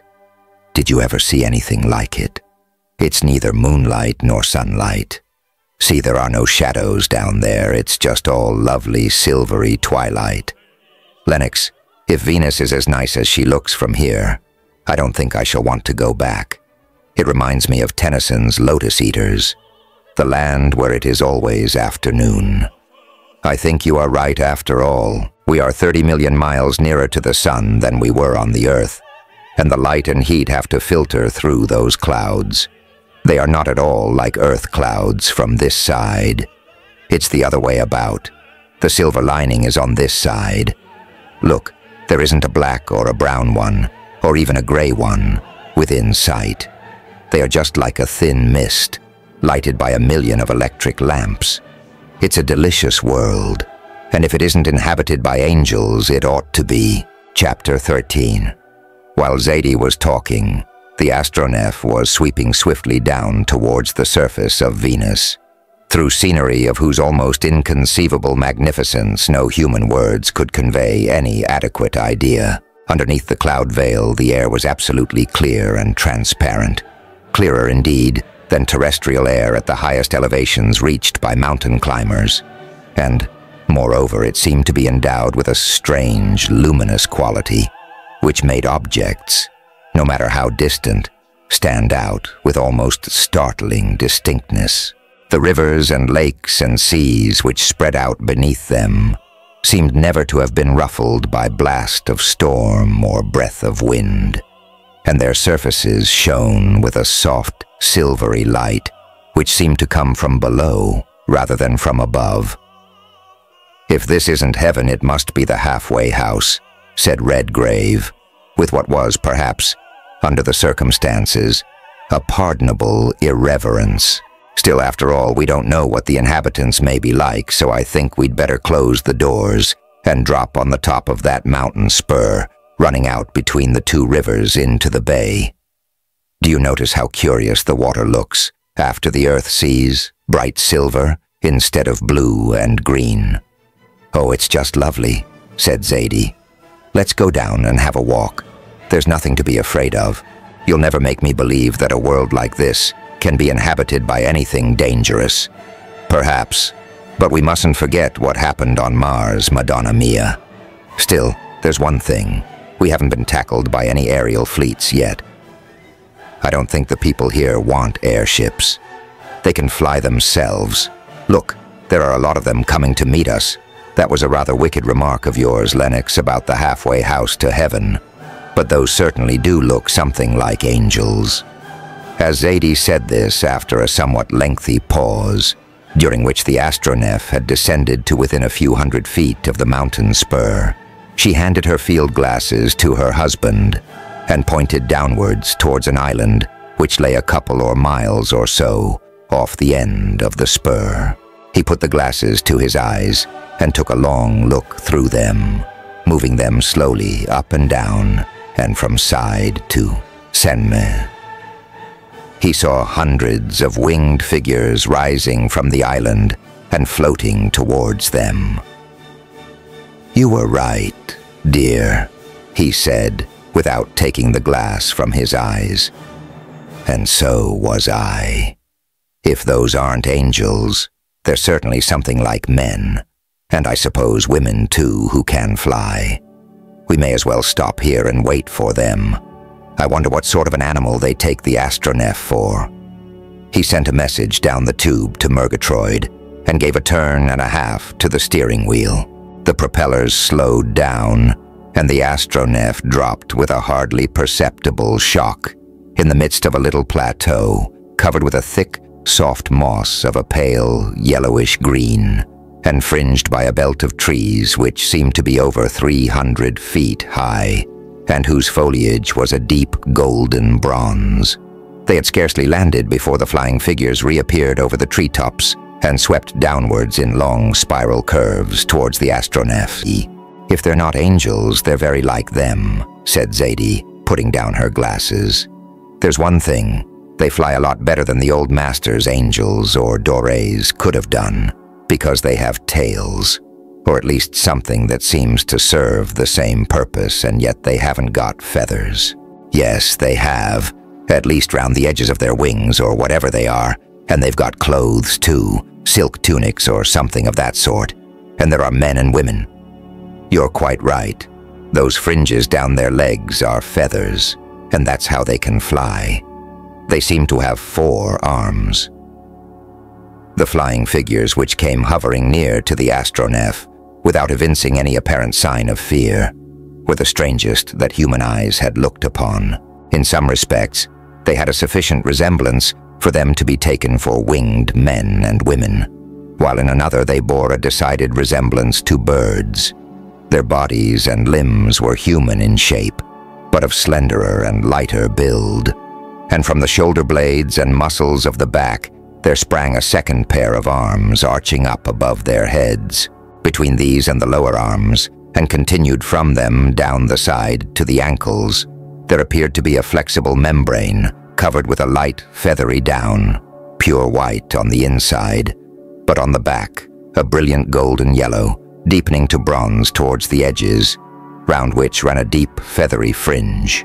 The body was covered in front and down the back between the wings with a sort of divided tunic of a light, silken-looking material, which must have been clothing, since there were many different colors, all more or less of different hue among them. Below this, and attached to the inner sides of the leg from the knee downward, was another membrane which reached down to the heels, and it was this which Redgrave somewhat flippantly alluded to as a tail. Its obvious purpose was to maintain the longitudinal balance when flying. In stature, the inhabitants of the Love Star varied from about 5'6" to 5 feet, but both the taller and the shorter of them were all of nearly the same size, from which it was easy to conclude that this difference in stature was on Venus as well as on the Earth, one of the broad distinctions between the sexes. They flew round the astronef with an exquisite ease and grace, which made Zadie exclaim, "Now why weren't we made like that on Earth?" To which Redgrave, after a look at the barometer, replied, "Partly, I suppose, because we weren't built that way, and partly because we don't live in an atmosphere about 2.5 times as dense as ours." Then several of the winged figures alighted on the mossy covering of the plane and walked towards the vessel. "Why, they walk just like us, only much more prettily," said Zadie. "And look what funny little faces they've got, half bird, half human, and soft downy feathers instead of hair. I wonder whether they talk or sing. I wish you'd open the doors again, Lennox. I'm sure they can't possibly mean us any harm. They are far too pretty for that. What lovely soft eyes they have, and what 1,000 pities it is we shan't be able to understand them." They had left the conning tower, and both his lordship and Murgatroyd were throwing open the sliding doors, and, to Zadie's considerable displeasure, getting the deck maxims ready for action in case they should be required.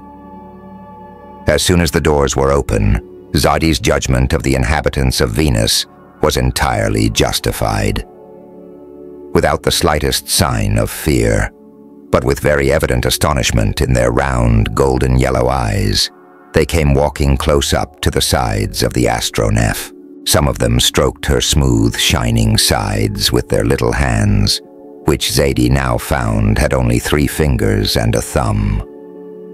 Many ages before they might have been birds' claws, but now they were soft and pink and plump, utterly strange to manual work, as it is understood upon Earth. "Just fancy getting Maxim guns ready to shoot those delightful things," said Zadie, almost indignantly, as she went towards the doorway from which the gangway ladder ran down to the soft, mossy turf. "Why, not one of them has got a weapon of any sort. And just listen," she went on, stopping in the opening of the doorway. "Have you ever heard music like that on Earth? I haven't. I suppose it's the way they talk. I do not give a good deal to be able to understand them, but still, it's very lovely, isn't it?" "Aye, like the voices of sirens," said Murgatroyd, speaking for the first time since the astronef had landed. For this big, grizzled, taciturn Yorkshireman, who looked upon the whole cruise through space as a mad and almost impious adventure, which nothing but his hereditary loyalty to his master's name and family could have persuaded him to share in, had grown more and more silent as the millions of miles between the astronef and his native Yorkshire village had multiplied day by day. "Sirens. And why not, Andrew?" laughed Redgrave. "At any rate, I don't think they look likely to lure us and the astronef to destruction." Then he went on, "Yes, Zadie, I never heard anything like that before. Unearthly, of course it is, but then we're not on Earth. Now, Zadie, they seem to talk in song language. You did pretty well on Mars with your American. Suppose we go out and show them that you can speak the song language too." "What do you mean?" she said. "Sing them something." "Yes," he replied. "They'll try to talk to you in song, and you won't be able to understand them. At least, not as far as words and sentences go. But music is the universal language on Earth, and there's no reason why it shouldn't be the same through the solar system. Come along, tune up, little woman." They went together down the gangway stairs. He dressed in an ordinary suit of gray, English tweed, with a golf cap on the back of his head, and she in the last and daintiest of the costumes, which the art of Paris and London and New York had produced before the astronef soared up from far-off Washington. The moment that she set foot on the golden-yellow sward, she was surrounded by a swarm of the winged and yet strangely human creatures. Those nearest to her came and touched her hands and face, and stroked the folds of her dress. Others looked into her violet blue eyes, and others put out their queer little hands and stroked her hair. This and her clothing seemed to be the most wonderful experience for them, saving always the fact that she had only 2 arms and no wings. Redgrave kept close beside her until he was satisfied that these exquisite inhabitants of the newfound fairyland were innocent of any intention of harm. And when he saw 2 of the winged daughters of the Love Star put up their hands and touch the thick coils of her hair, he said, "Take those pins and things out and let it down. They seem to think that your hair's part of your head.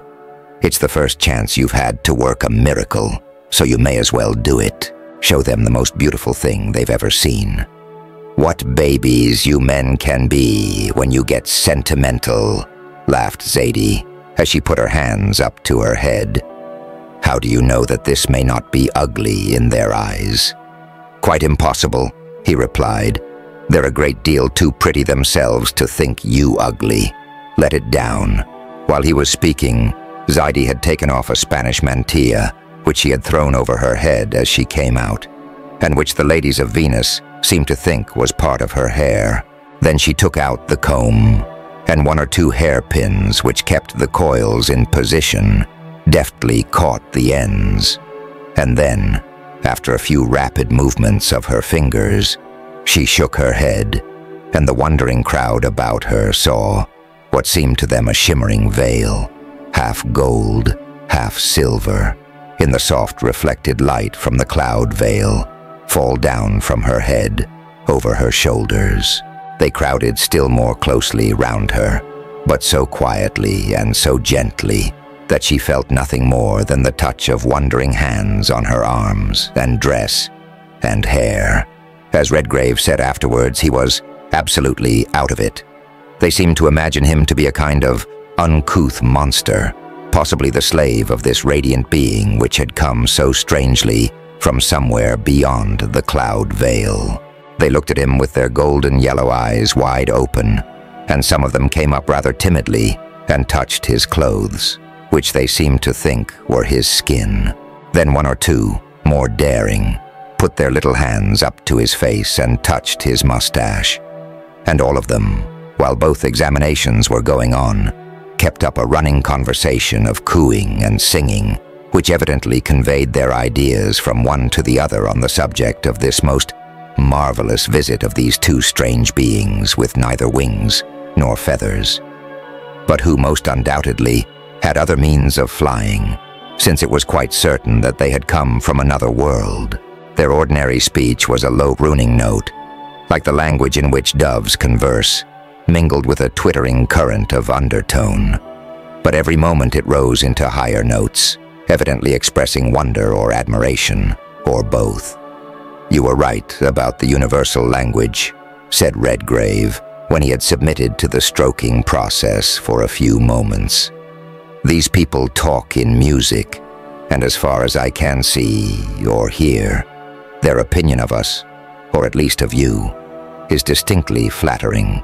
I don't know what they take me for, and I don't care, but as we'd better make friends with them, suppose you sing them 'Home, Sweet Home,' or the Swanee River. I shouldn't wonder if they consider our talking voices most horrible discords, so you might as well give them something different." While he was speaking, the sounds about them suddenly hushed, and, as Redgrave said afterwards, it was something like the silence that follows a cannon shot. Yod. Then, in the midst of the hush, Zadie put her hand behind her, looked up towards the luminous silver surface which formed the only visible sky of Venus, and began to sing the Swanee River.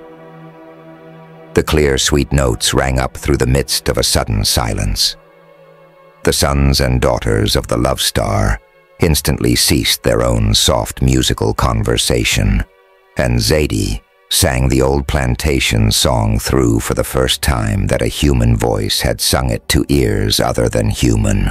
As the last note thrilled sweetly from her lips, she looked round at the crowd of queer, half-human shapes about her, and something in their unlikeness to her own kind brought back to her mind the familiar scenes which lay so far away, so many millions of miles across the dark and silent ocean of space. Other winged figures, attracted by the sound of her singing, had crossed the trees, and these, during the silence which came after the singing of the song, were swiftly followed by others, until there were nearly 1,000 of them gathered about the side of the astronef. There was no crowding or jostling among them. Each one treated every other with the most perfect gentleness and courtesy. No such thing as enmity or ill feeling seemed to exist among them, and, in perfect silence, they waited for Zadie to continue what they thought was her long speech of greeting. The temper of the throng somehow coincided exactly with the mood which her own memories had brought to her, and the next moment she sent the first line of "Home, Sweet Home" soaring up to the cloud-veiled sky. As the notes rang up into the still, soft air, a deeper hush fell on the listening throng. Heads were bowed with a gesture almost of adoration, and many of those standing nearest to her bent their bodies forward and expanded their wings, bringing them together over their breasts with a motion which, as they afterwards learnt, was intended to convey the idea of wonder and admiration, mingled with something like a sentiment of worship. Zadie sang the sweet old song through from end to end, forgetting for the time being everything but the home she had left behind her on the banks of the Hudson. As the last notes left her lips, she turned round to Redgrave and looked at him with eyes dim with the first tears that had filled them since her father's death, and said, as he caught hold of her outstretched hand, "I believe they've understood every word of it, or at any rate every note. You may be quite certain of that," he replied. "If you had done that on Mars, it might have been even more effective than the Maxims. For goodness sake, don't talk about things like that in a heaven like this. Oh, listen, they've got the tune already." It was true. The dwellers of the Love Star, whose speech was song, had instantly recognized the sweetness of the sweetest of all earthly songs. They had, of course, no idea of the meaning of the words, but the music spoke to them and told them that this fair visitant from another world could speak the same speech as theirs. Every note and cadence was repeated with absolute fidelity, and so the speech, common to the two far distant worlds, became a link connecting this wandering son and daughter of the earth with the sons and daughters of the Love Star. The throng fell back a little, and two figures, apparently male and female, came to Zadie and held out their right hands and began addressing her in perfectly harmonized song, which, though utterly unintelligible to her in the sense of speech, expressed sentiments which could not possibly be mistaken, as there was a faint suggestion of the old English song running through the little song speech that they made, and both Zadie and her husband rightly concluded that it was intended to convey a welcome to the strangers from beyond the cloud veil. And then, the strangest of all possible conversations began. Redgrave, who had no more notion of music than a walrus, perforce kept silence. In fact, he noticed with a certain displeasure which vanished speedily with a musical and half-malicious little laugh from Zadie, that when he spoke the birdfolk drew back a little and looked in something like astonishment at him. But Zadie was already in touch with them, and half by song and half by signs, she very soon gave them an idea of what they were and where they had come from. Her husband afterwards told her that it was the best piece of operatic acting he had ever seen. And considering all the circumstances, this was very possibly true. In the end, the two who had come to give her what seemed to be the formal greeting were invited into the astronef.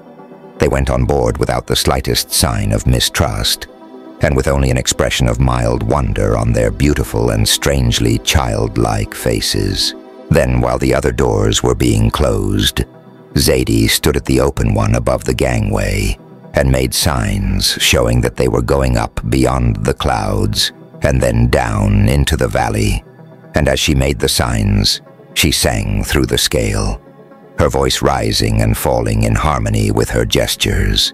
The bird folk understood her instantly, and as the door closed and the astronef rose from the ground, 1,000 wings were outspread, and presently hundreds of beautiful soaring forms were circling about the navigator of the stars.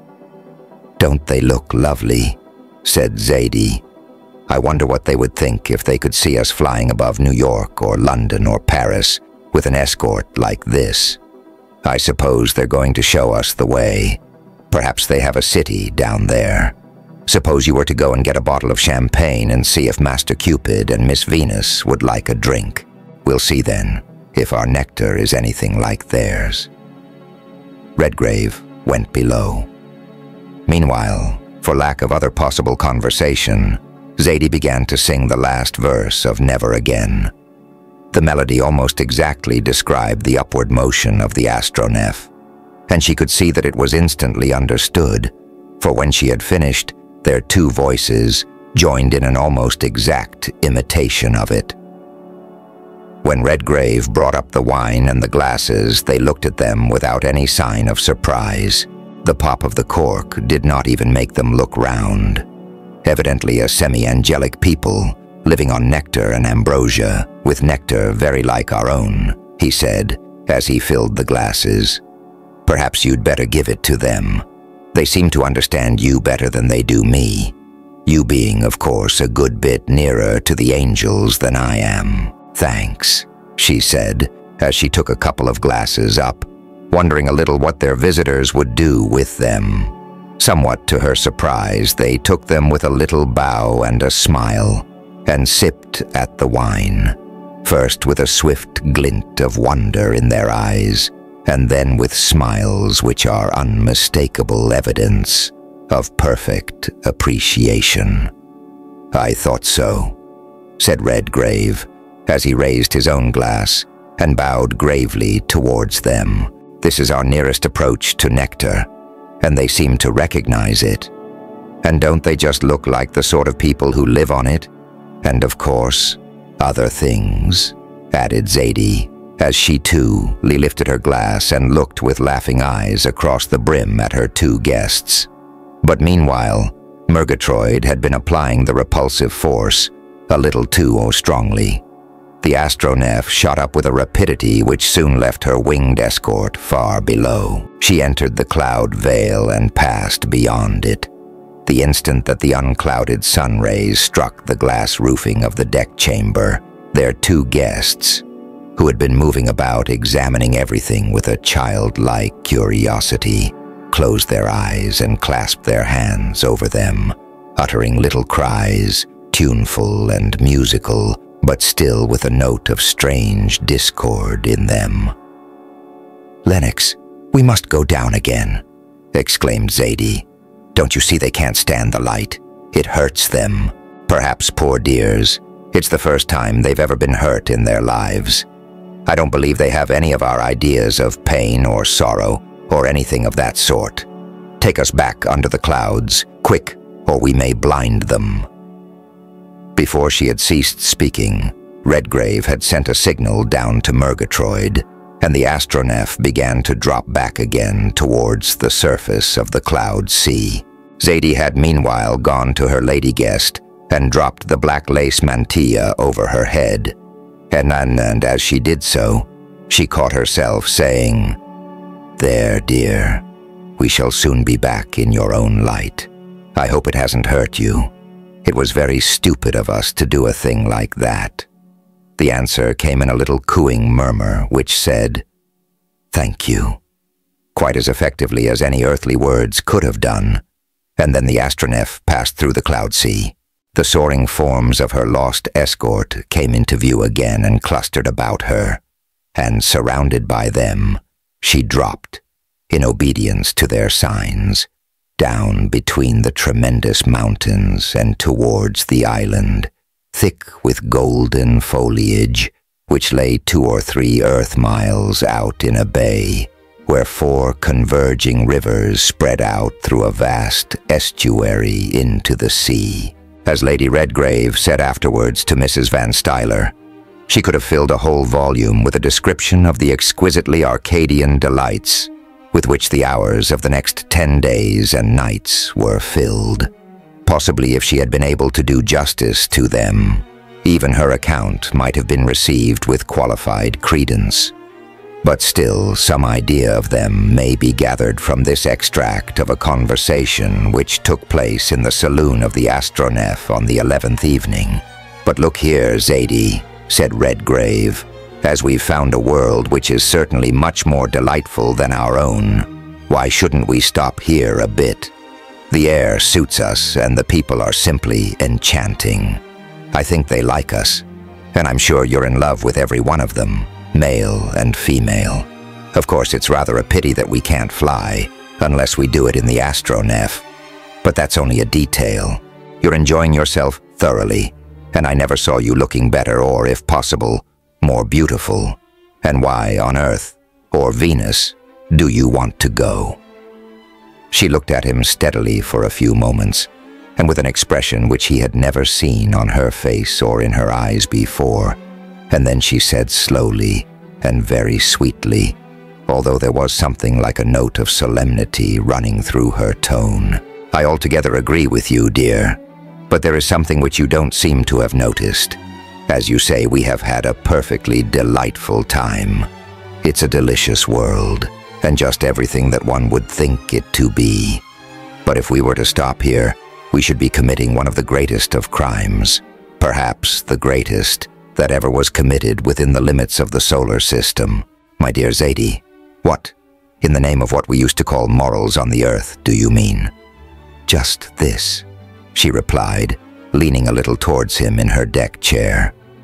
"These people, half angels and half men and women, welcomed us after we dropped through their cloud veil as friends. We were a little strange to them, certainly, but still they welcomed us as friends. They had no suspicions of us. They didn't try to poison us or blow us up as those wretches on Mars did. They're just like a lot of grown-up children with wings on. In fact, they're about as nearly angels as anything we can think of. They've taken us into their palaces. They've given us, as one might say, the whole planet. Everything was ours that we liked to take. You know, we have 200 or 300 weight of precious stones on board now, which they would make me take just because they saw my rings. We've been living with them 10 days now, and neither you nor I, nor even Murgatroyd, who, like the old Puritan that he is, seems to see sin or wrong in everything that looks nice, has seen a single sign among them that they know anything about what we call sin or wrong on Earth. There's no jealousy, no selfishness, in short, no envy, hatred, malice, and all uncharitableness, no vice, or meanness, or cheating, or any of the abominations of the planet Terra, and we come from that planet. Do you see what I mean now?" "I think I understand what you're driving at," said Redgrave. "You mean, I suppose, that this world is something like Eden before the fall, and that you and I... Oh, but that's all rubbish, you know. I've got my own share of original sin, of course, but here it doesn't seem to come in. And as for you, the very idea of you imagining yourself a feminine edition of the serpent in Eden... Nonsense." She got up out of her chair and, leaning over his, put her arm round his shoulder. Then she said very softly, "I see you understand what I mean, Lennox. That's just it. Original sin. It doesn't matter how good you think me or I think you, but we have it. You're an Earth-born man, and I'm an Earth-born woman. And, as I'm your wife, I can say it plainly. We may think a good bit of each other, But that's no reason why we might not be a couple of plague spots in a sinless world like this. Surely you see what I mean. I needn't put it plainer, need I? Their eyes met, and he read her meaning in hers. He put his arm up over her shoulder and drew her down towards him. Their lips met, and then he got up and went down to the engine room. A couple of minutes later, the astronef sprang upwards from the midst of the delightful valley in which she was resting. No lights were shown. In 5 minutes she had passed through the cloud veil, and the next morning when their new friends came to visit them and found that they had vanished back into space, there was sorrow for the first time among the sons and daughters of the Love Star. Chapter 14. 500 million miles from the Earth and 47 million miles from Jupiter, said Redgrave as he came into breakfast on the morning of the 28th day after leaving Venus. During this brief period, the astronef had recrossed the orbits of the Earth and Mars and had passed through that marvelous region of the solar system, the belt of the asteroids. Nearly 100 million miles of their journey had lain through this zone, in which hundreds and possibly thousands of tiny planets revolve in vast orbits round the Sun. Then had come a world less void of over 300 million miles, through which they voyaged alone, surrounded by the ever-constant splendors of the heavens, and visited only now and then by one of those specters of space, which we call comets. Astern, the disk of the Sun steadily diminished, and ahead the gray-blue shape of Jupiter, the giant of the solar system, had grown larger and larger, until now they could see it as it had never been seen before, a gigantic three-quarter moon filling up the whole heavens in front of them almost from zenith to nadir. 3 of its satellites, Europa, Ganymede, and Callisto, were distinctly visible even to the naked eye, and Europa and Ganymede happened to be in such a position in regard to the astronef that her crew could see not only the bright sides turned towards the Sun, but also the black shadow spots which they cast on the cloud-veiled face of the huge planet.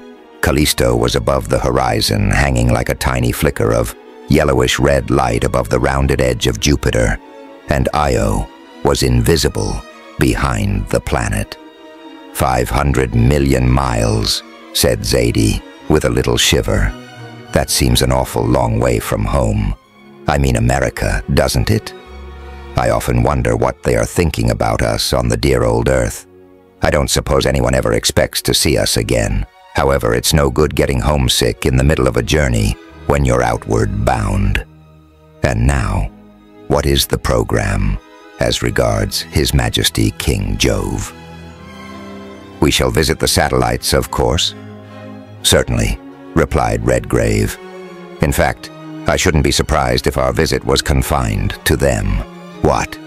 Do you mean to say we shan't land on Jupiter after coming nearly 600 million miles to see him? That would be disappointing. But why not? Don't you think he's ready to be visited yet? I can't say that. But you must remember that no one has the remotest notion of what there is behind the clouds, or whatever they are, which form those bands. All we really know about Jupiter is that he is of enormous size. For instance, he's over 1,200 times bigger than the Earth, and that his density isn't much greater than that of water. And my humble opinion is that if we're able to go through the clouds without getting the astronef red hot, we shall find that Jupiter is in the same state as the Earth was a good many million years ago. I see, said Zadie. You mean just a mass of blazing, boiling rock and metal, which will make islands and continents someday.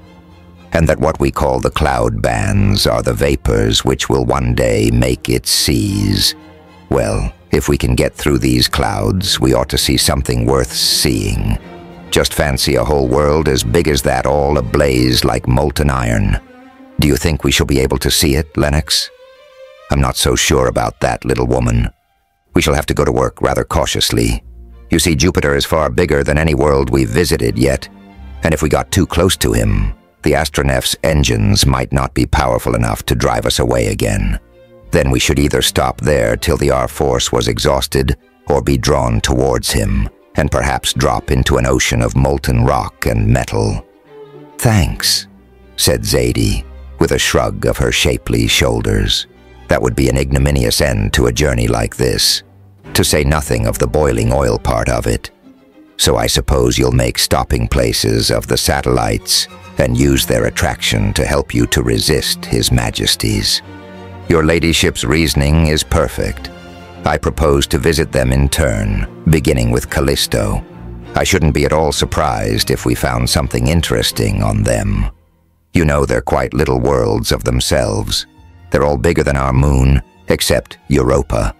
Ganymede, in fact, is 2/3 bigger than Mercury, and if old Jupiter is still in a state of fiery incandescence, there's no reason why we shouldn't find on Ganymede, or one of the others, the same state of things that existed on our moon when the Earth was blazing hot. "I shouldn't wonder," said Zadie. "I've often heard my father say that that was probably what happened. It's all very marvelous, isn't it? Death in one place, life in another, all beginnings and endings, and yet no actual beginning or end of anything anywhere. That's eternity, I suppose." "It's just about as near as the finite intellect can get to it, I should say," replied Redgrave. "But I don't think metaphysics are much in our line. If you've finished, we may as well go and have a look at the realities." "Which the metaphysicians," laughed Zadie as she rose, "would tell you are not realities at all, or only realities so far as you can think about them. Thinks, in short, instead of real things. But meanwhile, I've got the breakfast things to put away, so you can go up on deck and put the telescopes in order." When she joined him a few minutes later in the deck chamber, the 3/4 disk of Jupiter was rapidly approaching the full. Its phases are invisible from the Earth, owing to the enormous distance. But from the deck of the astronef, they had been plainly visible for some days, and since the huge planet turns on its axis in less than 10 hours, or with more than twice the speed of the Earth's rotation, the phases followed each other very rapidly. Thus, at 12 o'clock noon by astronef time, they might have seen a gigantic rim of silver blue overarching the whole vault of heaven in front of them. By 5 o'clock, it would be a hemisphere, and by 5 minutes to 10, the vast sphere would be once more shining full-orbed upon them. By 8 o'clock next morning, they would find Jupiter new again. They were now falling very rapidly towards the huge planet, and since there is no up or down in space, the nearer they got to it, the more it appeared to sink below them and become, as it were, the floor of the celestial sphere. As the crescent approached the full, they were able to examine the mysterious bands as human observers had never examined them before. For hours they sat almost silent at their telescopes, trying to probe the mystery which has baffled human science since the days of Galileo. And gradually it became plain that Redgrave was correct in the hypothesis which he had derived from Flammarion and one or two others of the more advanced astronomers. "I believe I was right, or in other words, those that I got the idea from are," he said, as they approached the orbit of Callisto, which revolves at a distance of about 1,100,000 miles from the surface of Jupiter. "Those belts are made of clouds or vapor in some stage or other. The highest, the ones along the equator and what we should call the temperate zones, are the highest, and therefore coolest and whitest. The dark ones are the lowest and hottest. I dare say they are more like what we should call volcanic clouds. Do you see how they keep changing? That's what's bothered our astronomers. Look at that big one yonder a bit to the north, going from brown to red. I suppose that's something, like the famous red spot which they have been puzzling about. What do you make of it?" "Well," said Zadie, looking up from her telescope, "it's quite certain that the glare must come from underneath. It can't be sunlight, because the poor old sun doesn't seem to have strength enough to make a decent sunset or sunrise here. And look how it's running along to the westward. What does that mean, do you think? I should say it means that some half-formed Jovian continent has been flung sky-high by a big burst-up underneath. And that's the blaze of the incandescent stuff running along. Just fancy a continent, say 10 times the size of Asia, being split up and sent flying in a few moments like that. Look, there's another one to the north. On the whole, dear, I don't think we should find the climate on the other side of those clouds very salubrious. Still, as they say, the atmosphere of Jupiter is about 10,000 miles thick. We may be able to get near enough to see something of what's going on. Meanwhile, here comes Callisto. Look at his shadow flying across the clouds, and there's Ganymede coming up after him, and Europa behind him. Talk about eclipses. They must be about as common here as thunderstorms are with us. We don't have a thunderstorm every day. At least not at home, corrected Zadie. But on Jupiter they must have 2 or 3 eclipses every day. Meanwhile, there goes Jupiter himself. What a difference distance makes. This little thing is only a trifle larger than our moon, and it's hiding everything else. As she was speaking, the full-orbed disk of Callisto, measuring nearly 3,000 miles across, swept between them and the planet. It shone with a clear, somewhat reddish light, like that of Mars. The astronef was feeling his attraction strongly, and Redgrave went to the levers and turned on about 1/5 of the R-force to avoid too sudden contact with it. "Another dead world," said Redgrave, as the surface of Callisto revolved swiftly beneath them. "Or at any rate, a dying one. There must be an atmosphere of some sort, or else that snow and ice wouldn't be there, and everything would be either black or white as it was on the moon. We may as well land, however, and get a specimen of the rocks and soil to add to the museum, though I don't expect there will be very much to see in the way of life." In another hour or so, the astronef had dropped gently onto the surface of Callisto, at the foot of a range of mountains, crowded with jagged and splintery peaks, and a mile or 2 from the edge of a sea of snow and ice, which stretched away in a vast expanse of rugged frozen billows beyond the horizon. Redgrave, as usual, went into the air chamber and tried the atmosphere. A second's experience of it was enough for him. It was unbreathably thin and unbearably cold, although when mixed with the air of the astronef, it distinctly freshened it up. This proved that its composition was, or had been, fit for human respiration. "There's only one fault about it," he said when he rejoined Zadie in the sitting room. "You know what the schoolboy said when he started kissing his first sweetheart? It takes too long to get enough of it." "You seem to be very fond of referring to that particular subject, Lennox."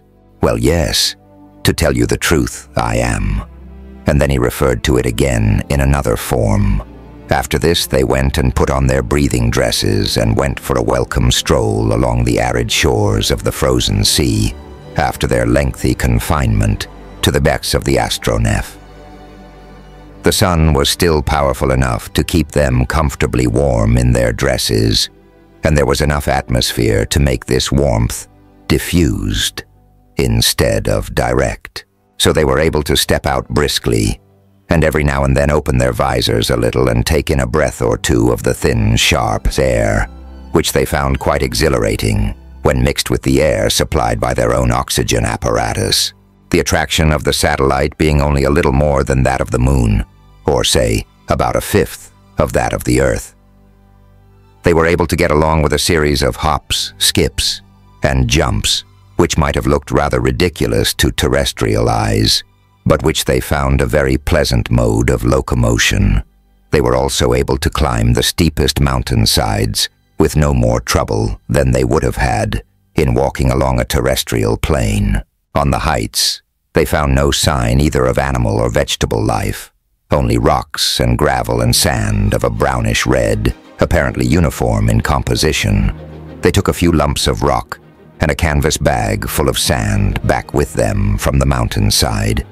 In the valley sloping towards the ice sea, they found what had once been watercourses, opening out into rivers towards the sea. And in the lowest parts there was a kind of lichen growth clinging to the rocks under the snow. On the surface of the snow, they saw traces of what might have been the tracks of animals.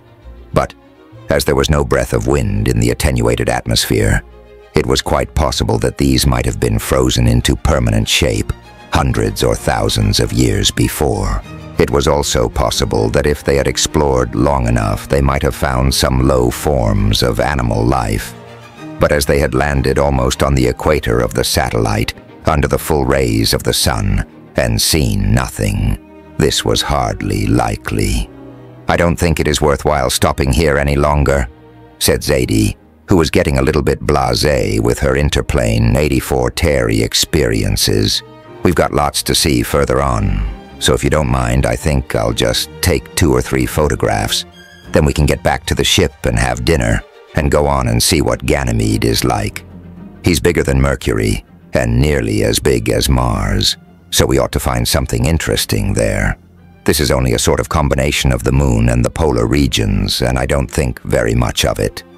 Suppose we go back." "Just as your ladyship pleases," laughed Redgrave over the wire which connected their helmets, as, with joined hands, they turned back and danced along the snow-covered ocean shore towards the astronef. Zadie took a couple of photographs of the mountain range and the ice sea, and another one of the general landscape of Callisto as they rose from the surface. Then, while she went to get lunch ready, Redgrave took the pieces of rock and the bag of dust into the laboratory, which opened out of the main engine room, and analyzed them. When he came out about an hour later, he saw Murgatroyd going through his beloved engines with an oil can and a piece of common cotton waste, which had come from a faraway Yorkshire mill. "Andrew," he said, "should you be surprised if I told you that that moon we've just left seems to be mostly made of a spongy sort of alloy of gold and silver?" "My lord," said the old engineer, straightening himself up and looking at him with eyes in which this announcement had not seemed to kindle a spark of interest. "After what I have seen so far, there's nothing that'll surprise me, unless it be that the grace of God allows us to get back safely." "Amen, Andrew. That's well said," replied Redgrave, and then he went back to the saloon, and Murgatroyd went on with his oiling. When he told her ladyship of his discovery, she just looked up from the table she was laying and said, "Oh, indeed. Well, I'm very glad that it's 500 or 600 million miles from the Earth. A dead world bigger than the moon and made of gold and silver sponge wouldn't be a nice thing to have too near the Earth. There's trouble enough about that sort of thing at home, as it is. Still, it'll be a nice addition to the museum. And if you'll put it away and go and wash your hands, lunch will be ready." When they got back to the deck chamber, Callisto was already a half-moon in the upper sky, nearly 500,000 miles away, and the full orb of Ganymede, shining with a pale golden light, lay outspread beneath them. A thin, bluish-gray arc of the giant planet overarched its western edge. "I think we shall find something like a world here," said her ladyship, when she had taken her first look through her Tele 1 in 86 scope. "There's an atmosphere, and what look like thin clouds, continents and oceans too, or something like them. And what is that light shining up between the breaks? Isn't it something like our aurora?" "It might be," replied Redgrave, turning his own telescope towards the northern pole of Ganymede. "Though I never heard of a satellite having an aurora. Perhaps it's the sun shining on the ice." As the astronef fell towards the surface of Ganymede, she crossed his northern pole, and the nearer they got, the plainer it became that a light very like the terrestrial aurora was playing about it, illuminating the thin yellow clouds with a bluish-violet light, which made magnificent contrasts of coloring amongst them. "Let us go down there and see what it's like," said Zadie. "There must be something nice under all those lovely colors." Redgrave checked the R. Force and the astronef fell obliquely across the pole towards the equator. As they approached the luminous clouds, Redgrave turned it on again, and they sank slowly through a glowing mist of innumerable colors, until the surface of Ganymede came into plain view about 10 miles below them. What they saw then was the strangest sight they had beheld since they had left the Earth. As far as their eyes could reach, the surface of the Ganymede was covered with vast, orderly patches, mostly rectangular, of what they at first took for ice, but which they soon found to be a something that was self-illuminating. "Glorified hothouses, as I'm alive," exclaimed Redgrave. "Whole cities under glass, fields, too, and lit by electricity or something very like it. Zadie, we shall find human beings down there. Well, if we do, I hope they won't be like the half-human things we found on Mars. But isn't it all just lovely? Only there doesn't seem to be anything outside the cities. At least nothing but bare, flat ground with a few rugged mountains here and there. See, there's a nice level plain there near the big glass city, or whatever it is. Suppose we go down there." Redgrave checked the after engine, which was driving them obliquely over the surface of the satellite, and the astronef fell vertically towards a bare, flat plain of what looked like deep yellow sand, which spread for miles alongside one of the glittering cities of glass. "Oh, look, they've seen us," exclaimed Zadie. "I do hope they're going to be as friendly as those dear people on Venus were." "I hope so," replied Redgrave. "But if they're not, we've got the guns ready." As he said this, about 20 streams of an intense, bluish light suddenly shot up all round them, concentrating themselves upon the hull of the astronef, which was now about 1.5 miles from the surface. The light was so intense that the rays of the sun were lost in it. They looked at each other and found that their faces looked almost perfectly white in it. The plain and the city below had vanished. To look downwards was like staring straight into the focus of a 10,000 candle-power electric arc lamp. It was so intolerable that Redgrave closed the lower shutters, and meanwhile he found that the astronef had ceased to descend. He shut off more of the R-force, but it produced no effect. The astronef remained stationary. Then he ordered Murgatroyd to set the propellers in motion. The engineer pulled the starting levers and then came up out of the engine room and said to him, "It's no good, my lord. I don't know what devil's world we've got into now, but they won't work. If I thought that engines could be bewitched—" "Oh, nonsense, Andrew," said his lordship rather testily. "It's perfectly simple. Those people down there, whoever they are, have got some way of demagnetizing us, or else they've got the R-force, too, and they're applying it against us to stop us going down. Apparently they don't want us. No, that's just to show us that they can stop us if they want to. The light's going down. Begin dropping a bit. Don't start the propellers, but just go and see that the guns are all right in case of accidents." The old engineer nodded and went back to his engines, looking considerably scared.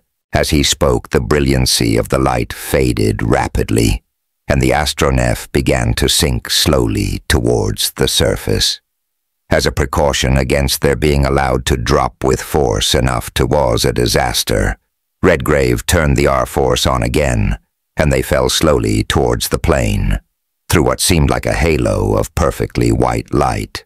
When she was within a couple of 100 yards of the ground, a winged car of exquisitely graceful shape rose from the roof of one of the huge glass buildings nearest to them, flew swiftly towards them, and after circling once round the dome of the upper deck, ran close alongside. The car was occupied by 2 figures of distinctly human form, but rather more than human stature. Both were dressed in long, close-fitting garments of what seemed like a golden-brown fleece. Their heads were covered with a close hood, and their hands with gloves. "What an exceedingly handsome man," said Zadie, as one of them stood up. I never saw such a noble-looking face in my life. It's half philosopher, half saint. Of course, you won't be jealous." "Oh, nonsense," he laughed. "It would be quite impossible to imagine you in love with either. But he is handsome, and evidently friendly. There's no mistaking that. Answer him, Zadie. You can do it better than I can." The car had now come close alongside. The standing figure stretched its hands out, palms upward, smiled a smile which Zadie thought was very sweetly solemn. Next the head was bowed, and the gloved hands brought back and crossed over his breast. Zadie imitated the movements exactly. Then, as the figure raised its head, she raised hers, and she found herself looking into a pair of large, luminous eyes, such as she could have imagined under the brows of an angel. As they met hers, a look of unmistakable wonder and admiration came into them. Redgrave was standing just behind her. She took him by the hand and drew him beside her, saying, with a little laugh, "Now, please look as pleasant as you can. I am sure they are very friendly. A man with a face like that couldn't mean any harm." The figure repeated the motions to Redgrave, who returned them, perhaps a trifle awkwardly. Then the car began to descend, and the figure beckoned to them to follow.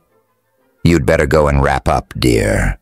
From the gentleman's dress it seems pretty cold outside, though the air is evidently quite breathable," said Redgrave, as the astronef began to drop in company with the car. "At any rate, I'll try it first, and if it isn't, we can put on our breathing dresses." When Zadie had made her winter toilet, and Redgrave had found the air to be quite respirable, but of Arctic cold, they went down the gangway ladder about 20 minutes later. The figure had got out of the car, which was laying a few yards from them on the sandy plain, and came forward to meet them with both hands outstretched. Zadie unhesitatingly held out hers, and a strange thrill ran through her as she felt them for the first time clasped gently by other than earthly hands. For the Venus folk had only been able to pat and stroke with their gentle little paws, somewhat as a kitten might do. The figure bowed its head again and said something in a low, melodious voice, which was, of course, quite unintelligible, save for the evident friendliness of its tone. Then, releasing her hands, he took Redgrave's in the same fashion, and then led the way towards a vast, domed building of semi-opaque glass, or rather a substance that seemed to be something like a mixture of glass and mica, which appeared to be one of the entrance gates of the city. Chapter 15. The wondering visitors from far-off Terra had hardly halted before the magnificent portal when a huge sheet of frosted glass rose silently from the ground. They passed through and it fell behind them. They found themselves in a great oval antechamber, along each side of which stood triple rows of strangely shaped trees, whose leaves gave off a subtle and most agreeable scent. The temperature here was several degrees higher, in fact, about that of an English spring day, and Zadie immediately threw open her big fur cloak, saying, "These good people seem to live in winter gardens, don't they? I don't think I shall want these things much while we're inside. I wonder what dear old Andrew would have thought of this if we could have persuaded him to leave the ship." They followed their host through the antechamber towards a magnificent pointed arch, raised on clusters of small pillars, each of a differently colored, highly polished stone, which shone brilliantly in a light which seemed to come from no one had 94 where. Another door, this time of pale, transparent blue glass, rose as they approached. They passed under it, and as it fell behind them, half a dozen figures, considerably shorter and slighter than their host, came forward to meet them. He took off his gloves and cape and thick outer covering, and they were glad to follow his example, for the atmosphere was now that of a warm June day. The attendants, as they evidently were, took their wraps from them, looking at the furs and stroking them with evident wonder. but with nothing like the wonder which came into their big, soft gray eyes when they looked at Zadie, who, as usual when she arrived on a new world, was arrayed in one of her daintiest costumes. Their host was now dressed in a tunic of a light blue material, which glistened with a luster greater than that of the finest silk. It reached a little below his knees, and was confined at the waist by a sash of the same color, but of somewhat deeper hue. His feet and legs were covered with stockings of the same material and color, and his feet, which were small for his stature and exquisitely shaped, were shod with thin sandals of a material which looked like soft felt, and which made no noise as he walked over the delicately colored mosaic pavement of the street, for such it actually was, which ran past the gate. When he removed his cape, they expected to find that he was bald like the Martians, but they were mistaken. His well-shaped head was covered with long, thick hair of a color something between bronze and gray. A broad band of metal looking like light gold passed round the upper part of his forehead, and from under this the hair fell in gentle waves to below his shoulders. For a few moments, Zadie and Redgrave stared about them in frank and silent wonder. They were standing in a broad street running in a straight line to what seemed to be several miles along the edge of a city of crystal. It was lined with double rows of trees, with beds of brilliantly colored flowers between them. From this street, others went off at right angles and at regular intervals. The roof of the city appeared to be composed of an infinity of domes of enormous extent, supported by tall clusters of slender pillars standing at the street corners. The general level of the roof seemed about 300 feet above the ground, and the summits of the domes some 50 feet higher. The houses, which were all square, were, as a rule, about 40 feet high. The roofs were covered with gardens and shrubberies, from which creepers, bearing brilliantly colored leaves and flowers, hung down about the windows in carefully arranged festoons.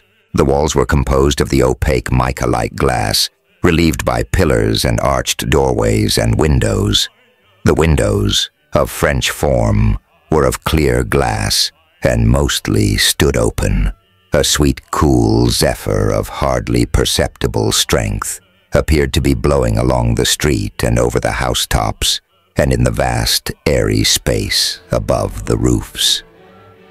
Brightly plumaged birds were flitting about among the branches of giant trees and keeping up a perpetual chorus of song.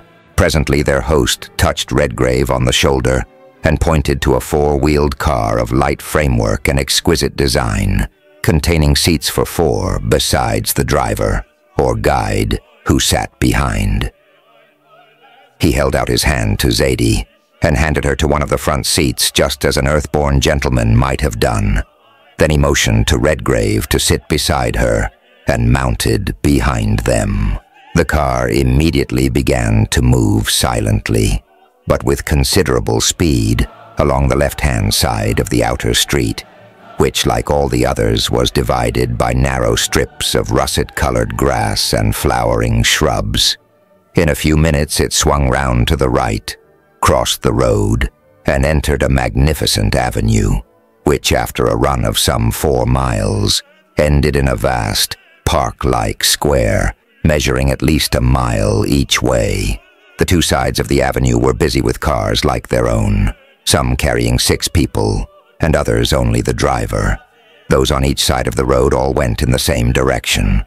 Those nearest to the broad sidewalks between the houses and the first row of trees went at a moderate speed of 5 or 6 miles an hour. But along the inner sides, near the central line of trees, they seemed to be running as high as 30 miles an hour. Their occupants were nearly all dressed in clothes made of the same glistening, silky fabric as their host wore, but the colorings were of infinite variety. It was quite easy to distinguish between the sexes, although in stature they were almost equal.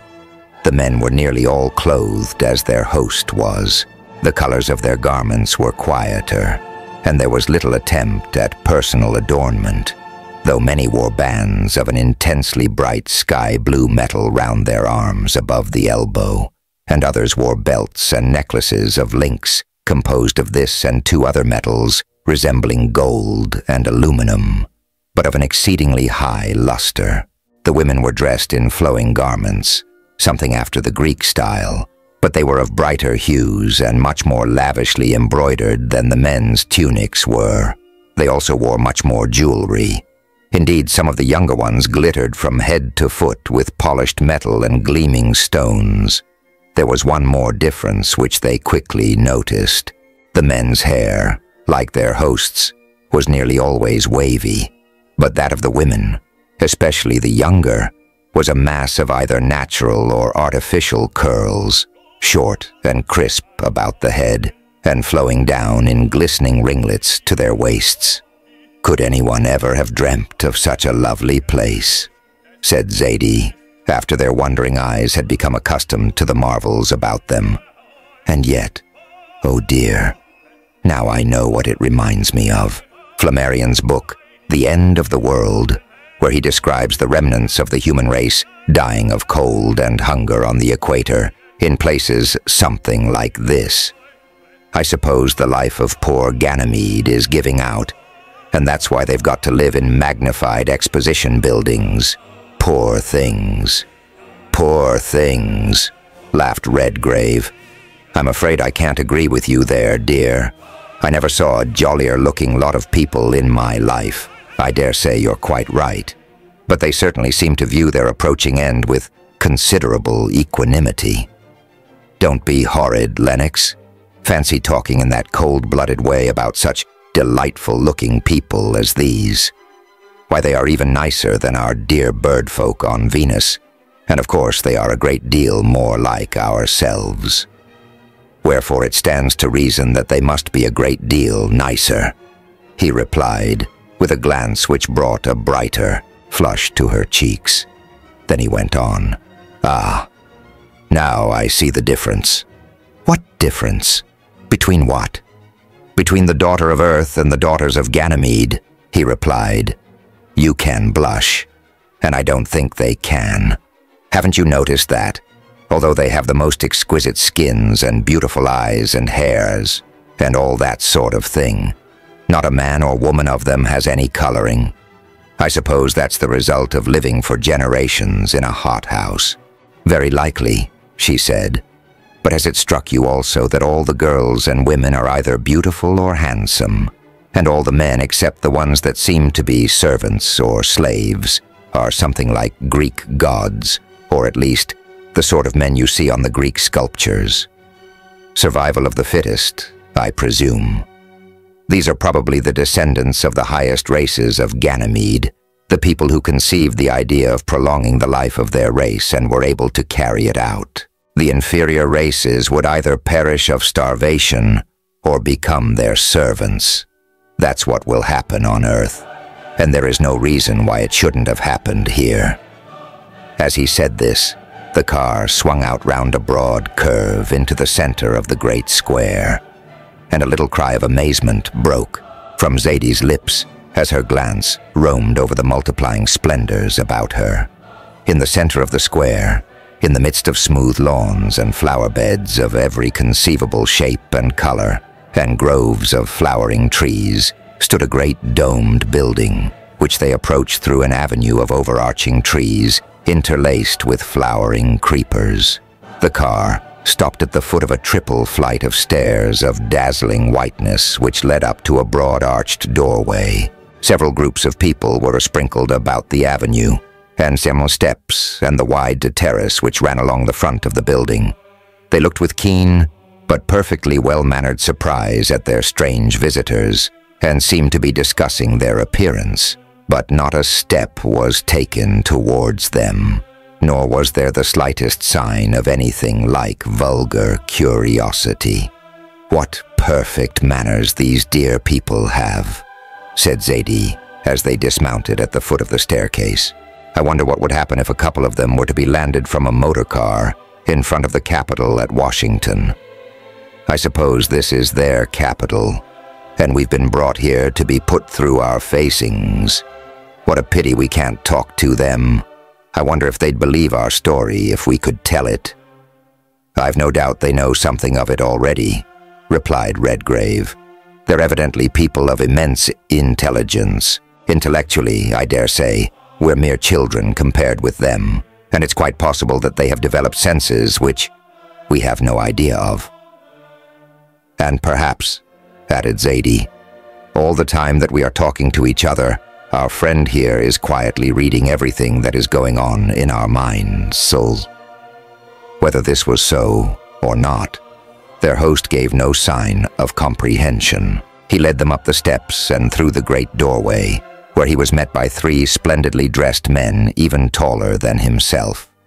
"I feel beastly shabby among all these gorgeously attired personages," said Redgrave, looking down at his plain tweed suit as they were conducted with every manifestation of politeness along the magnificent vestibule into which the door opened. "And I'm sure I am quite a dowdy in comparison with these lovely creatures," added Zadie, "although this dress was made in Paris. Lennox, if things are for sale here, you'll have to buy me one of those costumes, and we'll take it back and get one made like it." I wonder what they'd think of me dressed in one of those costumes at a ball at the Waldorf Astoria. Before he could make a suitable reply, a door at the end of the vestibule opened, and they were ushered into a large hall, which was evidently a council chamber. At the further end of it were 3 semicircular rows of seats, made of a polished silvery metal, and in the center and raised slightly above them, another under a canopy of sky blue silk. This seat and 6 others were occupied by men of most venerable aspect, in spite of the fact their hair was just as long and thick and glossy as their host's, or even as Zadie's own. The ceremony of introduction was exceedingly simple, though they could not, of course, understand a word he said. It was evident from his eloquent gestures that their host described the way in which they had come from space and landed on the surface of the world of the Crystal Cities, as Zadie subsequently rechristened Ganymede. The president of the Senate, or Council, spoke a few sentences in a deep musical tone. Then their host, taking their hands, led them up to his seat, and the president rose and took them by both hands in turn. Then, with a grave smile of greeting, he bent his head and resumed his seat. They joined hands in turn with each of the 6 senators present, bowed their farewells in silence, and then went back with their host to the car. They ran down the avenue, made a curving sweep round to the left, for all the paths in the great square were laid in curves, apparently to form a contrast to the straight streets, and presently stopped before the porch of one of the 100 palaces which surrounded it. This was their host's house, and their home during the rest of their sojourn on Ganymede. Chapter 16. The period of Ganymede's revolution round its gigantic primary is 7 days, 3 hours, and 43 minutes, practically a terrestrial week, and on their return to their native world, both the daring navigators of space described this as the most interesting and delightful week in their lives, excepting always the period which they spent in the Eden of the Morning Star. Yet in one sense it was even more interesting. There, the inhabitants had never learnt to sin. Here they had learnt the lesson that sin is mere foolishness, and that no really sensible or properly educated man or woman thinks crime worth committing. The life of the Crystal Cities, of which they visited 4 in different parts of the satellite, using the astronef as their vehicle, was one of peaceful industry and calm, innocent enjoyment. It was quite plain that their first impressions of this aged world were correct. Outside, the cities spread a universal desert on which life was impossible. There was hardly any moisture in the thin atmosphere. The rivers had dwindled into rivulets and the seas into vast, shallow marshes. The heat received from the sun was only about a 25th of that which falls on the surface of the earth, and this was drawn to the cities and collected and preserved under their glass domes by a number of devices which displayed superhuman intelligence. The dwindling supplies of water were hoarded in vast subterranean reservoirs, and, by means of a perfect system of redistillation, the priceless fluid was used over and over again, both for human purposes and for irrigating the land within the cities. Still, the total quantity was steadily diminishing, for it was not only evaporating from the surface, but, as the orb cooled more and more rapidly towards its center, it descended deeper and deeper below the surface, and could now only be reached by means of marvelously constructed borings and pumping machinery, which extended several miles below the surface. The fast-failing store of heat in the center of the little world, which had now cooled through more than half its bulk, was utilized for warming the air of the cities and to drive the machinery which propelled it through the streets and squares. All work was done by electric energy developed directly from this source, which also actuated the repulsive engines which had prevented the astronef from descending. In short, the inhabitants of Ganymede were engaged in a steady, ceaseless struggle to utilize the expiring natural forces of their world to prolong their own lives and the exquisitely refined civilization to which they had attained to the latest possible date. They were indeed in exactly the same position in which the distant descendants of the human race may one day be expected to find themselves.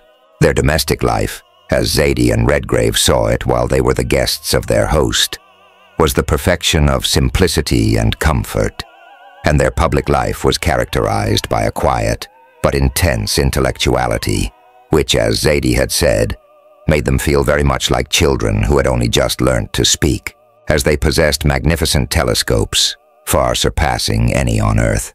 Their guests were able to survey not only the solar system, but the other systems far beyond its limits, as no others of their kind had ever been able to do before. They did not look through or into the telescopes.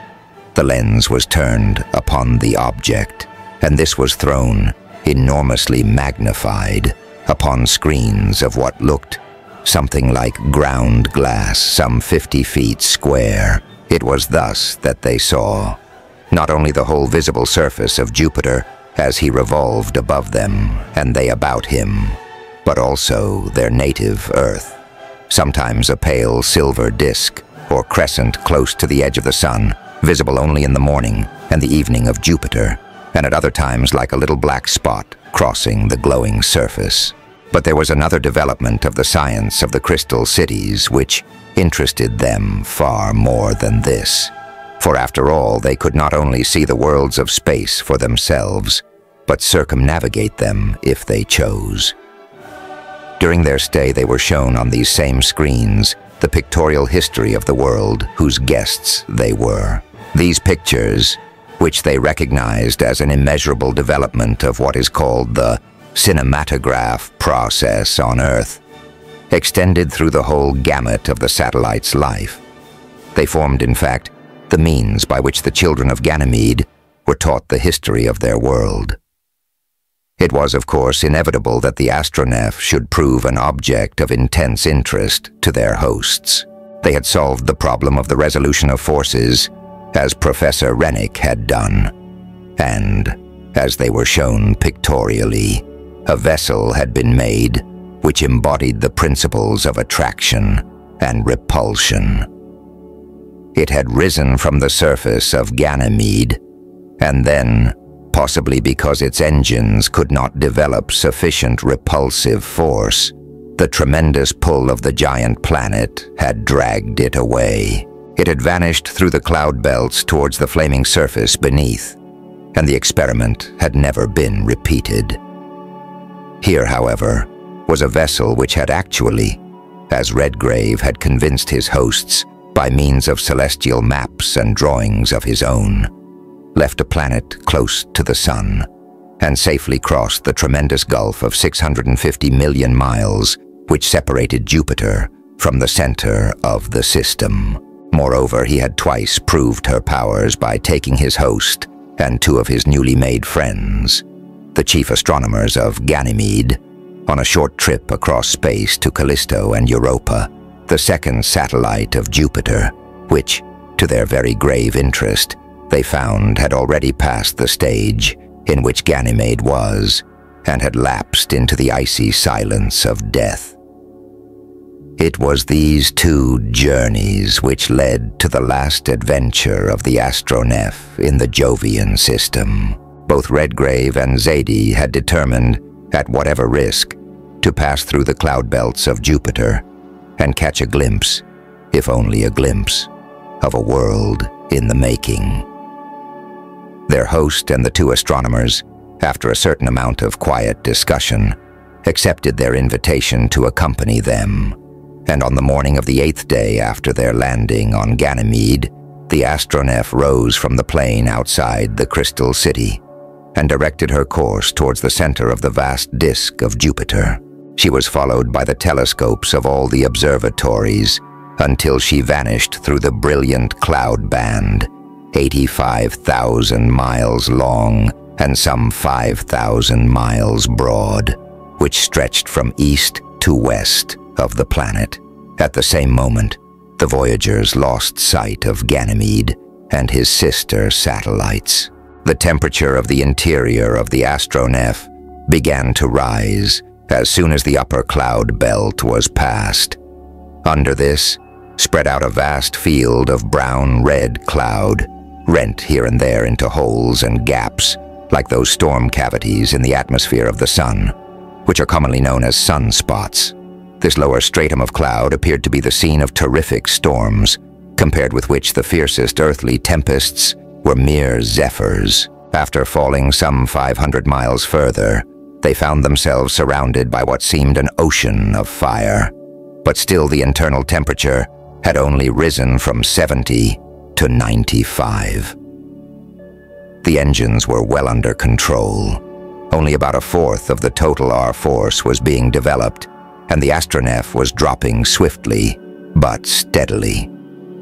Redgrave, who was in the conning tower controlling the engines, beckoned to Zadie and said, "Shall we go on?" "Yes," she said. "Now we've got as far as this, I want to see what Jupiter is like, and where you are not afraid to go, I'll go." "If I'm afraid at all, it's only because you are with me, Zadie," he replied. "But I've only got a fourth of the power turned on yet, so there's plenty of margin." The astronef, therefore, continued to sink through what seemed to be a fathomless ocean of whirling, blazing clouds, and the internal temperature went on rising slowly but steadily.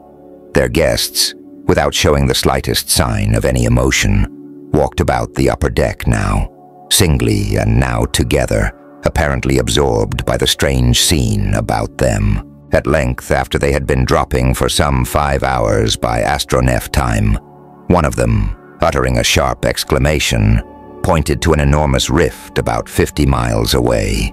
A dull red glare was streaming up out of it. The next moment, the brown cloud floor beneath them seemed to split up into enormous wreaths of vapor, which whirled up on all sides of them, and a few minutes later they caught their first glimpse of the true surface of Jupiter. It lay, as nearly as they could judge, some 2,000 miles beneath them, a distance which the telescopes reduced to less than 20, and they saw for a few moments the world that was in the making. Through floating seas of misty steam they beheld what seemed to them to be vast continents, shape themselves and melt away into oceans of flames. Whole mountain ranges of glowing lava were hurled up miles high to take shape for an instant and then fall away again, leaving fathomless gulfs of fiery mist in their place. Whole mountain ranges of glowing lava were hurled up miles high. Then waves of molten matter rose up again out of the gulfs, tens of miles high and hundreds of miles long, surged forward, and met with a concussion like that of millions of earthly thunder clouds. Minute after minute they remained writhing and struggling with each other, flinging up spurts of flaming matter far above their crests. Other waves followed them, climbing up their bases as a sea surge runs up the side of a smooth, slanting rock. Then from the midst of them, a jet of living fire leapt up hundreds of miles into the lurid atmosphere above. And then, with a crash and a roar which shook the vast Jovian firmament, the battling lava waves would split apart and sink down into the all-surrounding fire ocean, like two grappling giants who had strangled each other in their final struggle. "It's just hell let loose," said Murgatroyd to himself as he looked down upon the terrific scene through one of the portholes of the engine room. And, with all respect to my lord and her ladyship, those that come this near almost deserve to stop in it. Meanwhile, Redgrave and Zadie and their 3 guests were so absorbed in the tremendous spectacle that for a few moments no one noticed that they were dropping faster and faster towards the world which Murgatroyd, according to his lights, had not inaptly described. As for Zadie, all her fears were for the time being lost in wonder, until she saw her husband take a swift glance round upwards and downwards, and then go up into the conning tower. She followed him quickly and said, "What is the matter, Lennox? Are we falling too quickly?" "Much faster than we should," he replied, sending a signal to Murgatroyd to increase the force by 3/10. The answering signal came back, but still the astronef continued to fall with terrific rapidity, and the awful landscape beneath them, a landscape of fire and chaos, broadened out and became more and more distinct. He sent 2 more signals down in quick succession. 3/4 of the whole repulsive power of the engines was now being exerted, a force which would have been sufficient to hurl the astronef up from the surface of the Earth like a feather in a whirlwind. Her downward course became a little slower, but still she did not stop. Zadie, white to the lips, looked down upon the hideous scene beneath and slipped her hand through Redgrave's arm. He looked at her for an instant and then turned his head away with a jerk and sent down the last signal. The whole energy of the engines was now directing the maximum of the R force against the surface of Jupiter, but still, as every moment passed in a speechless agony of apprehension, it grew nearer and nearer. The fire waves mounted higher and higher. The roar of the fiery surges grew louder and louder. Then in a momentary lull, he put his arm round her, drew her close up to him and kissed her and said, "That's all we can do, dear. We've come too close and he's too strong for us." She returned his kiss and said quite steadily, "Well, at any rate, I'm with you, and it won't last long, will it?" "Not very long now, I'm afraid," he said between his clenched teeth. And then he pulled her close to him again, and together they looked down into the storm-tossed hell towards which they were falling at the rate of nearly 100 miles a minute. Almost the next moment they felt a little jerk beneath their feet, a jerk upwards, and Redgrave shook himself out of the half-stupor into which he was falling and said, "Hello, what's that? I believe we're stopping. Yes, we are. And we're beginning to rise too. Look, dear, the clouds are coming down upon us. Fast, too. I wonder what sort of miracle that is. Aye, what's the matter, little woman?" Zadie's head had dropped heavily on his shoulder. A glance showed him that she had fainted. He could do nothing more in the conning tower, so he picked her up and carried her towards the companionway, past his 3 guests, who were standing in the middle of the upper deck, round a table on which lay a large sheet of paper. He took her below and laid her on her bed, and in a few minutes he had brought her to and told her that it was all right. Then he gave her a drink of brandy and water and went back to the upper deck. As he reached the top of the stairway, one of the astronomers came towards him with a sheet of paper in his hand, smiling gravely and pointing to a sketch upon it. He took the paper under one of the electric lights and looked at it. The sketch was a plan of the Jovian system. There were some signs written along one side, which he did not understand, but he divined that they were calculations. Still, there was no mistaking the diagram. There was a circle representing the huge bulk of Jupiter. There were 4 smaller circles at varying distances in a nearly straight line from it. And between the nearest of these and the planet was the figure of the astronef, with an arrow pointing upwards. "Ah, I see," he said, forgetting for a moment that the other did not understand him.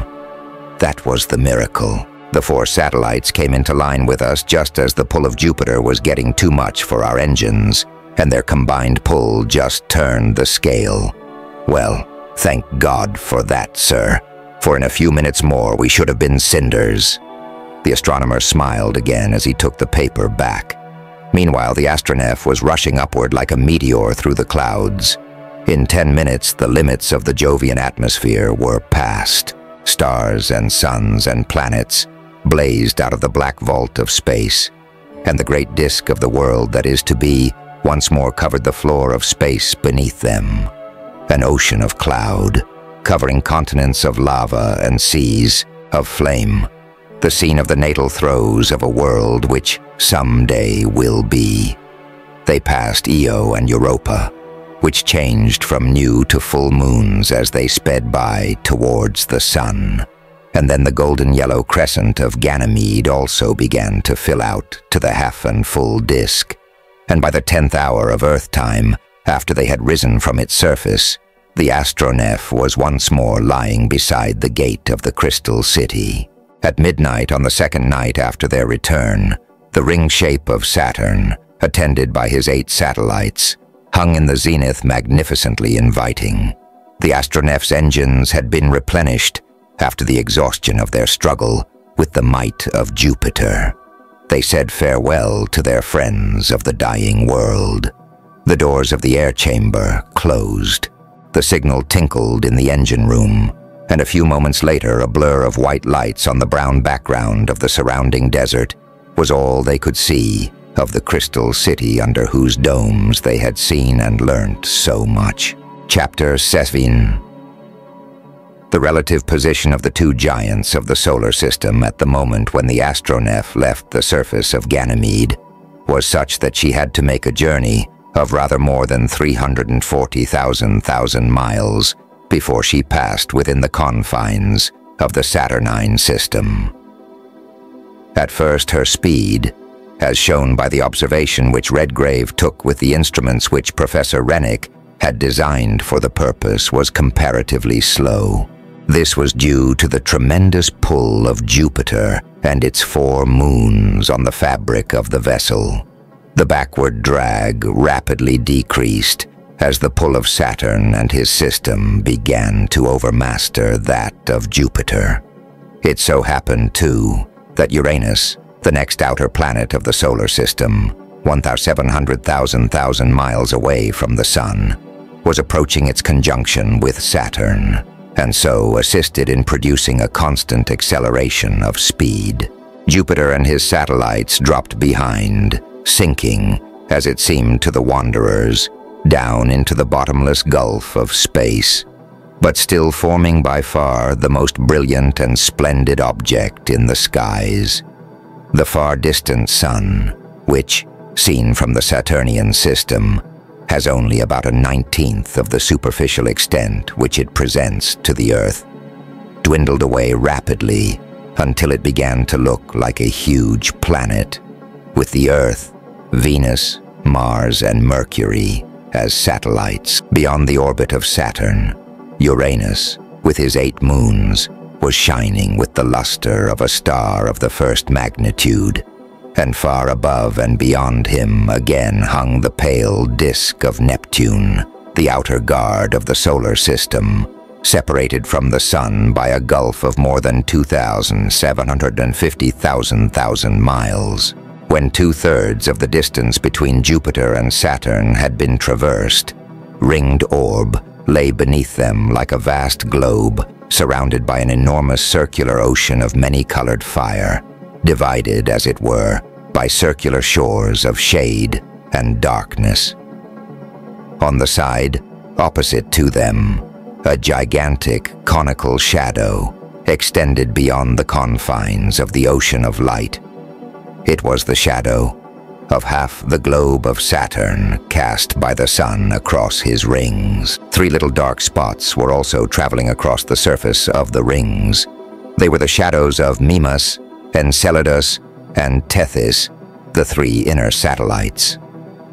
Iapetus, the most distant, which revolves at a distance 10 times greater than that of the moon from the Earth, was rising to their left above the edge of the rings, a pale, yellow little disk shining feebly against the black background of space.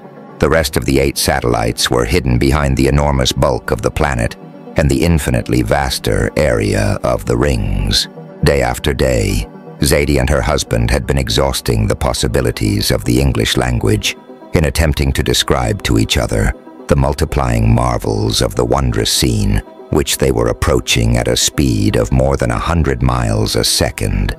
And at length, Zadie, after nearly an hour's absolute silence, during which they sat with eyes fastened to their telescopes, looked up and said, "It's no use, Lennox. All the fine words that we've been trying to think of have just been wasted. The angels may have a language that you could describe that in, but we haven't. If it wouldn't be something like blasphemy, I should drop down to the commonplace and call Saturn a celestial spinning top with bands of light and shadow instead of colors all round it." "Not at all a bad simile either," laughed Redgrave, as he got up from his chair with a yawn and a stretch of his long limbs. "Still, it's as well that you said celestial, for after all, that's about the best word we've found yet. Certainly the ringed world is the most nearly heavenly thing we've seen so far.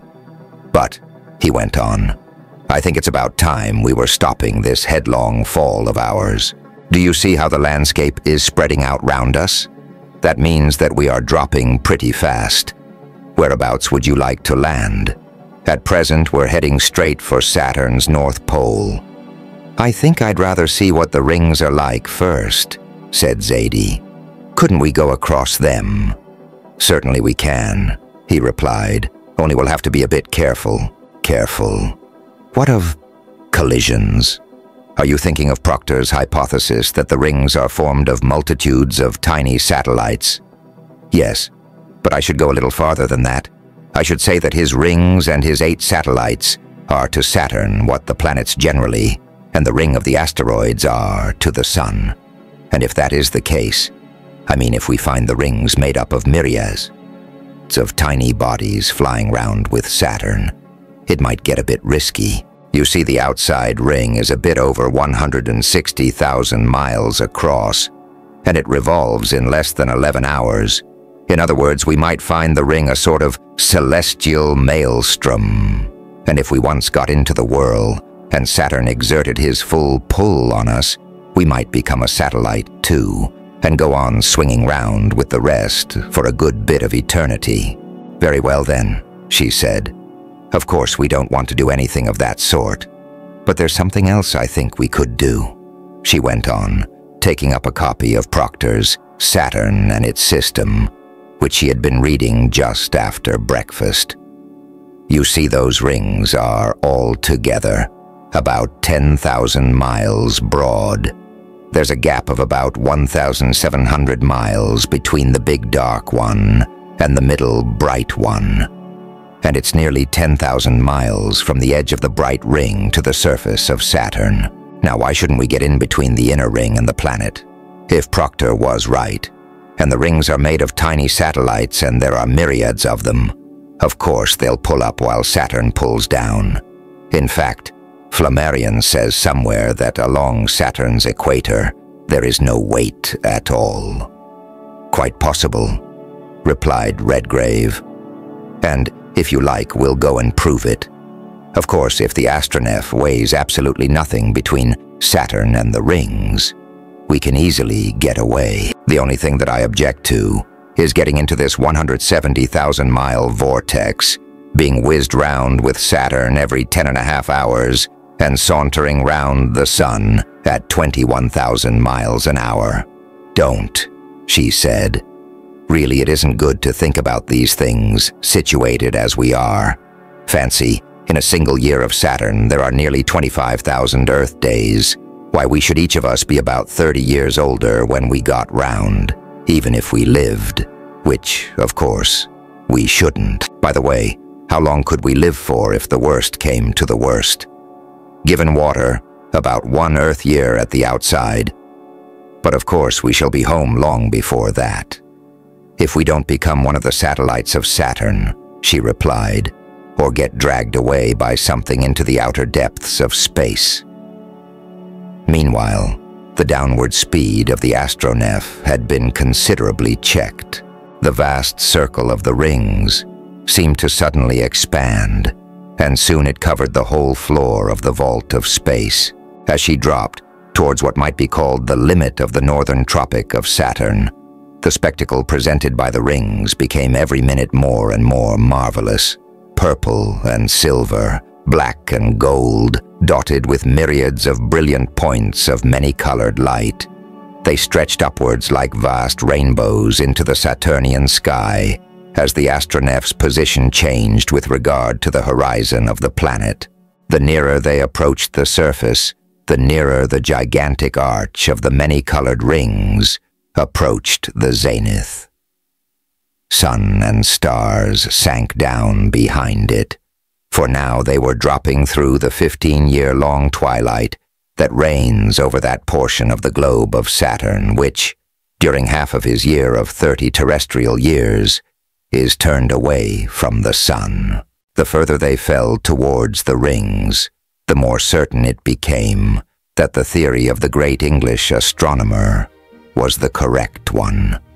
Seen through the telescopes at a distance of only 30 or 40,000 miles, it became perfectly plain that the outer or darker ring as seen from the Earth was composed of myriads of tiny bodies so far separated from each other that the rayless blackness of space could be seen through them.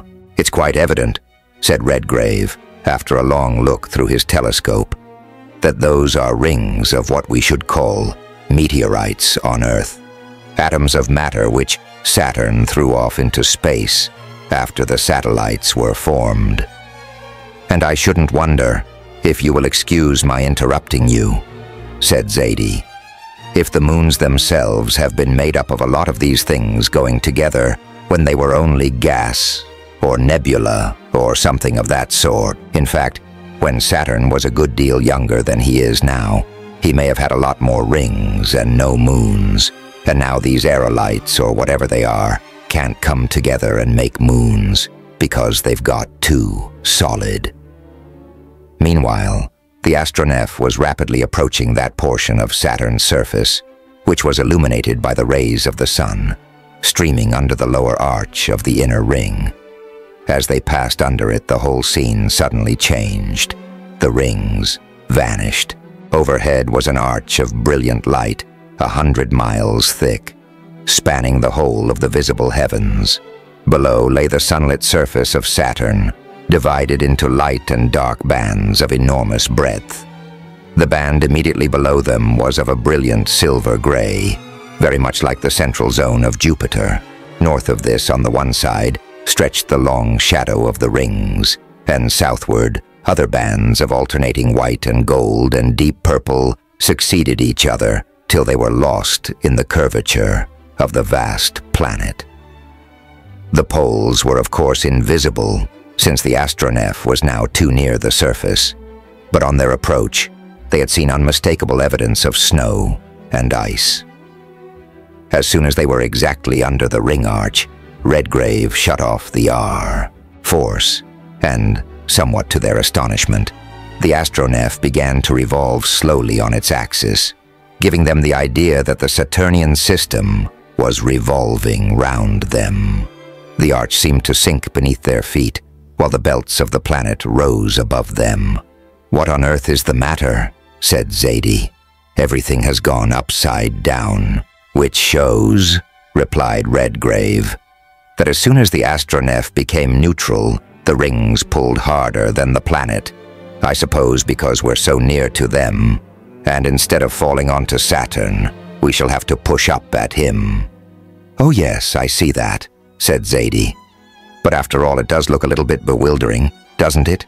To be on your feet 1 minute and on your head the next. It is, rather. But you ought to be getting accustomed to that sort of thing now. In a few minutes, neither you nor I, nor anything else will have any weight. We shall be just between the attraction of the rings and Saturn. So you'd better go and sit down. For if you were to give a bit of an extra spring in walking, you might be knocking that pretty head of yours against the roof, said Redgrave, as he went to turn the R-Force onto the edge of the rings. A vast sea of silver cloud seemed now to descend upon them. Then they entered it, and for nearly half an hour, the astronef was totally enveloped in a sea of pearl-gray, luminous mist. "Atmosphere," said Redgrave, as he went to the conning tower and signaled to Murgatroyd to start the propellers. They continued to rise, and the mist began to drift past them in patches, showing that the propellers were driving them ahead. They now rose swiftly towards the surface of the planet. The cloud rack got thinner and thinner, and presently they found themselves floating in a clear atmosphere between two seas of cloud, the one above them being much less dense than the one below. "I believe we shall see Saturn on the other side of that," said Zadie, looking up at it. "Oh dear, there we are going round again." "Reaching the point of neutral attraction," said Redgrave. "Once more you'd better sit down in case of accidents." Instead of dropping into her deck chair as she would have done on Earth, she took hold of the arms and pulled herself into it, saying, "Really, it seems rather absurd to have to do this sort of thing. Fancy having to hold yourself into a chair. I suppose I hardly weigh anything at all now." "Not much," said Redgrave, stooping down and taking hold of the end of the chair with both hands. Without any apparent effort, he raised her about 5 feet from the floor and held her there, while the astronef made another revolution. For a moment he let go, and she and the chair floated between the roof and the floor of the deck chamber. Then he pulled the chair away from under her, and as the floor of the vessel once more turned towards Saturn, he took hold of her hands and brought her to her feet on deck again. Without any apparent effort, he raised her about 5 feet from the floor. "I ought to have had a photograph of you like that." He laughed. "I wonder what they'd think of it at home. If you had taken one, I should certainly have broken the negative. The very idea, a photograph of me standing on nothing. Besides, they'd never believe it on Earth. We might have got old Andrew to make an affidavit as to the true circumstances," he began. "Don't talk nonsense, Lennox. Look, there's something much more interesting. There's Saturn at last. Now I wonder if we shall find any sort of life there, and shall we be able to breathe the air?" "I hardly think so," he said, as the astronef dropped slowly through the thin cloud veil. "You know, spectrum analysis has proved that there is a gas in Saturn's atmosphere, which we know nothing about. And, however good it may be for the Saturnians, it's not very likely that it would agree with us. So I think we'd better be content with our own. Besides, the atmosphere is so enormously dense that even if we could breathe it, it might squash us up. You see, we're only accustomed to 15 pounds on the square inch, and it may be hundreds of pounds here." "Well," said Zadie, "I haven't got any particular desire to be flattened out or squeezed dry like an orange. It's not at all a nice idea, is it? But look, Lennox," she went on, pointing downwards. "Surely this isn't air at all, or at least it's something between air and water. Aren't those things swimming about in it? Something like fish in the sea. They can't be clouds, and they aren't either fish or birds. They don't fly or float. Well, this is certainly more wonderful than anything else we've seen, though it doesn't look very pleasant. They're not nice looking, are they?" I wonder if they are at all dangerous." While she was saying this, Zadie had gone to her telescope and was sweeping the surface of Saturn, which was now about 100 miles distant. Her husband was doing the same. In fact, for the time being, they were all eyes, for they were looking on a stranger sight than man or woman had ever seen before. Underneath the inner cloud veil, the atmosphere of Saturn appeared to them somewhat as the lower depths of the ocean would appear to a diver, granted that he was able to see for hundreds of miles about him. Its color was a pale, greenish yellow. The outside thermometers showed that the temperature was 175 Fahrenheit. In fact, the interior of the astronef was getting uncomfortably like a Turkish bath, and Redgrave took the opportunity of at once freshening and cooling the air by releasing a little oxygen from the cylinders. From what they could see of the surface of Saturn, it seemed to be a dead level, grayish-brown in color, and not divided into oceans and continents. In fact, there were no signs whatever of water within range of their telescopes. There was nothing that looked like cities or any human habitations, but the ground, as they got nearer to it, seemed to be covered with a very dense vegetable growth, not unlike gigantic forms of seaweed and of somewhat the same color. In fact, as Zadie remarked, the surface of Saturn was not at all unlike what the floors of the ocean of the Earth might be if they were laid bare. It was evident that the life of this portion of Saturn was not what, for want of a more exact word, might be called terrestrial. Its inhabitants, however they were constituted, floated about in the depths of this semi-gaseous ocean, as the denizens of earthly seas did in the terrestrial oceans. Already their telescopes enabled them to make out enormous moving shapes, black and gray-brown and pale red, swimming about, evidently by their own volition, rising and falling, and often sinking down onto the gigantic vegetation which covered the surface, possibly for the purpose of feeding. But it was also evident that they resembled the inhabitants of earthly oceans in another respect, since it was easy to see that they preyed upon each other. "I don't like the look of those creatures at all," said Zadie, when the astronef had come to a stop and was floating about 10 miles above the surface. "They're altogether too uncanny. They look to me something like jellyfish about the size of whales, only they have eyes and mouths. Did you ever see such awful-looking eyes, bigger than soup plates and as bright as a cat's? I suppose that's because of the dim light, and the nasty, wormy sort of way they swim, or fly, or whatever it is. Lennox, I don't know what the rest of Saturn may be like, but I certainly don't like this part. It's quite too creepy and unearthly for my taste. Look at the horrors fighting and eating each other. That's the only bit of earthly character they've got about them. The big ones eating the little ones. I hope they won't take the astronef for something nice to eat. They'd find her a pretty tough morsel if they did," laughed Redgrave. "But still, we may as well get some steering way on her in case of accident." Chapter 7. A few moments later, he sent a signal to Murgatroyd in the engine room.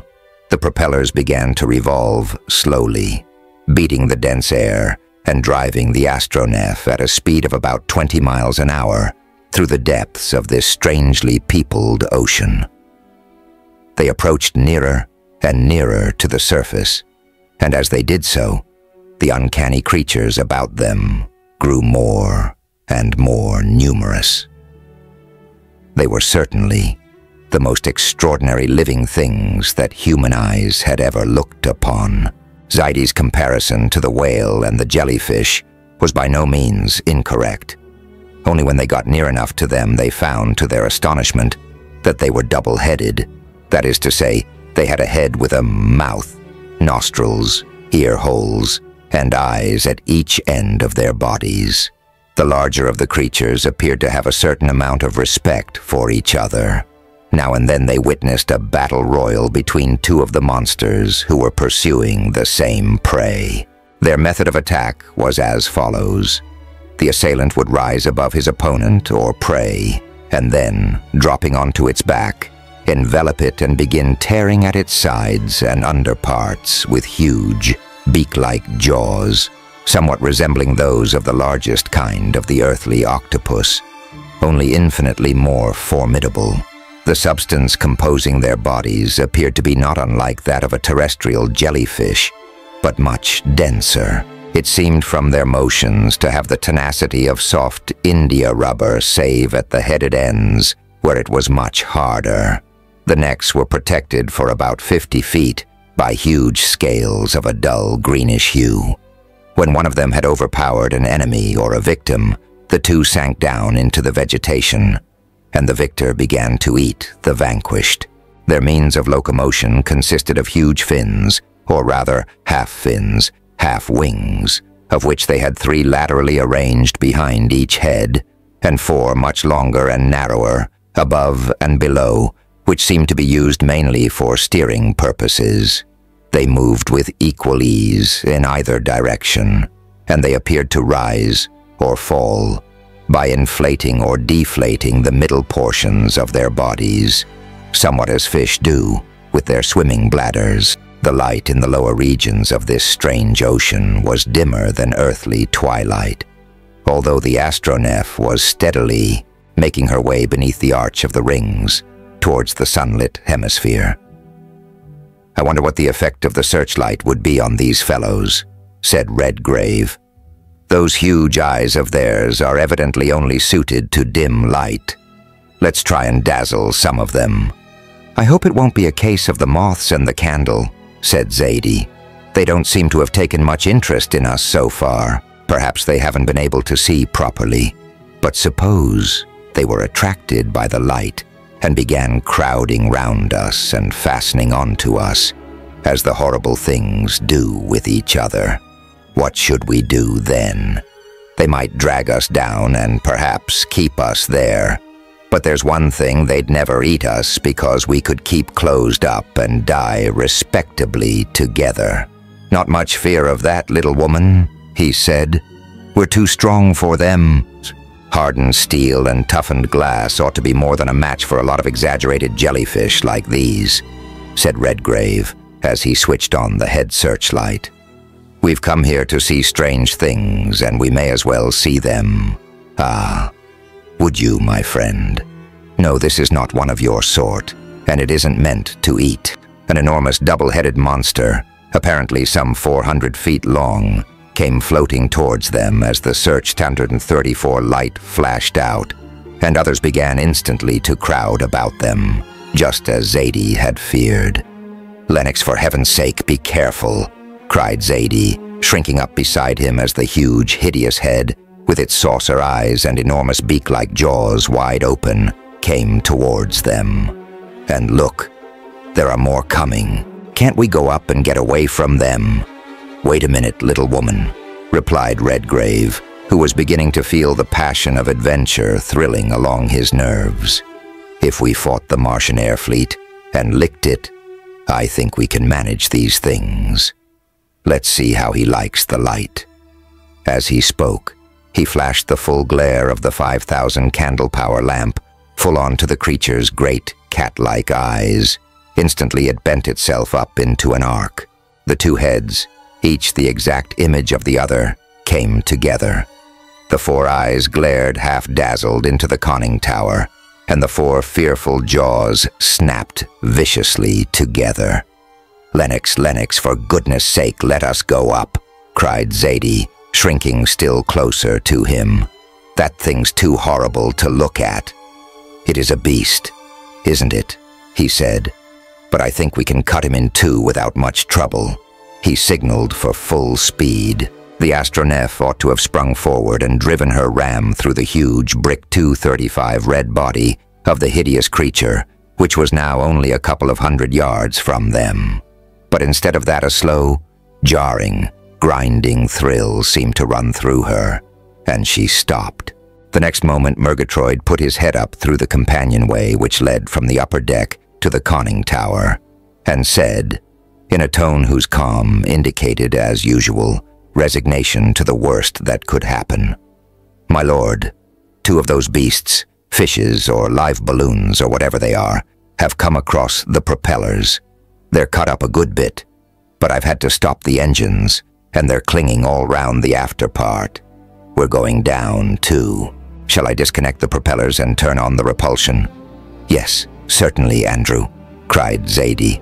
"And all of it, too. Look, Lennox, that horrible thing is coming. Suppose it broke the glass, and we couldn't breathe this atmosphere." As she spoke, the enormous double-headed body advanced until it completely enveloped the forward part of the astronef. The two hideous heads came close to the sides of the conning tower. The huge, palely luminous eyes looked in upon them. Zadie, in her terror, even thought that she saw something like human curiosity in them.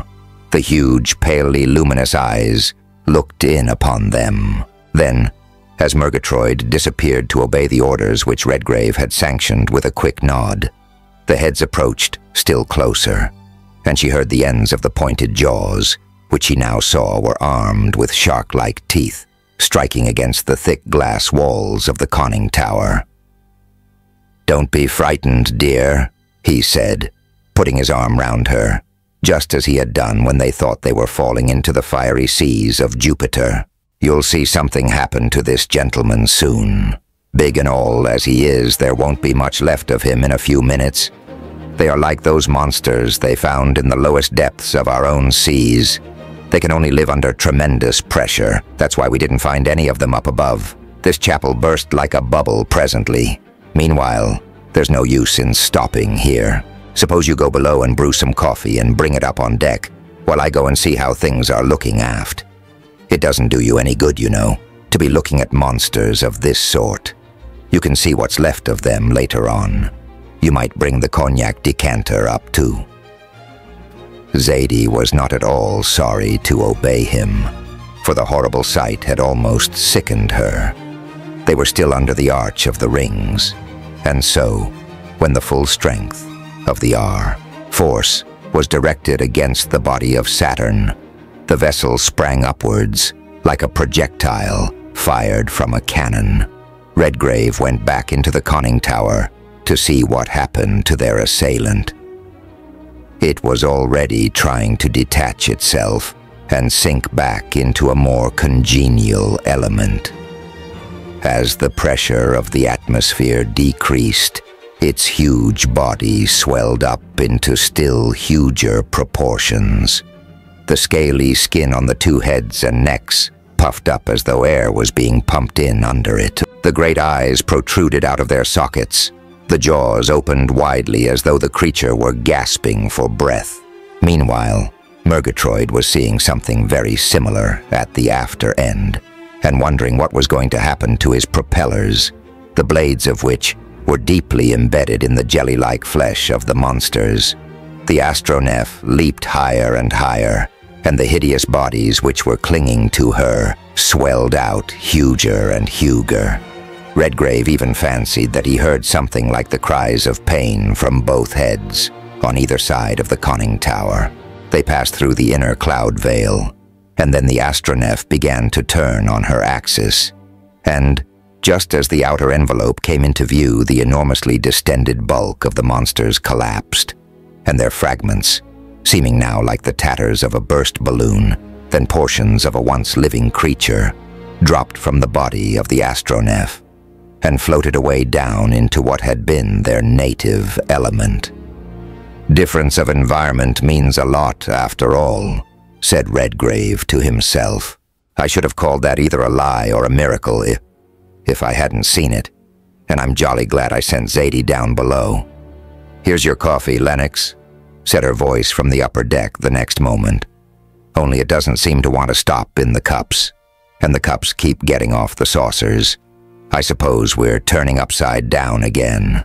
Redgrave stepped somewhat gingerly onto the deck, for his body had so little weight under the double attraction of Saturn and the rings that a very slight effort would have sent him flying up to the roof of the deck chamber.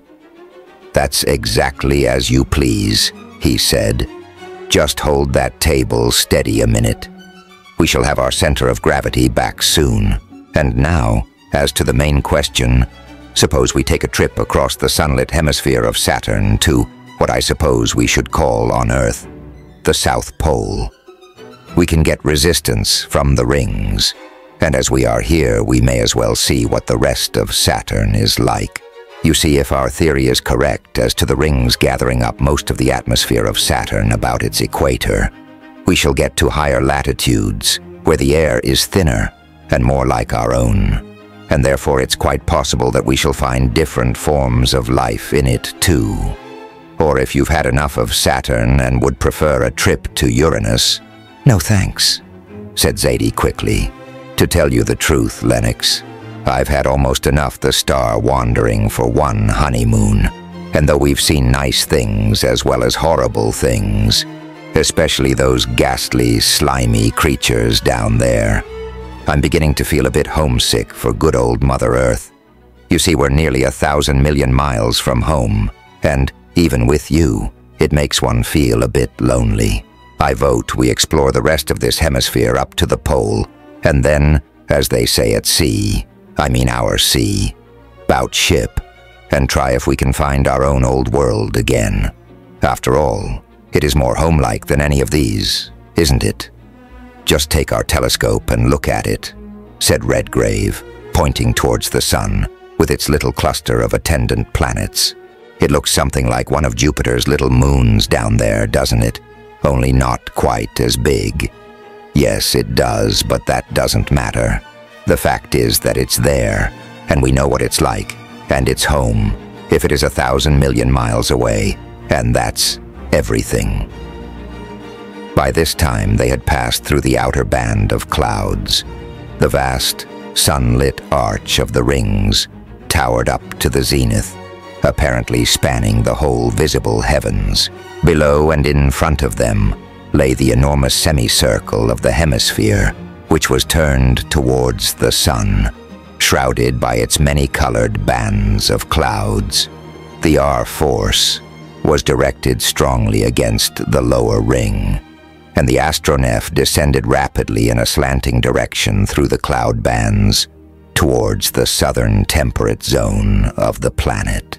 They passed through the second, or dark, cloud band at the rate of about 3,000 miles an hour, aided by the repulsion against the rings and the attraction of the planets, and soon after lunch, the materials of which now consented to remain on the table, they passed through the clouds and found themselves in a new world of wonders. On a far vaster scale, it was the Earth during that period of its development, which is called the Reptilian Age. The atmosphere was still dense and loaded with aqueous vapor, but the waters had already been divided from the land. They passed over vast, marshy continents and islands, and warm seas, above which thin clouds of steam still hung, and as they swept southward with the propellers working at their utmost speed, they caught glimpses of giant forms rising out of the steamy waters near the land, of others crawling slowly over it, dragging their huge bulk through a tremendous vegetation, which they crushed down as they passed, as a sheep on Earth might push its way through a field of standing corn. Other and even stranger shapes, broad-winged and ungainly, fluttered with a slow, bat-like motion through the lower strata of the atmosphere. Every now and then, during the voyage across the temperate zone, the propellers were slowed down to enable them to witness some titanic conflict between the gigantic denizens of land and sea and air. But Zadie had had enough of horrors on the Saturnian equator, and so she was content to watch this phase of evolution working itself out, as it had done on the Earth thousands of ages ago, from a convenient distance, wherefore the astronef sped on without approaching the surface nearer than was necessary to get a clear general view. "It'll be all very nice to see and remember and dream about afterwards," she said, "but I don't think I can stand any more monsters just now, at least not at close quarters, and I'm quite sure that if those things can live there, we couldn't, any more than we could have lived on Earth 1,000,000 years or so ago. No, really, I don't want to land, Lennox. Let's go on." but they went on at a speed of about 100 miles an hour, and as they progressed southward, both the atmosphere and the landscape rapidly changed. The air grew clearer, and the clouds lighter. Land and sea were more sharply divided, and both teeming with life. The seas still swarmed with serpentine monsters of the saurian type, and the firmer lands were peopled by huge animals, mastodons, bears, giant tapirs, mylodons, dinotheriums, and a score of other species, too strange for them to recognize by any earthly likeness, which roamed in great herds through the vast twilit forests and over boundless plains covered with gray-blue vegetation. Here, too, they found mountains for the first time on Saturn, mountains steep-sided and many Earth miles high. As the astronef was skirting the side of one of these ranges, Redgrave allowed it to approach more closely than he had so far done to the surface of Saturn. "I shouldn't wonder if we found some of the higher forms of life up here," he said. "If there is any kind of being that is going to develop someday into the human race of Saturn, it would naturally get up here." "I should hope so," said Zaidi, "and just as far as possible out of the reach of those unutterable horrors on the equator. That would be one of the first signs they would show of superior intelligence. Look, I believe there are some of them. Do you see those holes in the mountainside there? And there they are, something like gorillas, only twice as big, and up the trees, too. And what trees! They must be 700 or 800 feet high. Tree-men and cave-dwellers and ancestors of the future royal race of Saturn, I suppose," said Redgrave. "They don't look very nice, do they? Still, there's no doubt about their being far superior in intelligence to those other brutes we saw. Evidently, this atmosphere is too thin for the two-headed jellyfishes and the saurians to breathe. These creatures have found that out in a few hundreds of generations, and so they have come to live up here, out of the way. Vegetarians, I suppose, or perhaps they live on smaller monkeys and other animals, just as our ancestors did." "Really, Lennox," said Zaidi, turning round and facing him, "I must say that you have a most unpleasant way of alluding to one's ancestors. They couldn't help what they were." "Well, dear," he said, going towards her, "marvelous as the miracle seems, I'm heretic enough to believe it possible that your ancestors, even millions of years ago perhaps, may have been something like those. But then, of course, you know I'm a hopeless Darwinian, and therefore entirely horrid, as I've often said before, when you get on subjects like these. Not, of course, that I'm ashamed of my poor relations. And then, after all, your Darwin was quite wrong when he talked about the descent of man and woman. We, especially the women, have ascended from that sort of thing, if there's any truth in the story at all. Though personally I must say I prefer dear old Mother Eve, who never had a sweeter daughter than," he replied, drawing her towards him. "Very prettily put, my lord," she laughed, releasing herself with a gentle twirl. "And now I'll go and get dinner ready. After all, it doesn't matter what world one's in. One gets hungry all the same." The dinner, which was eaten somewhere in the middle of the 15-year-long day of Saturn, was a more than usually pleasant one, because they were now nearing the turning point of their trip into the depths of space, and thoughts of home and friends were already beginning to fly back across the 1,000-million-mile gulf which lay between them and the Earth, which they had left only a little more than 2 months ago.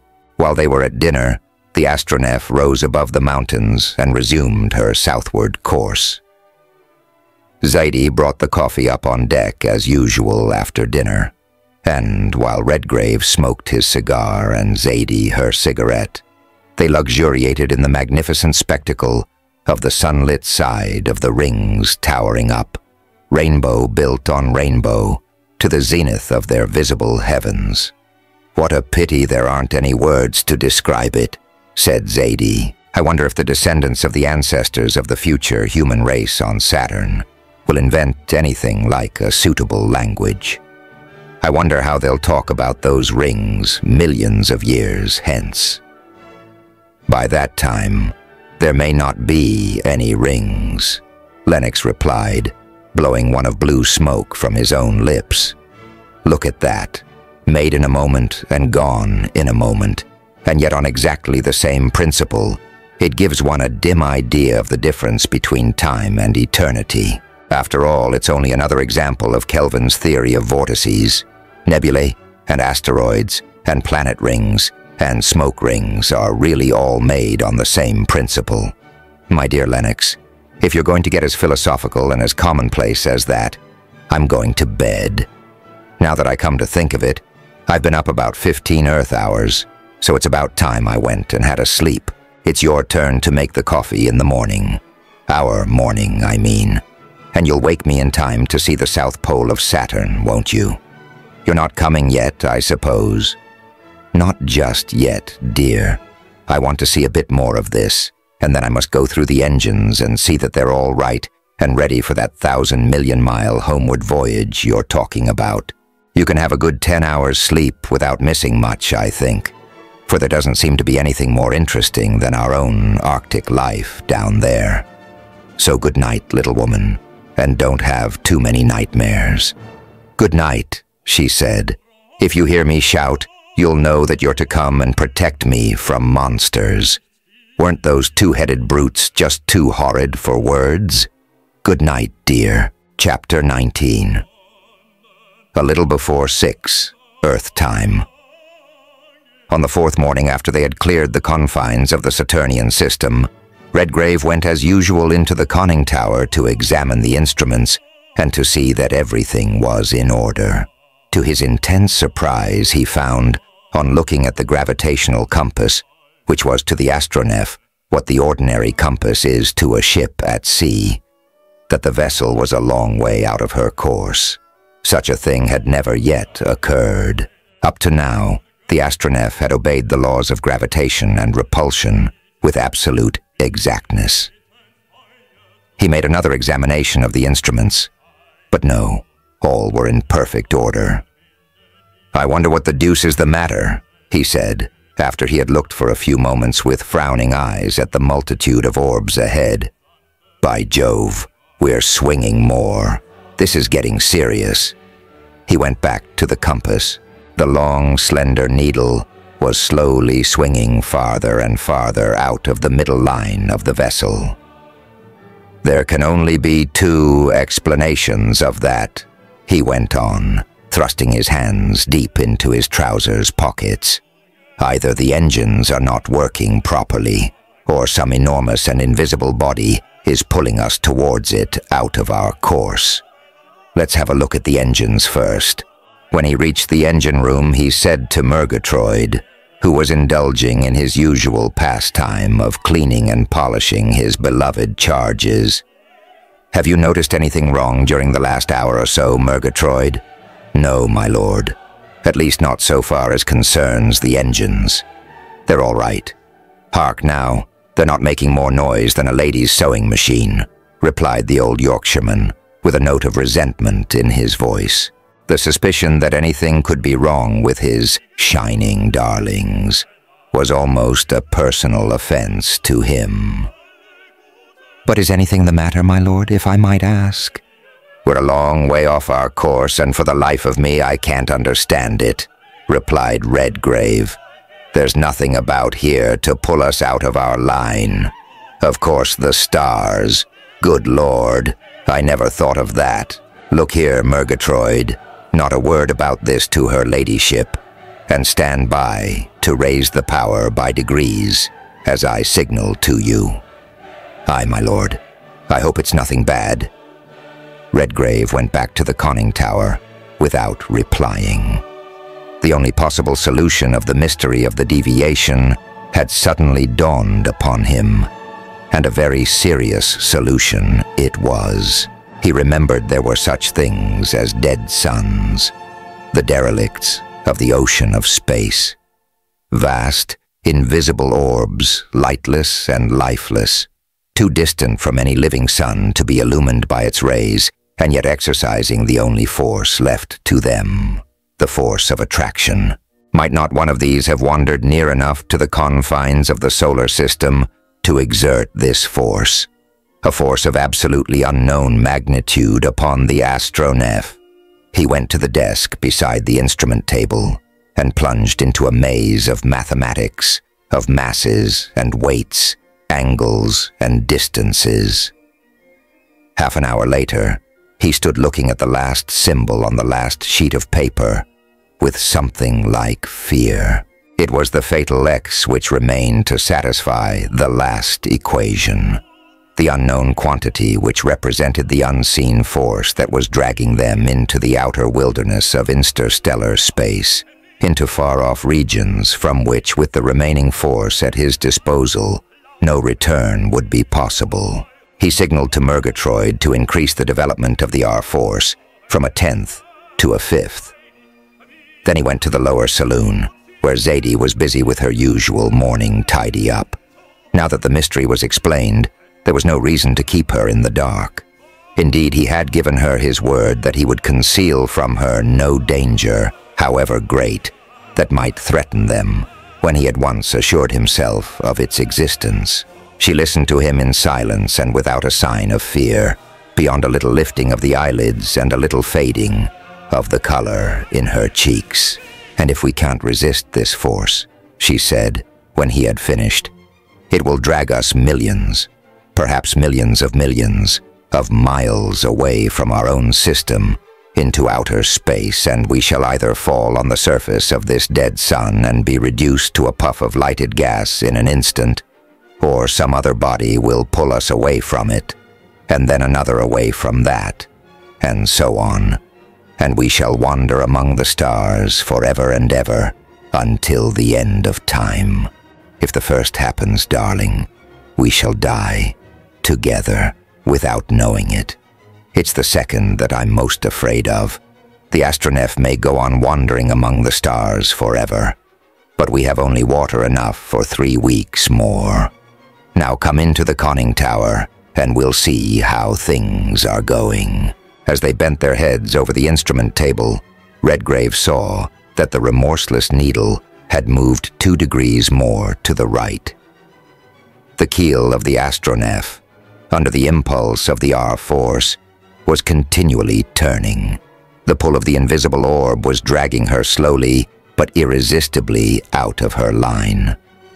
"There's nothing for it but this," said Redgrave, putting out his hand to the signal board and signaling to Murgatroyd to put the engines to their highest capacity.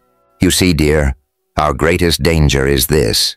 We had to exert such a tremendous lot of power getting away from Jupiter and Saturn that we haven't any too much to spare. And if we have to spend it in counteracting the pull of this dead sun, or whatever it is, we may not have enough of what I call the R-fluid left to get home with." "I see," she said, staring with wide-open eyes at the needle. "You mean that we may not have enough to keep us from falling into one of the planets, or perhaps into the sun itself?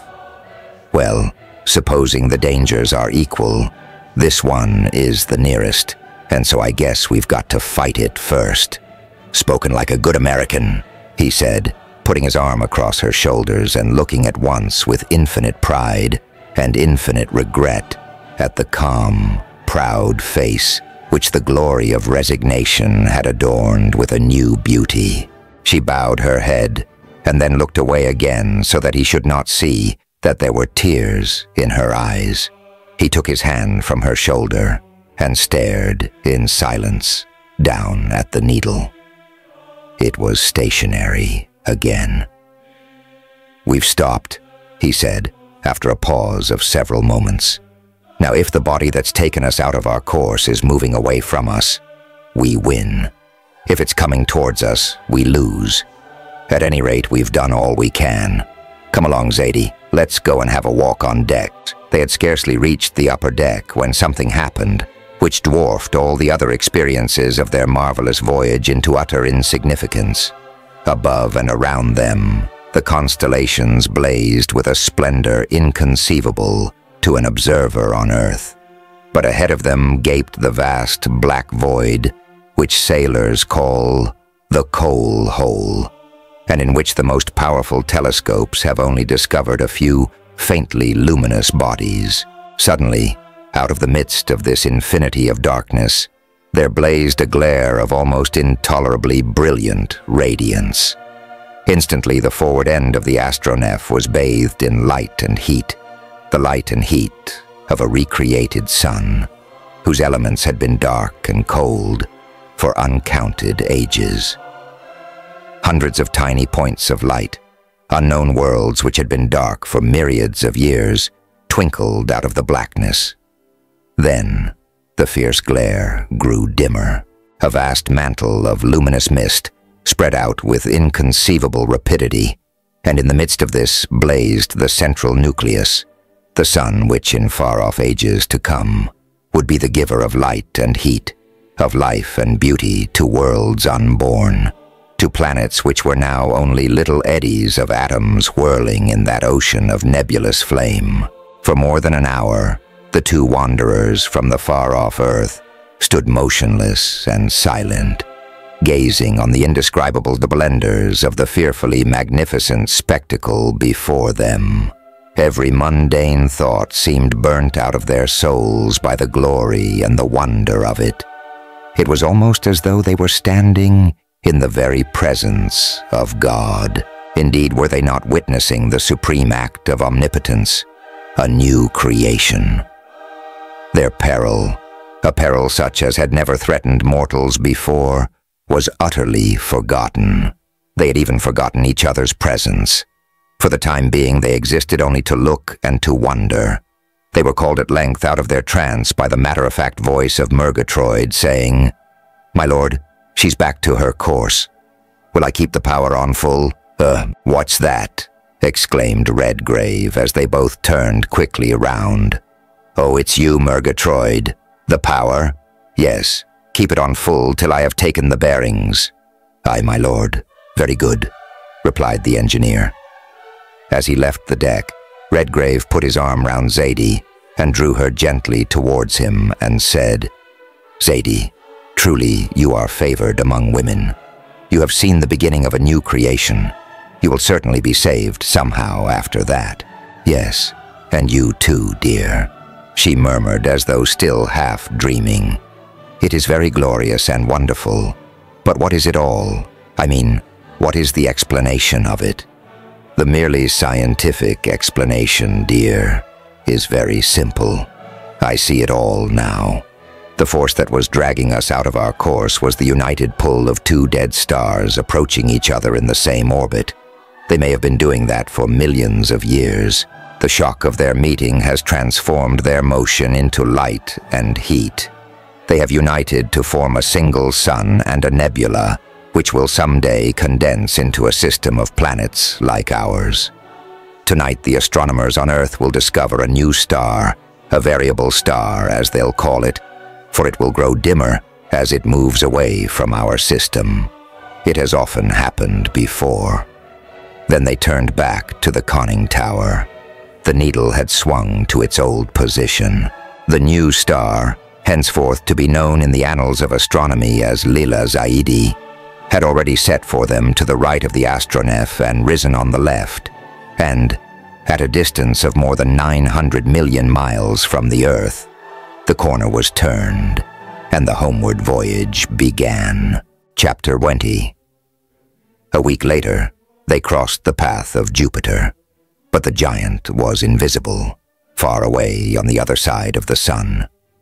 Redgrave laid his course so as to avail himself to the utmost of the pull of the planets without going near enough to them to be compelled to exert too much of the priceless R-force, which the indicators showed to be running perilously low. Between the orbits of Jupiter and Mars, they made a most valuable economy by landing on Ceres, one of the largest of the asteroids, and traveling about 50 million miles on her towards the orbit of the Earth without any expenditure of force whatever. They found that the tiny world possessed a breathable atmosphere and a fluid resembling water, but nearly as dense as mercury. A couple of flasks of it form the greatest treasures of the British Museum, and the National Museum at Washington. The vegetable world was represented by coarse grass, lichens, and dwarf shrubs, and the animal by different species of worms, lizards, flies, and small burrowing animals of the rodent type, as the orbit of Ceres, like that of the other asteroids, is considerably inclined to that of the Earth. The astronef rose from its surface when the plane of the Earth's revolution was reached, and the glittering swarm of miniature planets plunged away into space beneath them. "Where to now?" said Zadie, as her husband came down on deck from the conning tower. "I am going to try to steer a middle course between the orbits of Mercury and Venus," he replied. "They just happen to be so placed now that we ought to be able to get the advantage of the pull of both of them as we pass, and that will save us a lot of power. The only thing I'm afraid of is the pull of the sun, equal to goodness knows how many times the attraction of all the planets put together. You see, little woman, it's like this," he went on, taking out a pencil and going down on one knee on the deck. "Here's the astronef. There's Venus, there's Mercury, there's the sun, and there, away on the other side of him, is Mother Earth. If we can turn that corner safely, and without expending too much power, we ought to be all right. And if we can't, what will happen? It will be a choice between morphine and cremation in the atmosphere of the sun, dear, or rather gradually roasting as we fall towards it. Then of course it will be morphine," she said quite quietly, as she turned away from his diagram and looked at the now fast increasing disk of the sun. "A well-balanced mind speedily becomes accustomed even to the most terrible perils." And Zadie had now looked this one so long and so steadily in the face that for her, it had already become merely the choice between two forms of death, with just a chance of escape, hidden in the closed hand of fate. 36 Earth hours later, the glorious golden disk of Venus lay broad and bright beneath them. Above was the blazing orb of the sun, nearly half as big again as it appears from the Earth, with Mercury, a round black spot, traveling slowly across it. "My dear bird folk," said Zadie, looking down at the lovely world below them. "If home wasn't home." "We can be back among them in a few hours with absolute safety," interrupted her husband, catching at the suggestion.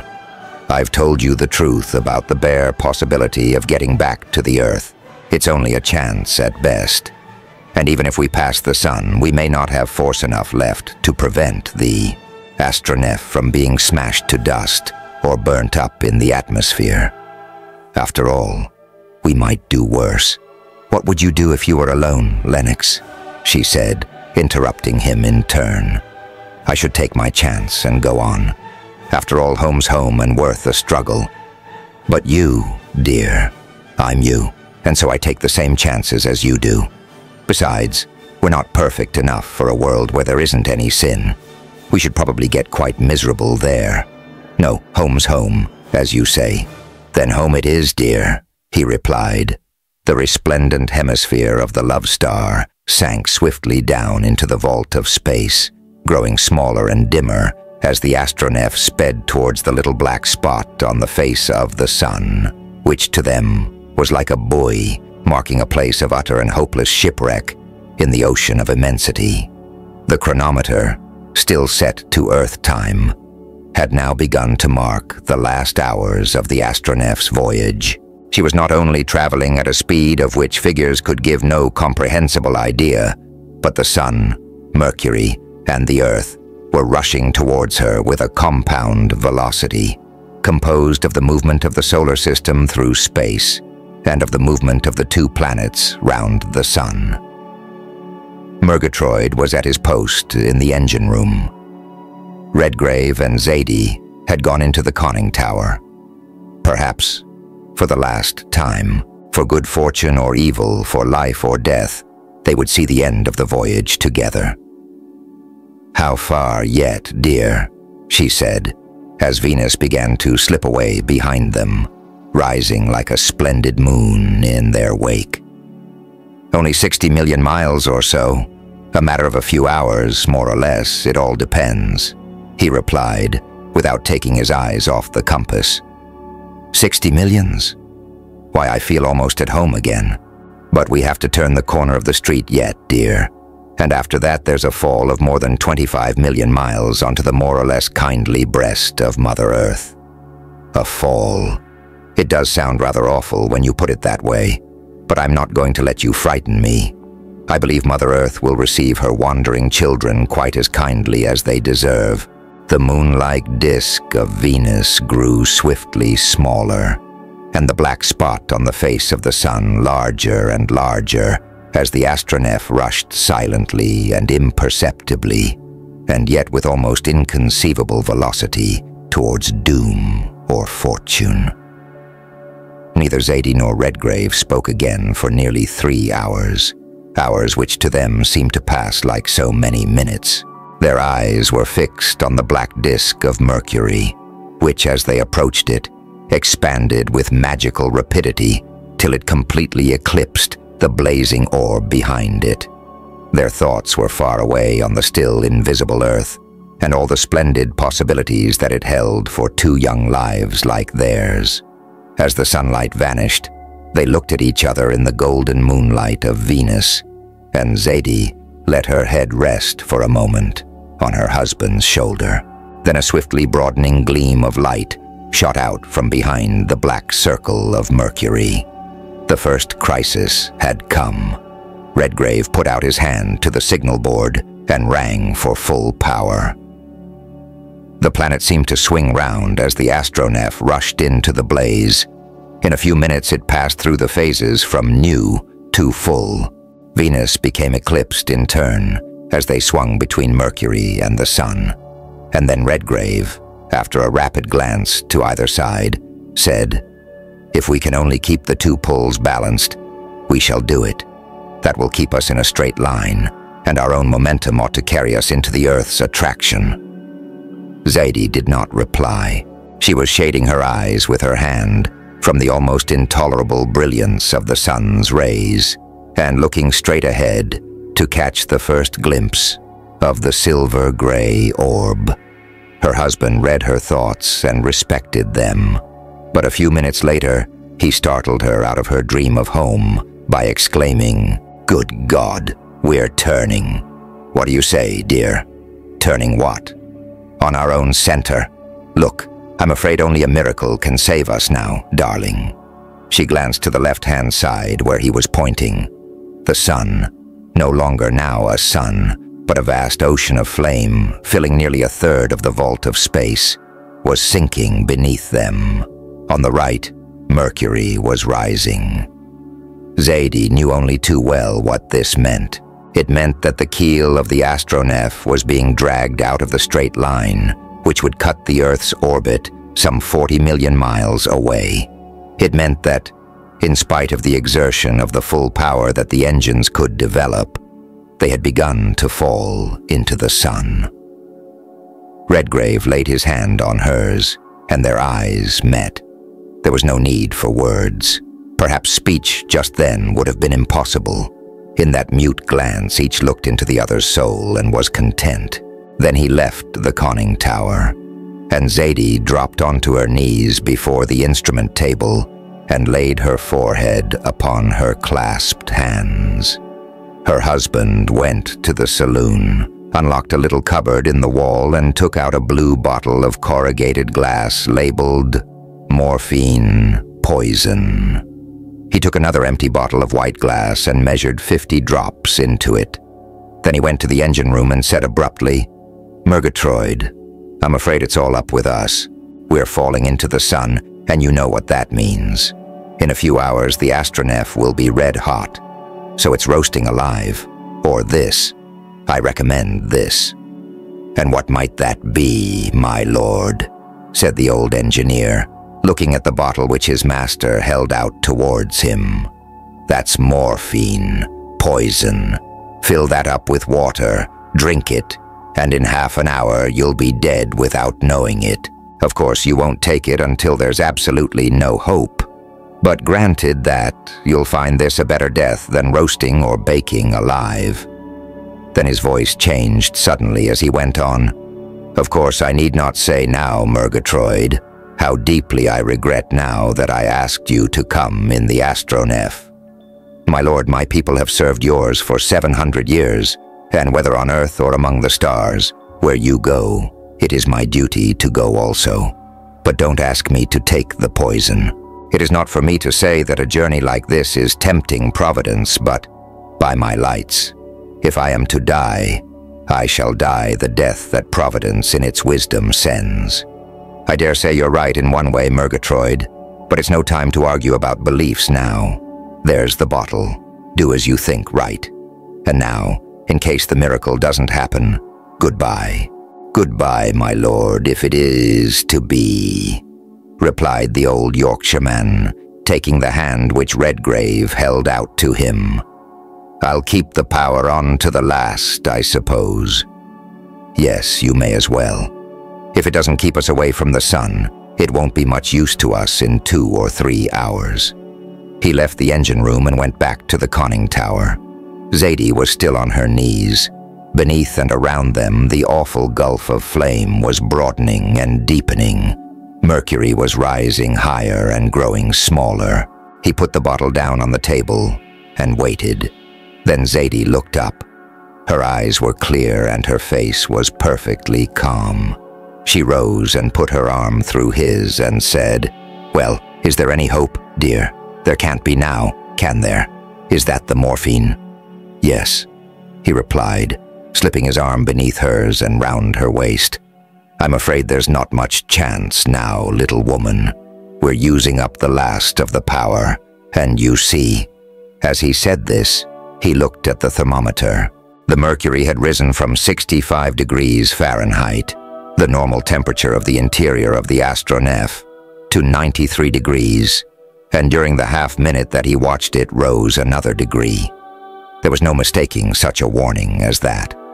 He had brought 2 little liqueur glasses in his pocket from the saloon. He divided the morphine between them and filled them up with water. "Not until the last moment, dear," said Zadie as he set one of them before her. "We have no right to do it until then." "Very well. When the mercury reaches 150, after that it will go up 10 and 15 degrees at a jump and we—" "Yes, at 150, she replied, cutting short a speech she dared not hear the end of. "I understand. It will be impossible to hope any more." Now, side by side, they stood and watched the thermometer. 95, 98, 103, 110, 18, 24, 32, 41. The silent minutes passed, and with each the silver thread. For them the thread of life grew with strange contradiction, longer and longer, and with every minute it grew more quickly. 146. With his right arm, Redgrave drew Zadie still closer to him. He put out his left hand and took up the little glass.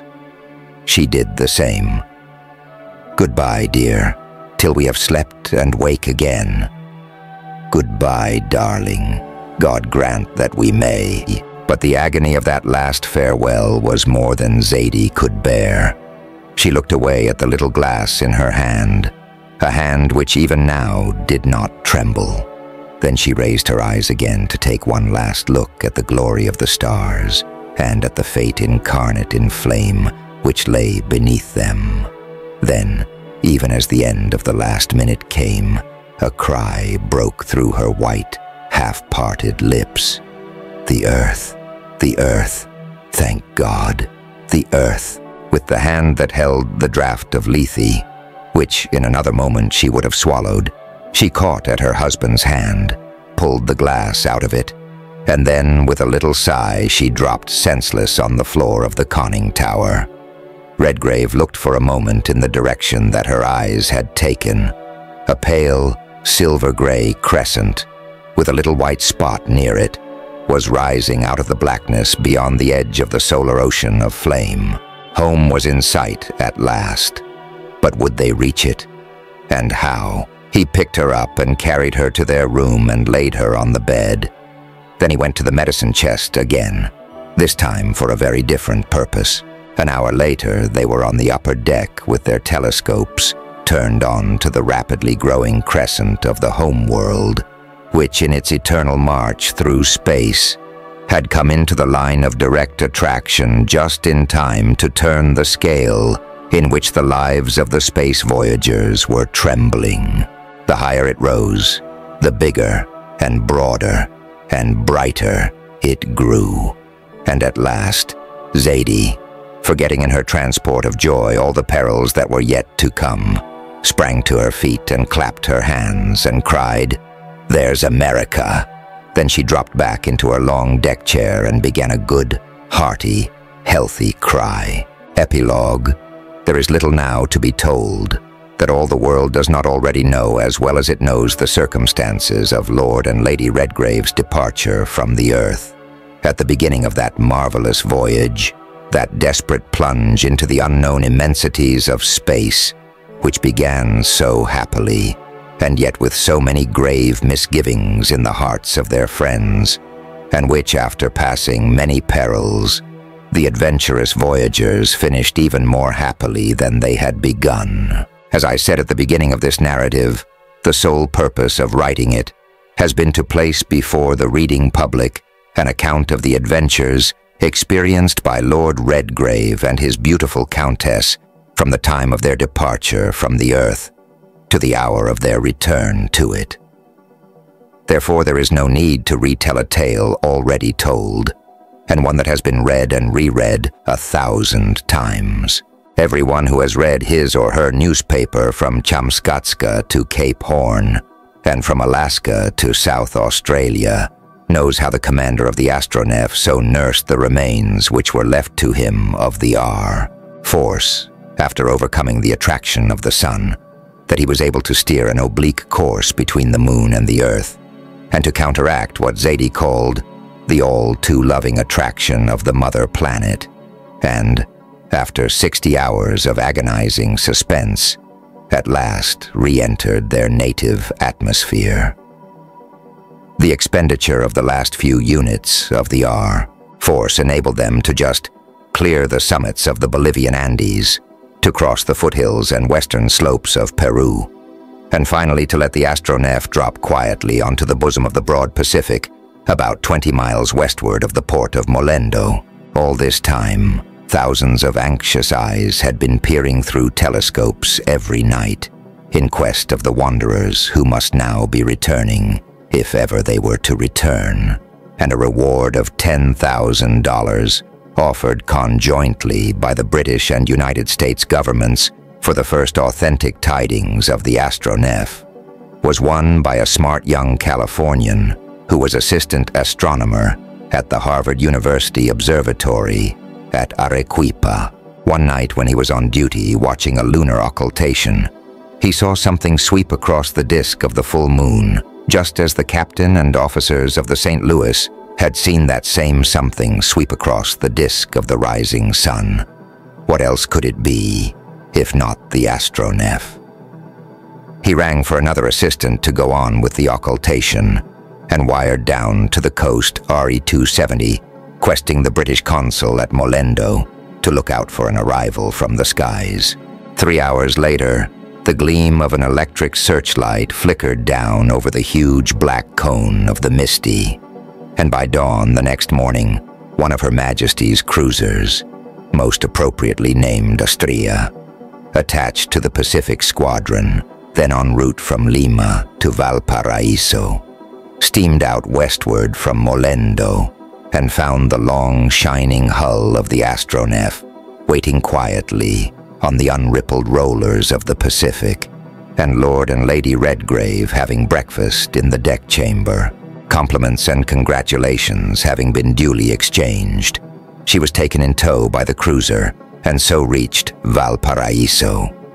Here she lay for a few days while the wires of the world were being kept hot with telegraphic accounts of her return to Earth.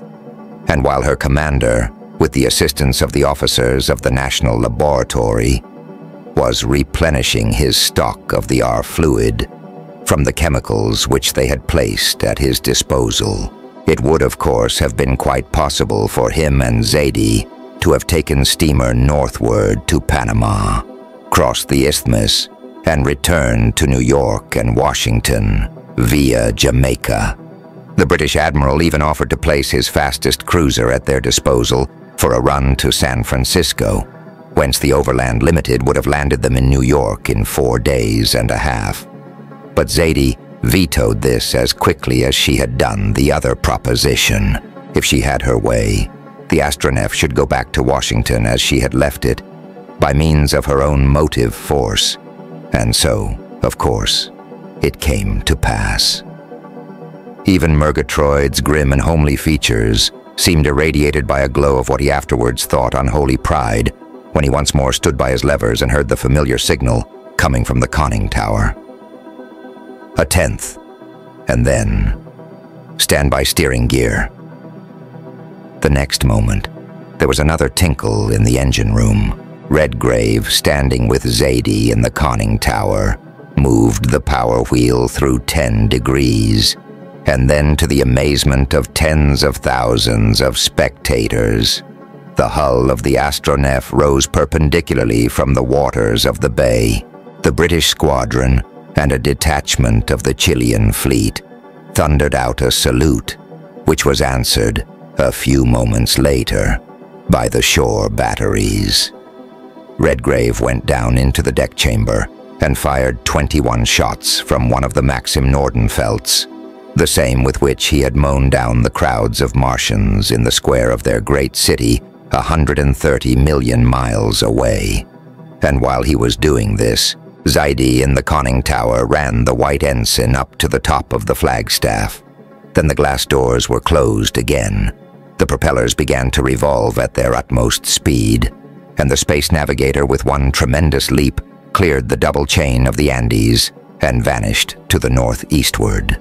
To describe the reception of Lord and Lady Redgrave when the Astronef dropped a few hours later onto the very spot in front of the steps of the Capitol at Washington, from which she had risen just 4 months before, would only be to repeat what has already been told in the press of the world, and especially of the United States, with a far more luxuriant wealth of detail than could possibly be emulated here.